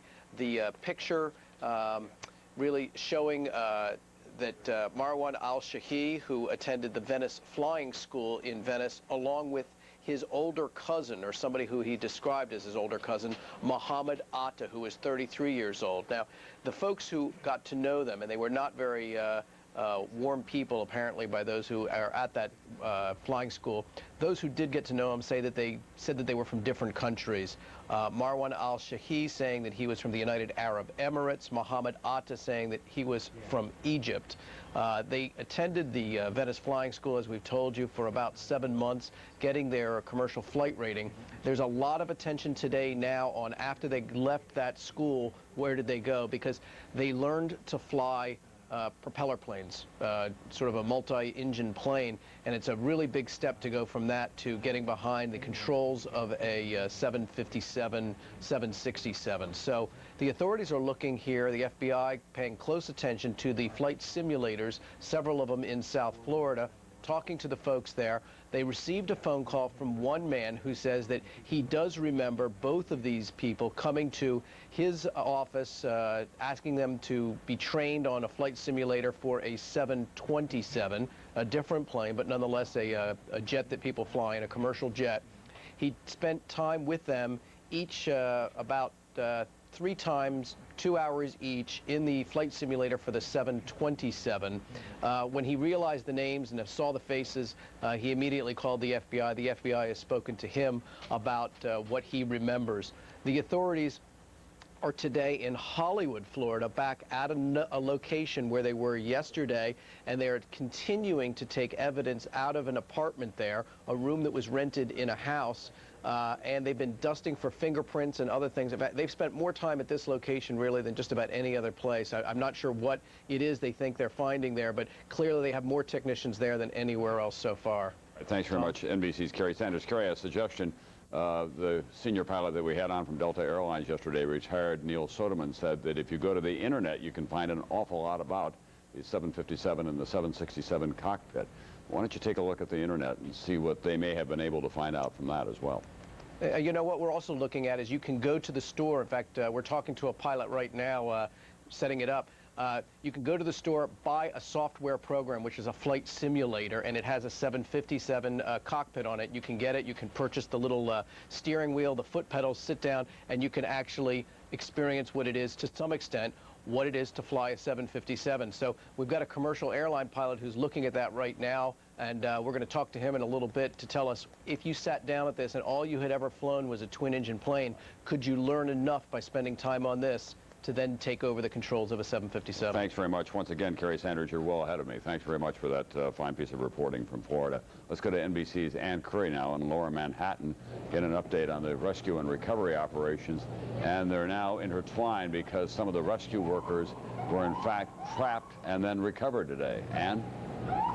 That's right. Just today, there was a landslide. Actually, I want to tell you, Tom, there's been a lot of activity, a lot of sirens going, cars rushing. We still haven't pinpointed as to what's causing all of that. But let me tell you that earlier today, well, just a few moments ago, we heard on your program this horrendous story about Tom Swift. And as you pointed out, there are thousands of stories of people not knowing where their loved ones are.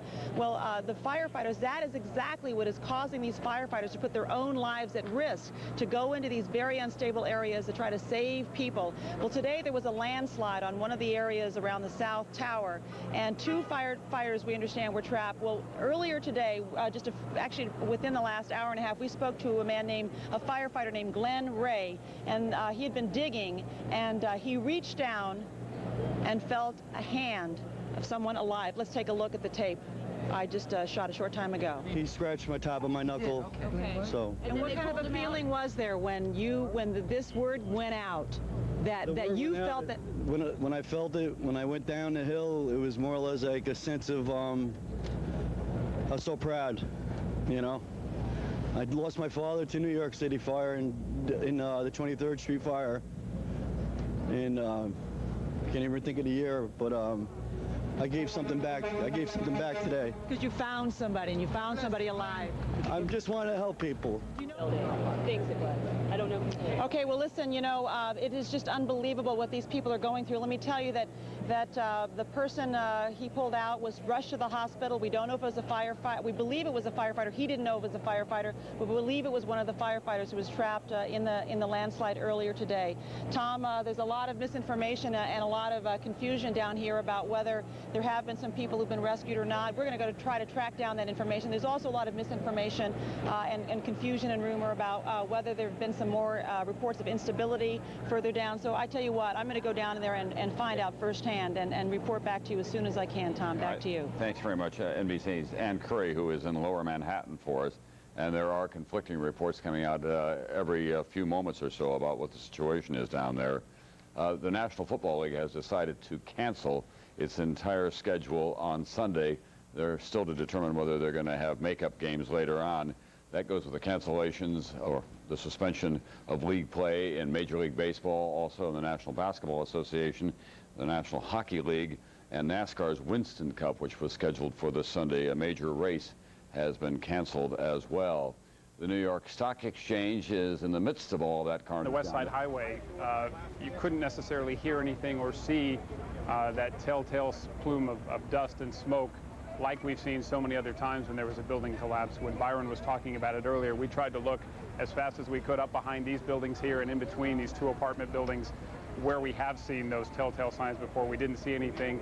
We did get a sense that firefighters were trying to push us back here as they were with Byron up front. A lot of people trying to get out of the way. It has been a concern ever since this happened, primarily because not only some of these buildings were they damaged from the initial blast themselves, but we understand from some engineers that these fires that continue to burn underground in many cases are weakening some of the foundations of these other buildings around the World Trade Center complex. So even though the building may appear on the outside to look perfectly fine with the exception of some broken windows, it's what's underneath, it's the foundation that could be weakening. To give you a sense, we were talking about these firefighters, these perhaps as many as 5 firefighters, maybe even as many as 7 firefighters now that have been rescued alive. It did add certainly a lot of sense of energy around here. It started to move within the firefighter circles here. And to give you a sense of just how amazing it really is, it's tough to really see from some of the television pictures, but the pile of rubble itself, firefighters say, is about 7 stories above the ground and then another 5 to 10 stories beneath the ground. So in the worst case scenario, you're talking about people being buried under some 17 stories worth of rubble, and the fact that anybody could get out of that alive, let alone walk out of it alive, is indeed truly amazing. And it's not, Dan, it's not just the stories that we're hearing of firefighters being rescued, but it's firefighters' families now that we're hearing stories about. I was talking to a fire captain just a short while ago who said that his son-in-law called him this morning. He hadn't heard it from him before, and he called to say that he was on the 83rd floor of the tower, heard a sound of the South Tower, heard a sound, looked out the window, and said he could see the eyes of the pilot, the plane flying directly toward the 83rd floor of that building. And at the very last moment, the plane suddenly jerked up, missed him by perhaps as many as 8 to 10 floors. Firefighters rushed up the stairs, they grabbed him. They were able to get down some 83 floors worth of stairs. They got out of the building just 4 minutes before that tower collapsed. It is the sense around here perhaps best summed up by Captain Peter Gorman. You might have heard him a short while ago. He was quoting a prayer from Father Michael Judge. He was a chaplain of one of the fire brigades out here who is, in fact, among the dead, as we're told. He used to have a very lighthearted look at life. He said, if you want to make God laugh, tell him what you're doing tomorrow. It's a very lighthearted look that has now become tragically true. Dan. Lee Cowan, live in Lower Manhattan. Let me show you a picture, a live picture. This is from New Jersey, looking across the Hudson River and across the great New York Harbor. This is the way it looks now. Remember, if you'd been at this place earlier this week, you would have seen those two twin 110-story towers dominating majestically this scene. Now they are simply holes in the ground, rubble and ruin. We're going to take you now to London, and a former national security advisor in the administration of United States President Jimmy Carter, Zbigniew Brzezinski, one of the world's outstanding authorities on international affairs.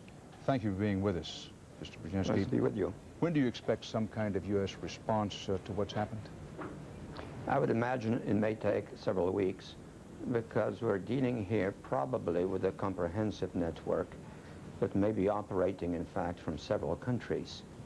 And we'll have to deal not only with the network itself, but perhaps with some countries that have harbored these networks. So for an effective and sustained and serious military reaction, we can't rely just on some cruise missile attacks. I think we'll have to undertake a comprehensive action that truly deals with the nature of the challenge. Well, as you may know, that high-ranking Defense Department officials are talking now about what they call a large and sustained military operation. Now, you mentioned that we may, by any reasonable analysis, have to go into some countries or deal with some countries who've harbored these terrorists. From your experience, what would be the list of suspect countries under consideration? You know, that's one thing I really don't want to do, because in a situation of this sort and in the prevailing atmosphere, it's very easy to point fingers and to whip up hysteria. We all know what countries may be involved, but we're not sure as to which are involved. And until we have a clearer picture, I think it's better not to point fingers. But at the same time, I think it has to be stressed that the United States has the right internationally to react unilaterally if it has to. But it is also important to stress that right now we have a lot of international support. And I think it's important to preserve that support when we react. And therefore we have to be very sure that our reaction is targeted at the right people and at the right places. I certainly understand you're not wanting to list any particular countries, and your point's an important one, that we may have our suspicions as a nation, as a people, of that matter, individually, but we need to deal in facts, and until we have them, better not to name any specific countries. But let me ask you on the other point, you're optimistic about the Bush administration being put together an international coalition to deal with this problem. We've already heard today the president of Pakistan says that he will help the United States deal with this problem. The one country that I haven't heard anything out of would be Iran. Iran presents a particular problem in trying to put together this kind of coalition. Could you give us some context for that? Yes, you're quite right, because we may be dealing with a situation which, if in fact anyone in Iran is involved, pertains to a country that on the one hand has a government whose president, relatively speaking, is more moderate and was in fact elected in an election in which the moderates did reasonably well. But it is also a country in which significant portions of the ruling authority are supporting fundamentalist movements around the world, some of which are terrorist, and hence we may be dealing with a situation in which it is not a clear-cut governmental responsibility that is involved. Having said this, once we know who sponsored this, who helped organize it, and who helped protect it, we'll have to react, and I do believe very strongly that the reaction should be sustained, which means not only some cruise missiles fired at some distant targets, but a major military operation with international support if possible, perhaps even with some participation from countries that are showing genuine sympathy and friendship for the United States, but alone if necessary. Zbigniew Brzezinski, former National Security Advisor in our London Bureau, thank you very much. I want to underscore that when Zbigniew Brzezinski talks about Iran, the context of the question, be sure you understand, was, well, in an effort to bring Iran into a coalition to deal with the war on terrorism, there is this particular problem. That's the point he was making. We were not talking about Iran particularly in any special way, possibly harboring terrorists. Our conversation was in the context of trying to bring Iran in to this effort for a sustained war on terrorism. And as Mr. Brzezinski rightly pointed out, it's especially difficult in Iran because you have the split. You have the elected government and, relatively speaking, as he put it, and accurately so, a more moderate elected government. However, some of the hardline, O-line, most fundamentalist and radical mullahs still control in Iran the economy, the military, the secret police, and they have the levers of power as opposed to the elected representative. Again, I know I can hear people saying, ooh, this is so complex and confusing.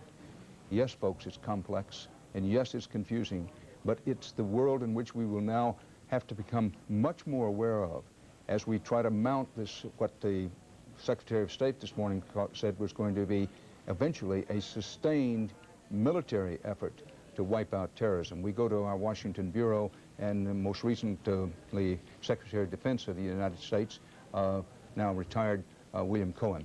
Mr. Secretary, you've been listening this morning. Help us and help our viewers pull out the most significant things that have been said today. Well, several things, Dan. First of all, the discussion about the role of Pakistan in all of this. I think it's very encouraging to learn that the President Musharraf of Pakistan has agreed to cooperate with the United States. Also important to listen to what the limitations in that level of cooperation may be.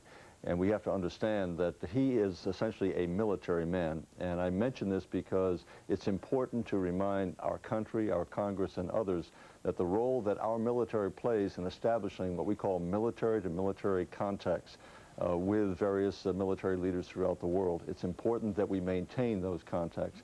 President Musharraf is one that we've had contact with in the past. General Joe Ralston, our Supreme Allied Commander, has had contact with him. General Zinni, who was the head of our Central Command formerly, they've had contacts with him, and so we are building upon those past relations in order to sustain a future relationship with a country like Pakistan. Now, it was suggested that we have some leverage over Pakistan. Number one, the financial leverage, that they would like to have the sanctions removed so that they can have an inflow of capital and to rebuild their country, and that's true. It was also suggested that we tilt very heavily toward India. And you may recall that President Clinton, during his last year, made a very historic trip to India and was well received there and only stopped briefly at the airport in Pakistan itself for a variety of reasons, but to show some disparity of treatment in terms of the U.S. policy toward that region. It's important to understand, as far as Pakistan is concerned, if we tilt so strongly to India, and depending upon that relationship, that also involves China, which has not been mentioned this morning. China has a historic role with Pakistan itself, and so you can see that the major powers may find themselves in another kind of conflict or competition in that region. So it does have to be handled with some considerable delicacy as to how we bring about this relationship and build upon it to get the cooperation of Pakistan in this effort to curb terrorism. Second point, I think Bob Schieffer made a very important point this morning, talking about Congress united in its resolution and also moving toward a very quick appropriation of some $20 billion. I think it's very important to focus on this because the language that will be adopted will be quite important. I believe that the Congress will be solidly behind the President in his request for these funds. But I also believe that they will look very carefully at the language to be sure that it's used for combating terrorism, because there still is a very deep split on Capitol Hill as to whether or not there should be substantial funding for the National Missile Defense Program, which the President strongly supports. And that's where Senator Joe Biden, that we talked about earlier, will play a very key role. He is not enthusiastic about supporting a National Missile Defense Program and will play a leading role in this debate. So we'll have to look very carefully at what the language is in terms of what Congress finally will adopt very soon. Also in the allocation of those funds. A third point that was made, as Bob Schieffer was talking about, is this resolution supporting the President. You may recall during the Gulf War, we had a very long, sustained debate over this issue, whether we should go to war against Saddam Hussein. That debate concluded with a vote, a margin of only about 5 votes, as I recall. And so this is quite a departure. Now you have apparently the leadership of the Democratic Party and the Republican Party coming together in strong support behind the President. And that's important if we're going to be able to sustain this long twilight struggle, this long sustained military operation, which will involve not only military action on multiple levels with multiple strikes in all probability, but also it will involve special operations. It will involve shutting down some access, commercial and otherwise, to various countries who harbor these terrorists. So this is going to be very important to have members of Congress strongly in favor of this long struggle that we're going to have to engage in combating terrorism. Mr. Secretary, when the Assistant Secretary of Defense, Sir Wolford, said this morning that it would be a, quote, sustained operation, the military operation, once it is mounted and launched, how long? Well, I think over a long period. What we have to remember here is the focus should not only be upon Osama bin Laden as the alleged perpetrator here. We don't know that yet. He's high on the list. He may be first on the list of suspects involved. But I think we make a mistake in simply pointing to him as the head of this organization and saying if we can only apprehend him or destroy him, that's going to solve the problem. We ought to keep the focus on how we destroy the terrorist network. And that means we're going to have a long, sustained operation, and it will involve military operations from time to time. I don't know that Deputy Secretary Wolfowitz meant to confine this to sustained military operation for this one type of attack that may be planned, but rather a long, sustained military operation in whatever facet it has to be called upon in the future, dealing with a variety of countries, those countries who continue to give support, financial and moral and physical, to these groups who are carrying out acts of terrorism. One other point I'd like to make is as we examine the options, as President Bush and his team look at the options available from a military point of view, and we must remember it'll be military but diplomatic and economic as well, and it has to be multilateral in the long term. We have to have the support of our allies in the long term, that we look very carefully that this has to go after the network and to anticipate that this network will probably retaliate against us in the future as well.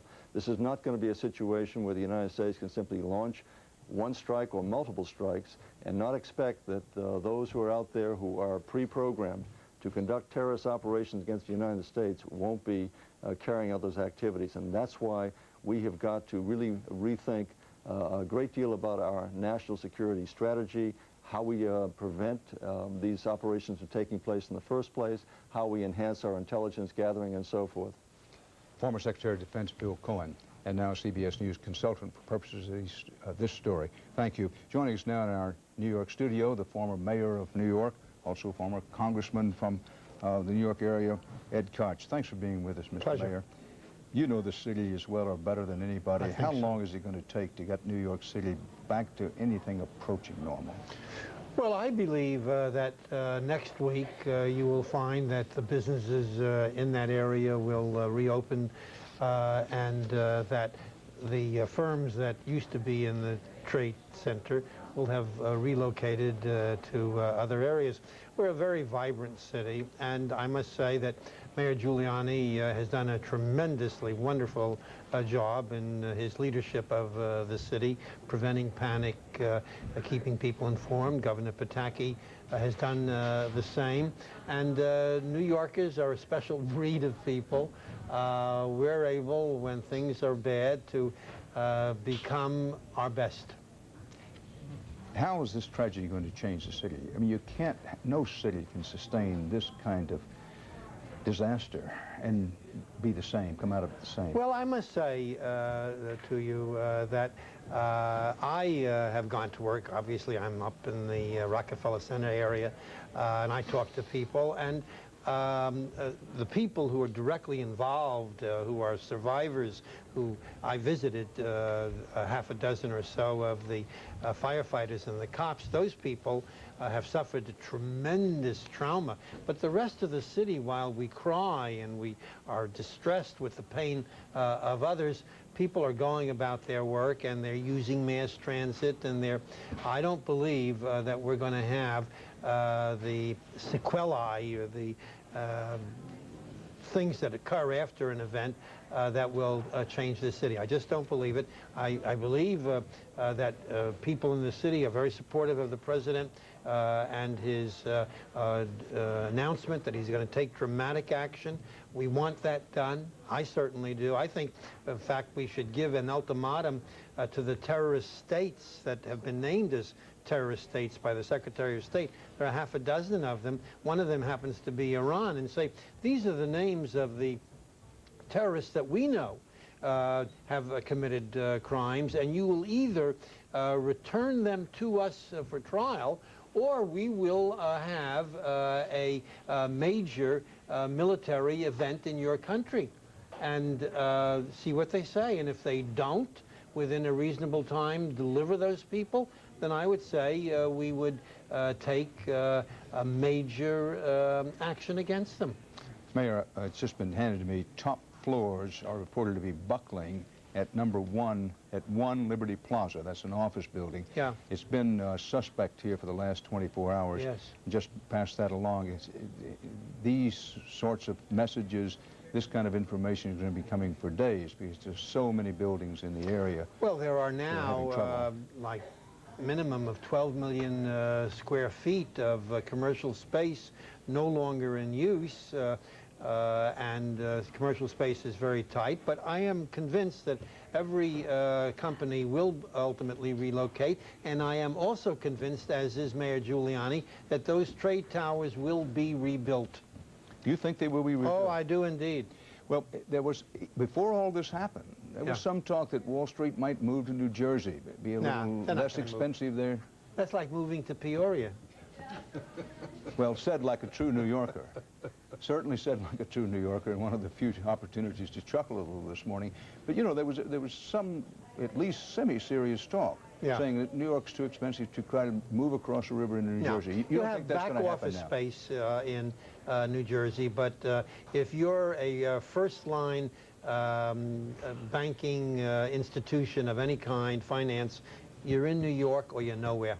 Would you agree? Mayor Ed Cox, thanks. Tommy Thompson from the cabinet of George Bush has just come out of St. Vincent's Hospital, Health and Human Services Director. Let's pick him up in progress. And what we're doing.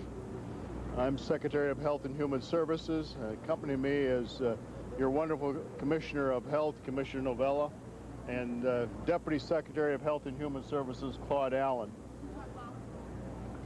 Deputy Secretary Claude Allen and Commissioner Novella, myself, we're here because the President wants to make sure we're doing everything possible for New York City and the state of New York and all of the individuals who have suffered so much. As everybody knows, this was an act of war, and it's something that now we have to pull together as a nation, and the whole nation is grieving with the people in New York and their families. And we're here to make sure that we provide the services necessary. I've already met with the mayor and the governor today to offer our assistance in regards to Health and Human Services. We're going to provide for as much assistance as necessary to make sure that the children and the families get the necessary counseling and the necessary treatment.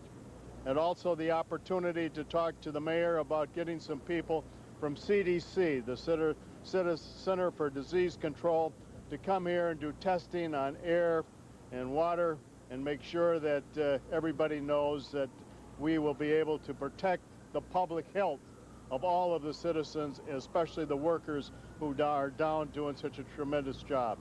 I also had the privilege a few minutes ago to talk to some of the individual workers who are in the hospital, some of those who came in today, some of those who are suffering from injuries they received a couple days ago.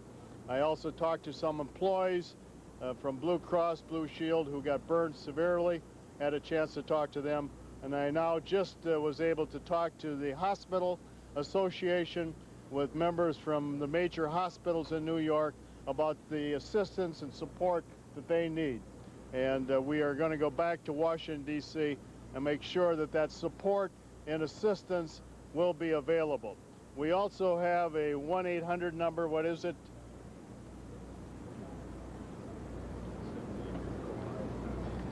(1-800-331-7767), which is a counseling center that's going to be open for 24 hours, 7 days a week for the elderly and for children that need counseling. And this, of course, will be set up and running. We're also providing services to the elderly and making sure that that continues. And we will have our regional office hopefully up and running by tomorrow to provide any further services that the people of New York need. And so I thank you very much for giving me this opportunity. Commissioner, do you want to say a few words? Well, the Secretary of Health, well, there's nobody there. It was evacuated. And you can see it's a mess, to say the least. And they are constantly going through this building to look through it for structural integrity, because so many buildings are in danger of collapsing. That's what happened at One Liberty Plaza, which is just to the east of the two towers that collapsed. This is a 53-story building. The top 10 floors started to buckle, so all of these people who were doing search and rescue had to come out. Can we go back to that shot, by the way? Did you see that in the debris of the Millennium Hotel, they had that screen, apparently one of the security screens, that was still flashing fire, fire, fire. And listen to the eeriness of this little bell.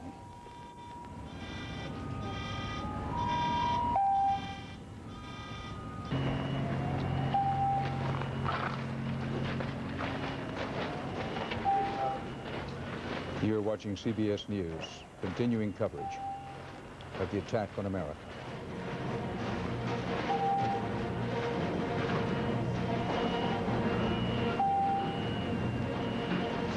Attack on America. Dan Rather reporting from CBS News World Headquarters in New York City. 3 p.m. in the eastern part of the United States. And this photograph from inside the Millennium Hotel, now a ghost hotel, with the eerie sight of the security apparatus still flashing fire.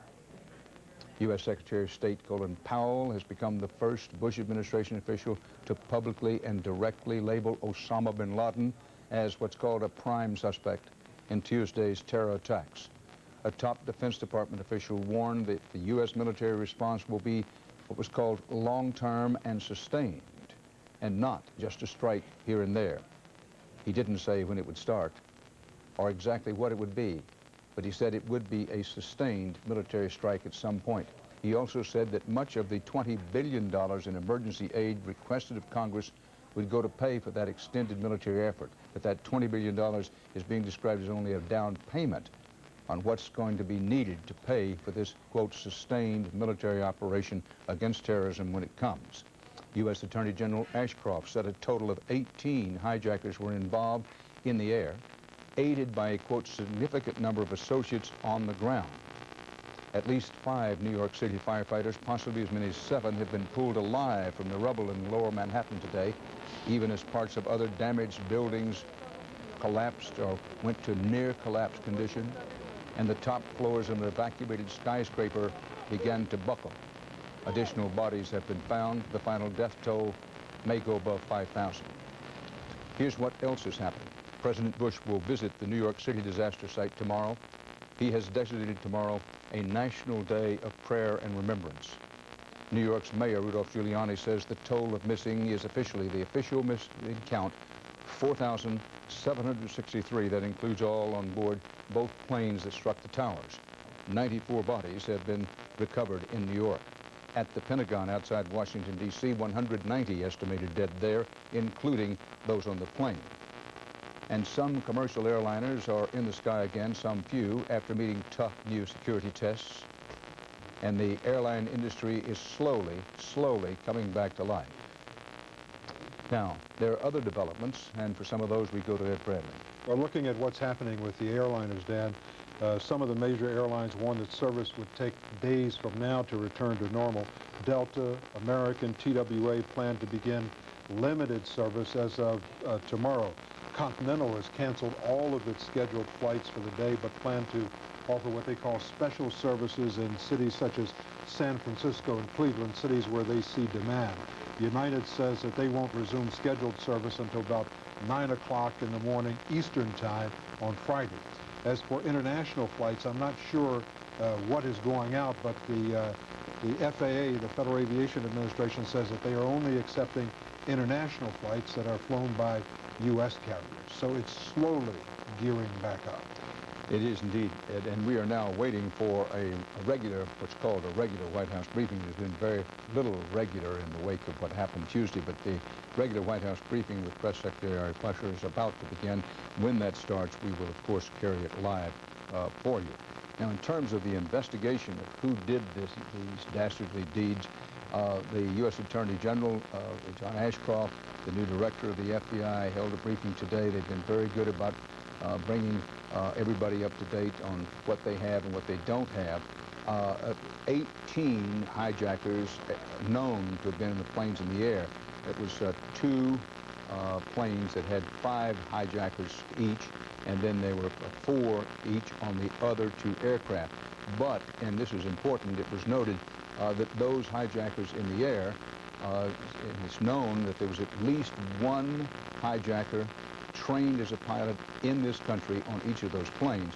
But it was pointed out they also had considerable support on the ground. Now, the Los Angeles Times had a story that said, well, that 50 people had been identified as being involved with this project. That has not been confirmed. And indeed, we can't find anybody in the upper tiers of law enforcement who agree with that. Everybody does agree that there were, besides the people in the air, fairly large contingent on the ground. And one reason that the FAA kept planes grounded was to give the FBI and other law enforcement officials a chance to catch some of those co-conspirators in a murderous conspiracy. And when you saw those pictures at Newark Airport and that plane belonging to someone from Saudi Arabia, they said, listen, that plane can't take off. It's unquestionably part of the ongoing investigation, precautions taken to see if it can, the people who helped pull this thing off, we can prevent them from leaving the country. They may eventually be caught. One other small point to make. There may be some confusion. Osama bin Laden is a Saudi multi-millionaire, and then you hear Randall Pinkston say, well, the Saudi government has been allied, not just friendly to the United States, but a friend and ally of the United States for some while. That Osama bin Laden, in a word, hates the royal family in Saudi Arabia, doesn't think they're religious enough. That's what he said anyway. He wants to topple them. So as we've said before, we say again, when you get into the now changed international situation, country by country, it's worth repeating to ourselves and underscoring that there are complicated webs in all of these countries. And one should not jump to conclusions that, well, since Osama bin Laden is a Saudi Arabian, we have big problems with the Saudis.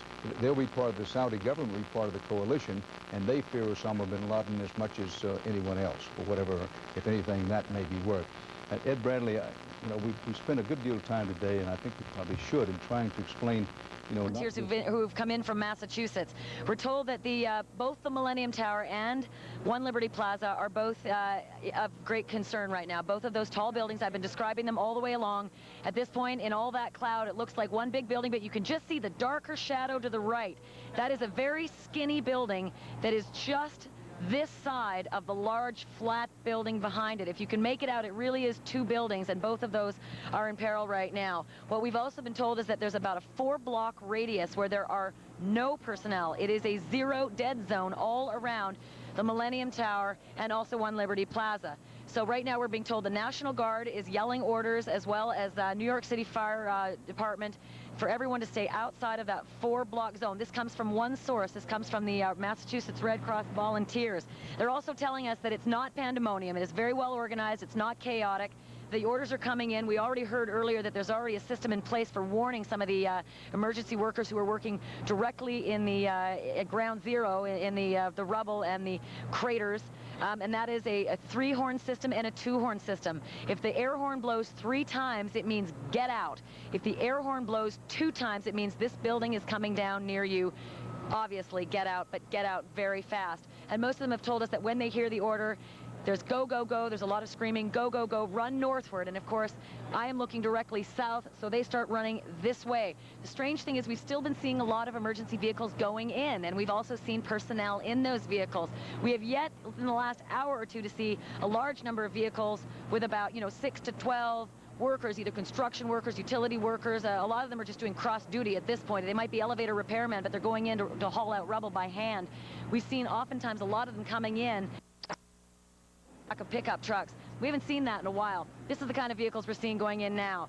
2 to 3, maybe 4 workers going in. This is New York City Transit.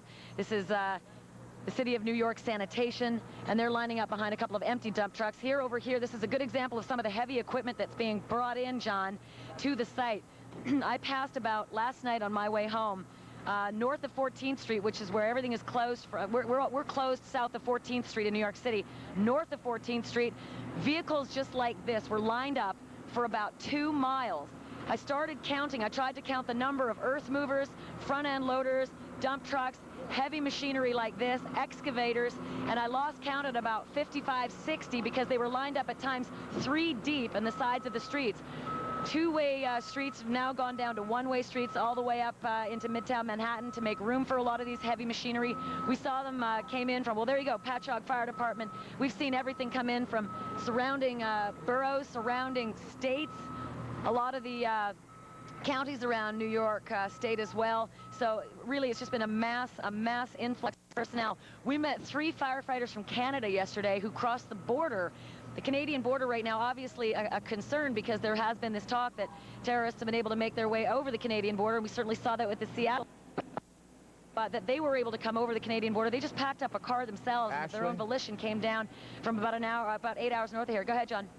Let me interrupt you for a second, because we are expecting Ari Fleischer at the White House. So we'll get back to you in a little while to talk about the problems the rescuers are encountering in Lower Manhattan. But in the meantime, there you see the White House briefing room. A couple of things to tell you. First of all, this morning the president spoke on the telephone with the governor of New York, George Pataki, and also the mayor of New York, Rudy Giuliani.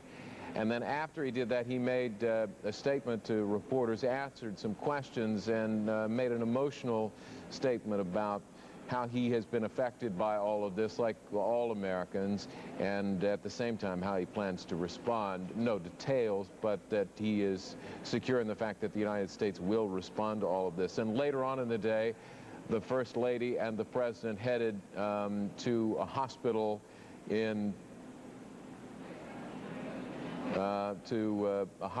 Washington, D.C. I'm just getting some more information on a hospital, I believe, in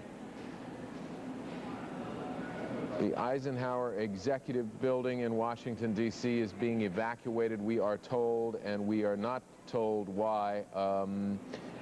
These are the sorts of bits of information that we get, and we want to be very careful about it. There have been, unfortunately, a number of hoaxes and copycat calls, threats, bomb scares all over the country, in Washington, in New York. especially, but so far none of them have proven to be anything. But the country is on pins and needles. What I was saying earlier was that the President of the United States went to a hospital in Washington where a number of the victims of the Pentagon terrorist attack were taken, and he and his wife talked to some of the doctors who were treating those people and nurses who were treating those people, and he and his wife thanked them for what they've done, for all that they have done. You might even listen in there because he had a couple of comments. A lot of really brave men and women. We met with people who worked for our government that was inside the building, met with their families. This is a great hospital. The doctors and... That was the President of the United States at the hospital speaking to reporters after he came out. We are waiting for Ari Fleischer with the White House to hold a briefing on the events of the day and the President's plans for tomorrow as well, and in just a second he will speak. In fact, I think he's about to come out right now. Actually, let's go on to Joe Catamessa, who is a retired special agent working with investigators in both the 1993 World Trade Center bombing and the crash of TWA Flight 800. Joe, thanks for talking with us. First of all, we're getting bits and pieces of the investigation information, but as you heard from Dan Abrams a little... Actually, I've got to interrupt you, Joe. Let me go to Ari Fleischer, who's at the White House. Good afternoon. I want to give everybody a report on the President's activities for the day, and then share with you some information about what the various agencies are doing to combat this terrorist attack. There is no evacuation of the OEOB. No. I'll be explaining everything. The President today has made a series of phone calls to world leaders. He has spoken to Prime Minister Koizumi of Japan, Prime Minister Berlusconi of Italy, Lord Robertson of NATO, Crown Prince Abdullah of Saudi Arabia, and Egyptian President Mubarak. As you know, earlier today he spoke with Mayor Giuliani and Governor Pataki to express his concerns about events up in New York, and informed them, of course, that he will be going there tomorrow. The President also visited a local hospital today. I'm going to have a little bit more to say of that shortly. And beginning in just a few minutes, the President will meet with members of Congress from the Virginia area and the New York area to talk about the ongoing efforts of the federal government to be of assistance to the families and to the victims. Tomorrow will be a national day of prayer and remembrance.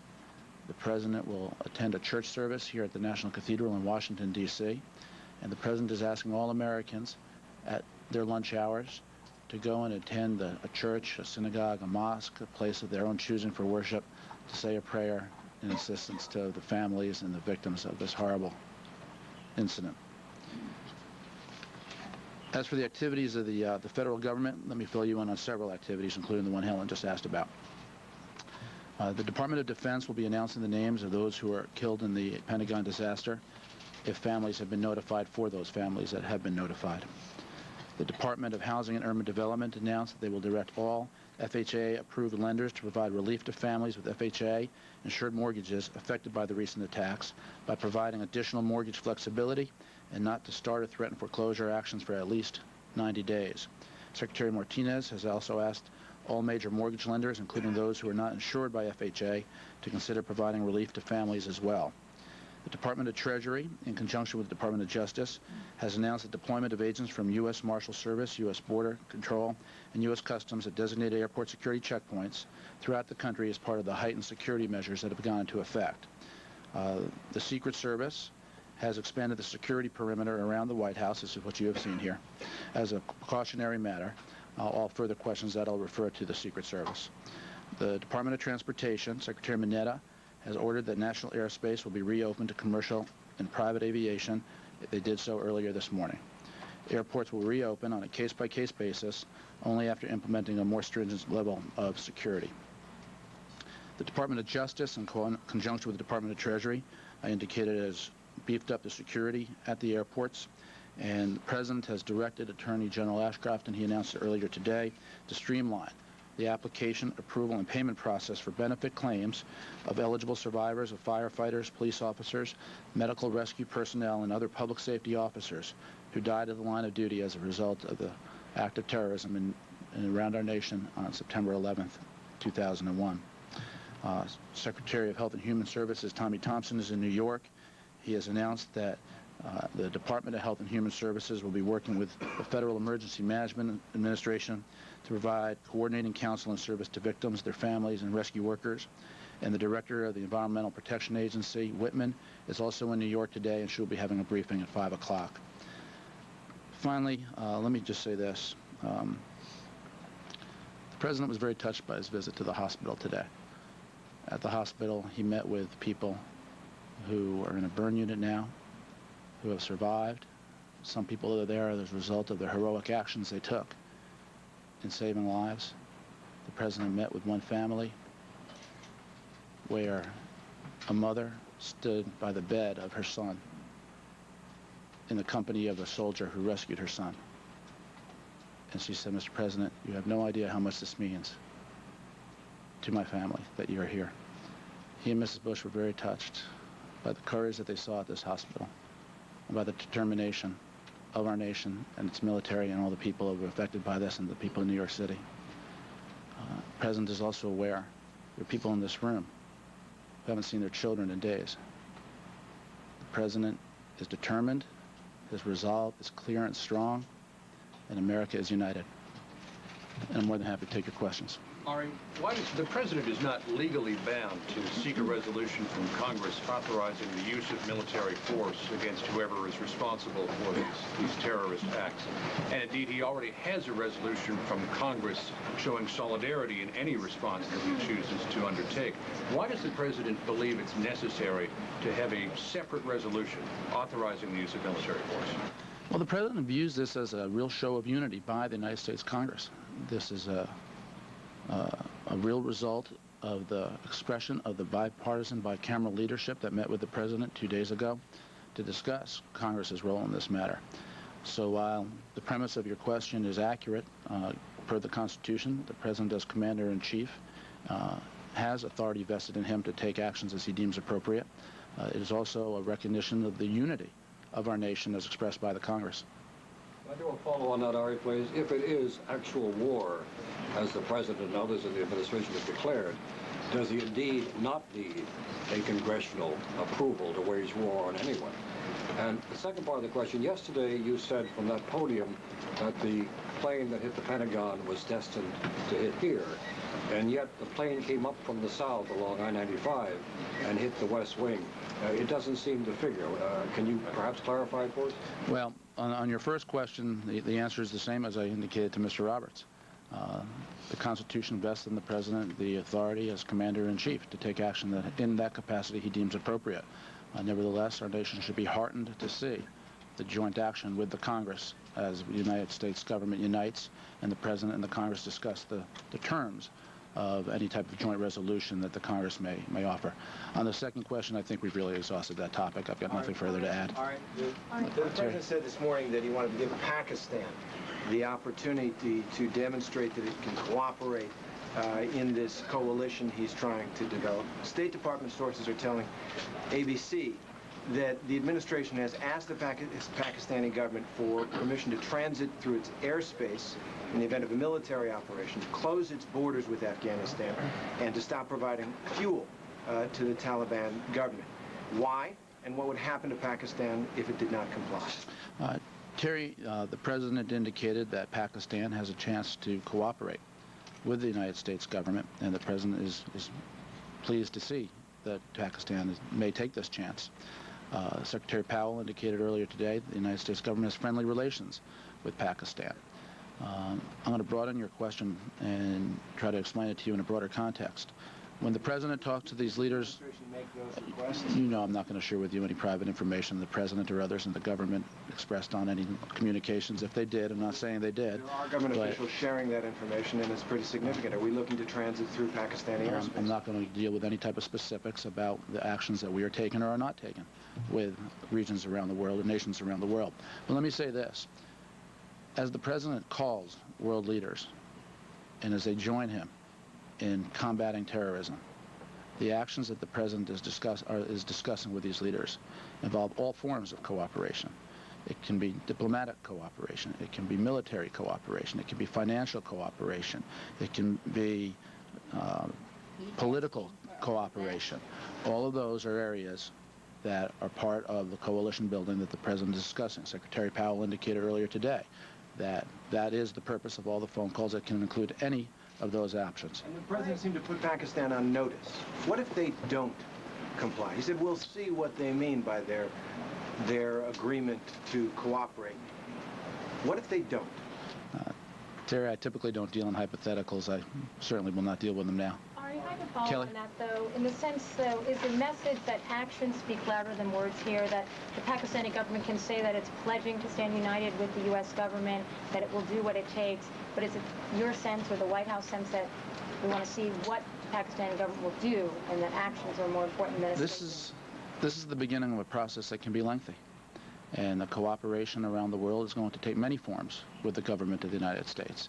And the president, as you've seen by his actions today and the phone calls that he's making, which incidentally he will continue to make, are aimed at the various specific areas I mentioned. And the president understands that this is a process. It will take some time, and he will proceed throughout that process with resolve.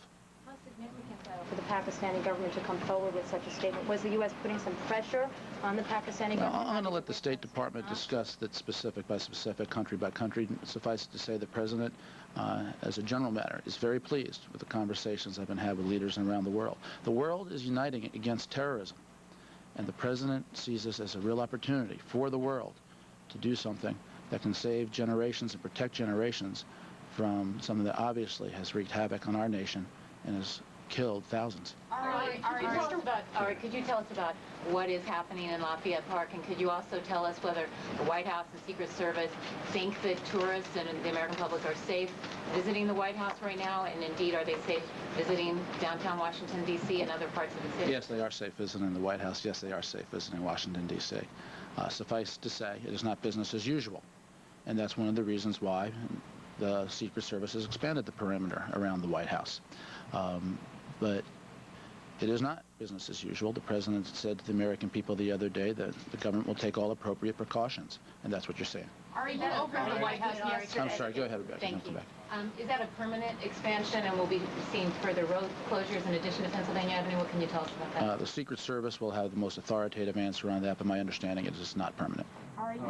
You reopened the White House yesterday to public tours and wanted to get that word out. Are you now rethinking that decision for some reason? Let me check on the public tours. I don't know what the status of that is. When Mr. Wolkowitz talked about putting an end to states that harbor terrorists, are you saying, did he mean to say that U.S. policy is to wipe out governments that sponsor terrorists?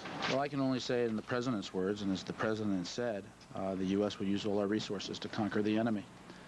And I think anybody who chooses to be America's enemy will have to think about what that means. Ari, I apologize. I need to clarify one thing. I apologize. Okay, then we'll come back to it. Just to clarify, we have people telling our reporters that they have been evacuated from the White House. Is that inaccurate? No, there's no evacuation underway. If anybody in the OEOB is listening, there is no evacuation underway. These are the security precautions that I indicated for precisely the reasons I indicated. Is that Campbell? the Lafayette Park? I believe the perimeter. Are people being moved out of the EOB? No. I just said no. Lafayette Park? Helen, I just said no. The perimeter is being expanded, but that deals with entree to the White House, but the White House will continue to have visitors. For example, there's a congressional delegation visiting now. Can people be in Lafayette Park? You have to check with the Secret Service. Why? Because the Secret Service knows exactly how their perimeters work. Is there credible information of a new threat, or what prompted them to do this on day 3? This is just ongoing security issues per the Secret Service. I mean, they had a broader perimeter on the first day, then they came back, now they're expanding it back out. Is this a result of some new information? Jim, I think if you look across cities across the United States, if you look at all the actions that have been taken, as the president said, it's not business as usual. Security's been beefed up around the nation as a result of decisions that local security forces make as they see fit. Their information, or just they decided for today to expand it to Lafayette Park? Yeah, I think the Secret Service can explain the reasons with better precision than I can, but the president did tell the nation it will not be business as usual, and I think what you're seeing is a sign of that. Campbell had it, yeah. I know you don't want to go back to this subject, but the president, when he was asked today about the threat to Air Force One, said, "I will not discuss the intelligence that our country has gathered," and yet you and other senior administration officials have discussed the intelligence. Does he have a problem with that? Is there some sort of different policy? Is this something that he has authorized you to share with us? What the president said is he's not going to discuss how the sources and the methods for how any information is collected, and that's exactly in keeping with what I've done and what I've said. Prior to your statement yesterday on that subject, no law enforcement agency involved in this, the FBI, the Secret Service, any of the branches of the military, gave any hint that Air Force One had been a target. And so clearly, once you put that out there, people are going to want to know more information about whether or not that's a credible assertion. And what can you tell us? Well, I think that people understand it's credible. Harry, this morning you could not nail down what was the purpose of the president's phone calls regarding coalition. But this afternoon you come back with an answer that the president's really asking world leaders for military, financial, so forth, help. Is that right? Do I have that right? That's exactly what I said. Okay. Is there a coalition now being formed formally? I don't think you can say formally, the president. This is exactly what you would expect. This is what presidents do. At a time like this, the President of the United States, as the leader of this country, talks to his colleagues around the world, prime ministers and presidents. Is he asking for specific sums and men in uniform and so forth to join in an effort? He's asking for what I just indicated. It's more than moral support, though. That's a fair statement. It's practical action in response to terrorism. That's correct. When the president spoke in the Oval Office, he seemed to go beyond just terrorists and those who harbor terrorists to say those who encourage their actions. And I wonder, who did he in this terrible, terrible tragedy? Clearly one of them on a stretcher, one of them, it looks as if in a wheelchair, and we were told that there were 3 who were walking, at least at the time of the rescue. We don't know the condition now. The St. Vincent's Hospital in New York. An amazing story. And now back to the White House and spokesman Ari Fleischer. Connie? Question, and if I did, I'm not sure I'd be able to share it in all cases. But suffice it to say, the president has full confidence in the Secret Service and those who protect him. Will he travel with the full contingent? Will he, the usual presidential motorcade that we see, this enormous beast that lands in a place and takes over a town, will he do that in New York? I think Terry will be a smaller, enormous beast. He's going to travel. You said that we wouldn't go to New York as long as his being there would create a hindrance to those trying to rescue workers, people cleaning up the debris. When they're still pulling people alive out of that rubble, how do you keep him out of the way and from being a distraction? Because in conversations with Mayor Giuliani and Governor Pataki, they talked about how it would be appropriate and meaningful for the president to go to New York. And so all factors are taken into consideration. And of course, the president wouldn't go under any other circumstances. So are you saying he'll keep his distance from actual ground zero? Well, you'll see, just as when he visited the Pentagon yesterday. You'll see tomorrow. Go ahead.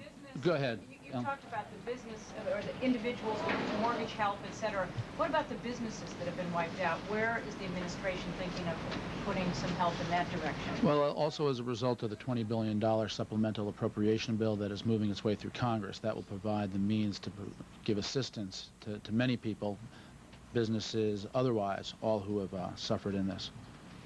Secretary Powell saying bin Laden is a prime suspect.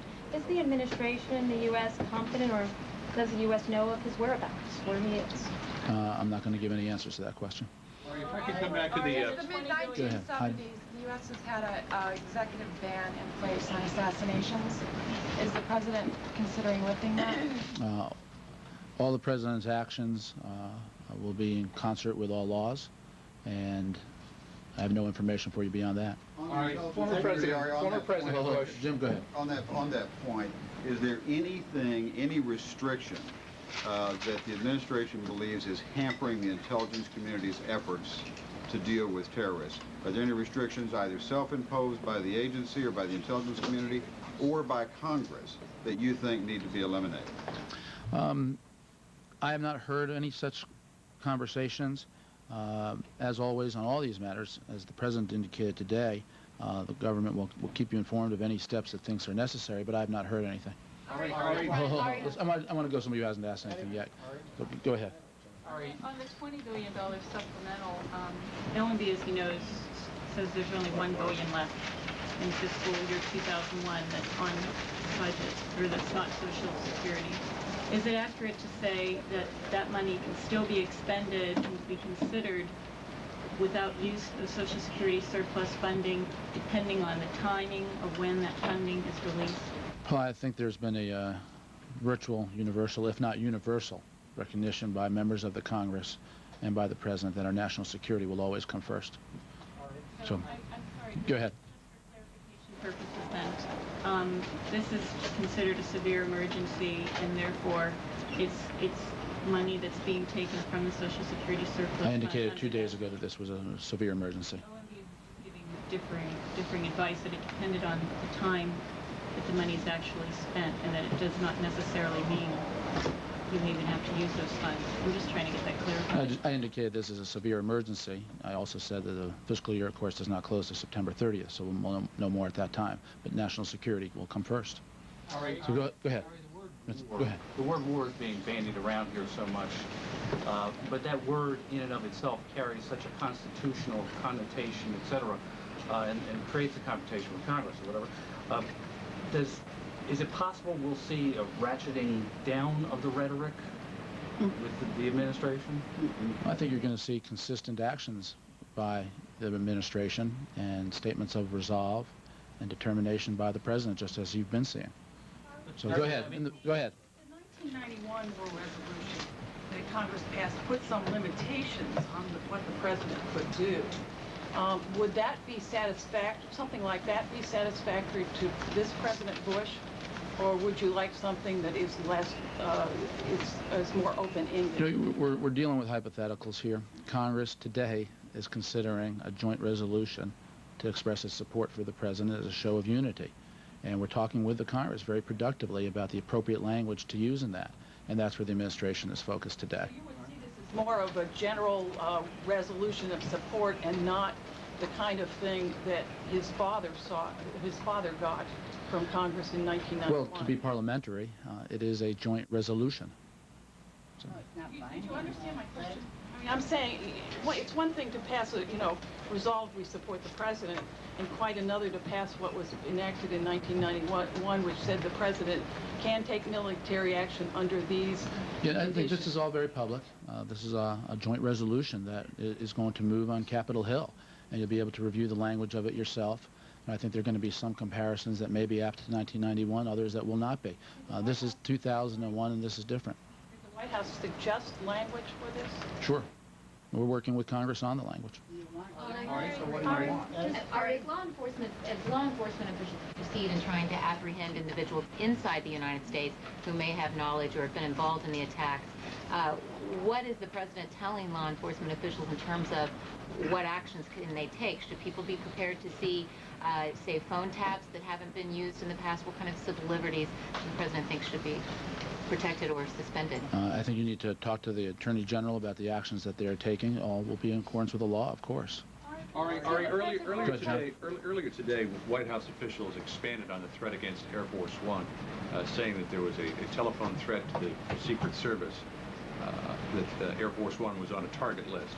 As the three successful attacks were all And we're going to interrupt Ari Fleischer at the White House now to bring you up to date. We just received an urgent that Major League Baseball will be postponed through Sunday, according to team owners. And I just had a piece of wire service in front of me and messing with the buttons here. Now all of a sudden I can't find it, but I did read that they haven't had so many games, Major League Baseball games, canceled since like the early 1900s or something. Just goes to show you how serious this is. There's going to be a lot of makeup games. Jason Jedlinski has found it for me. Okay.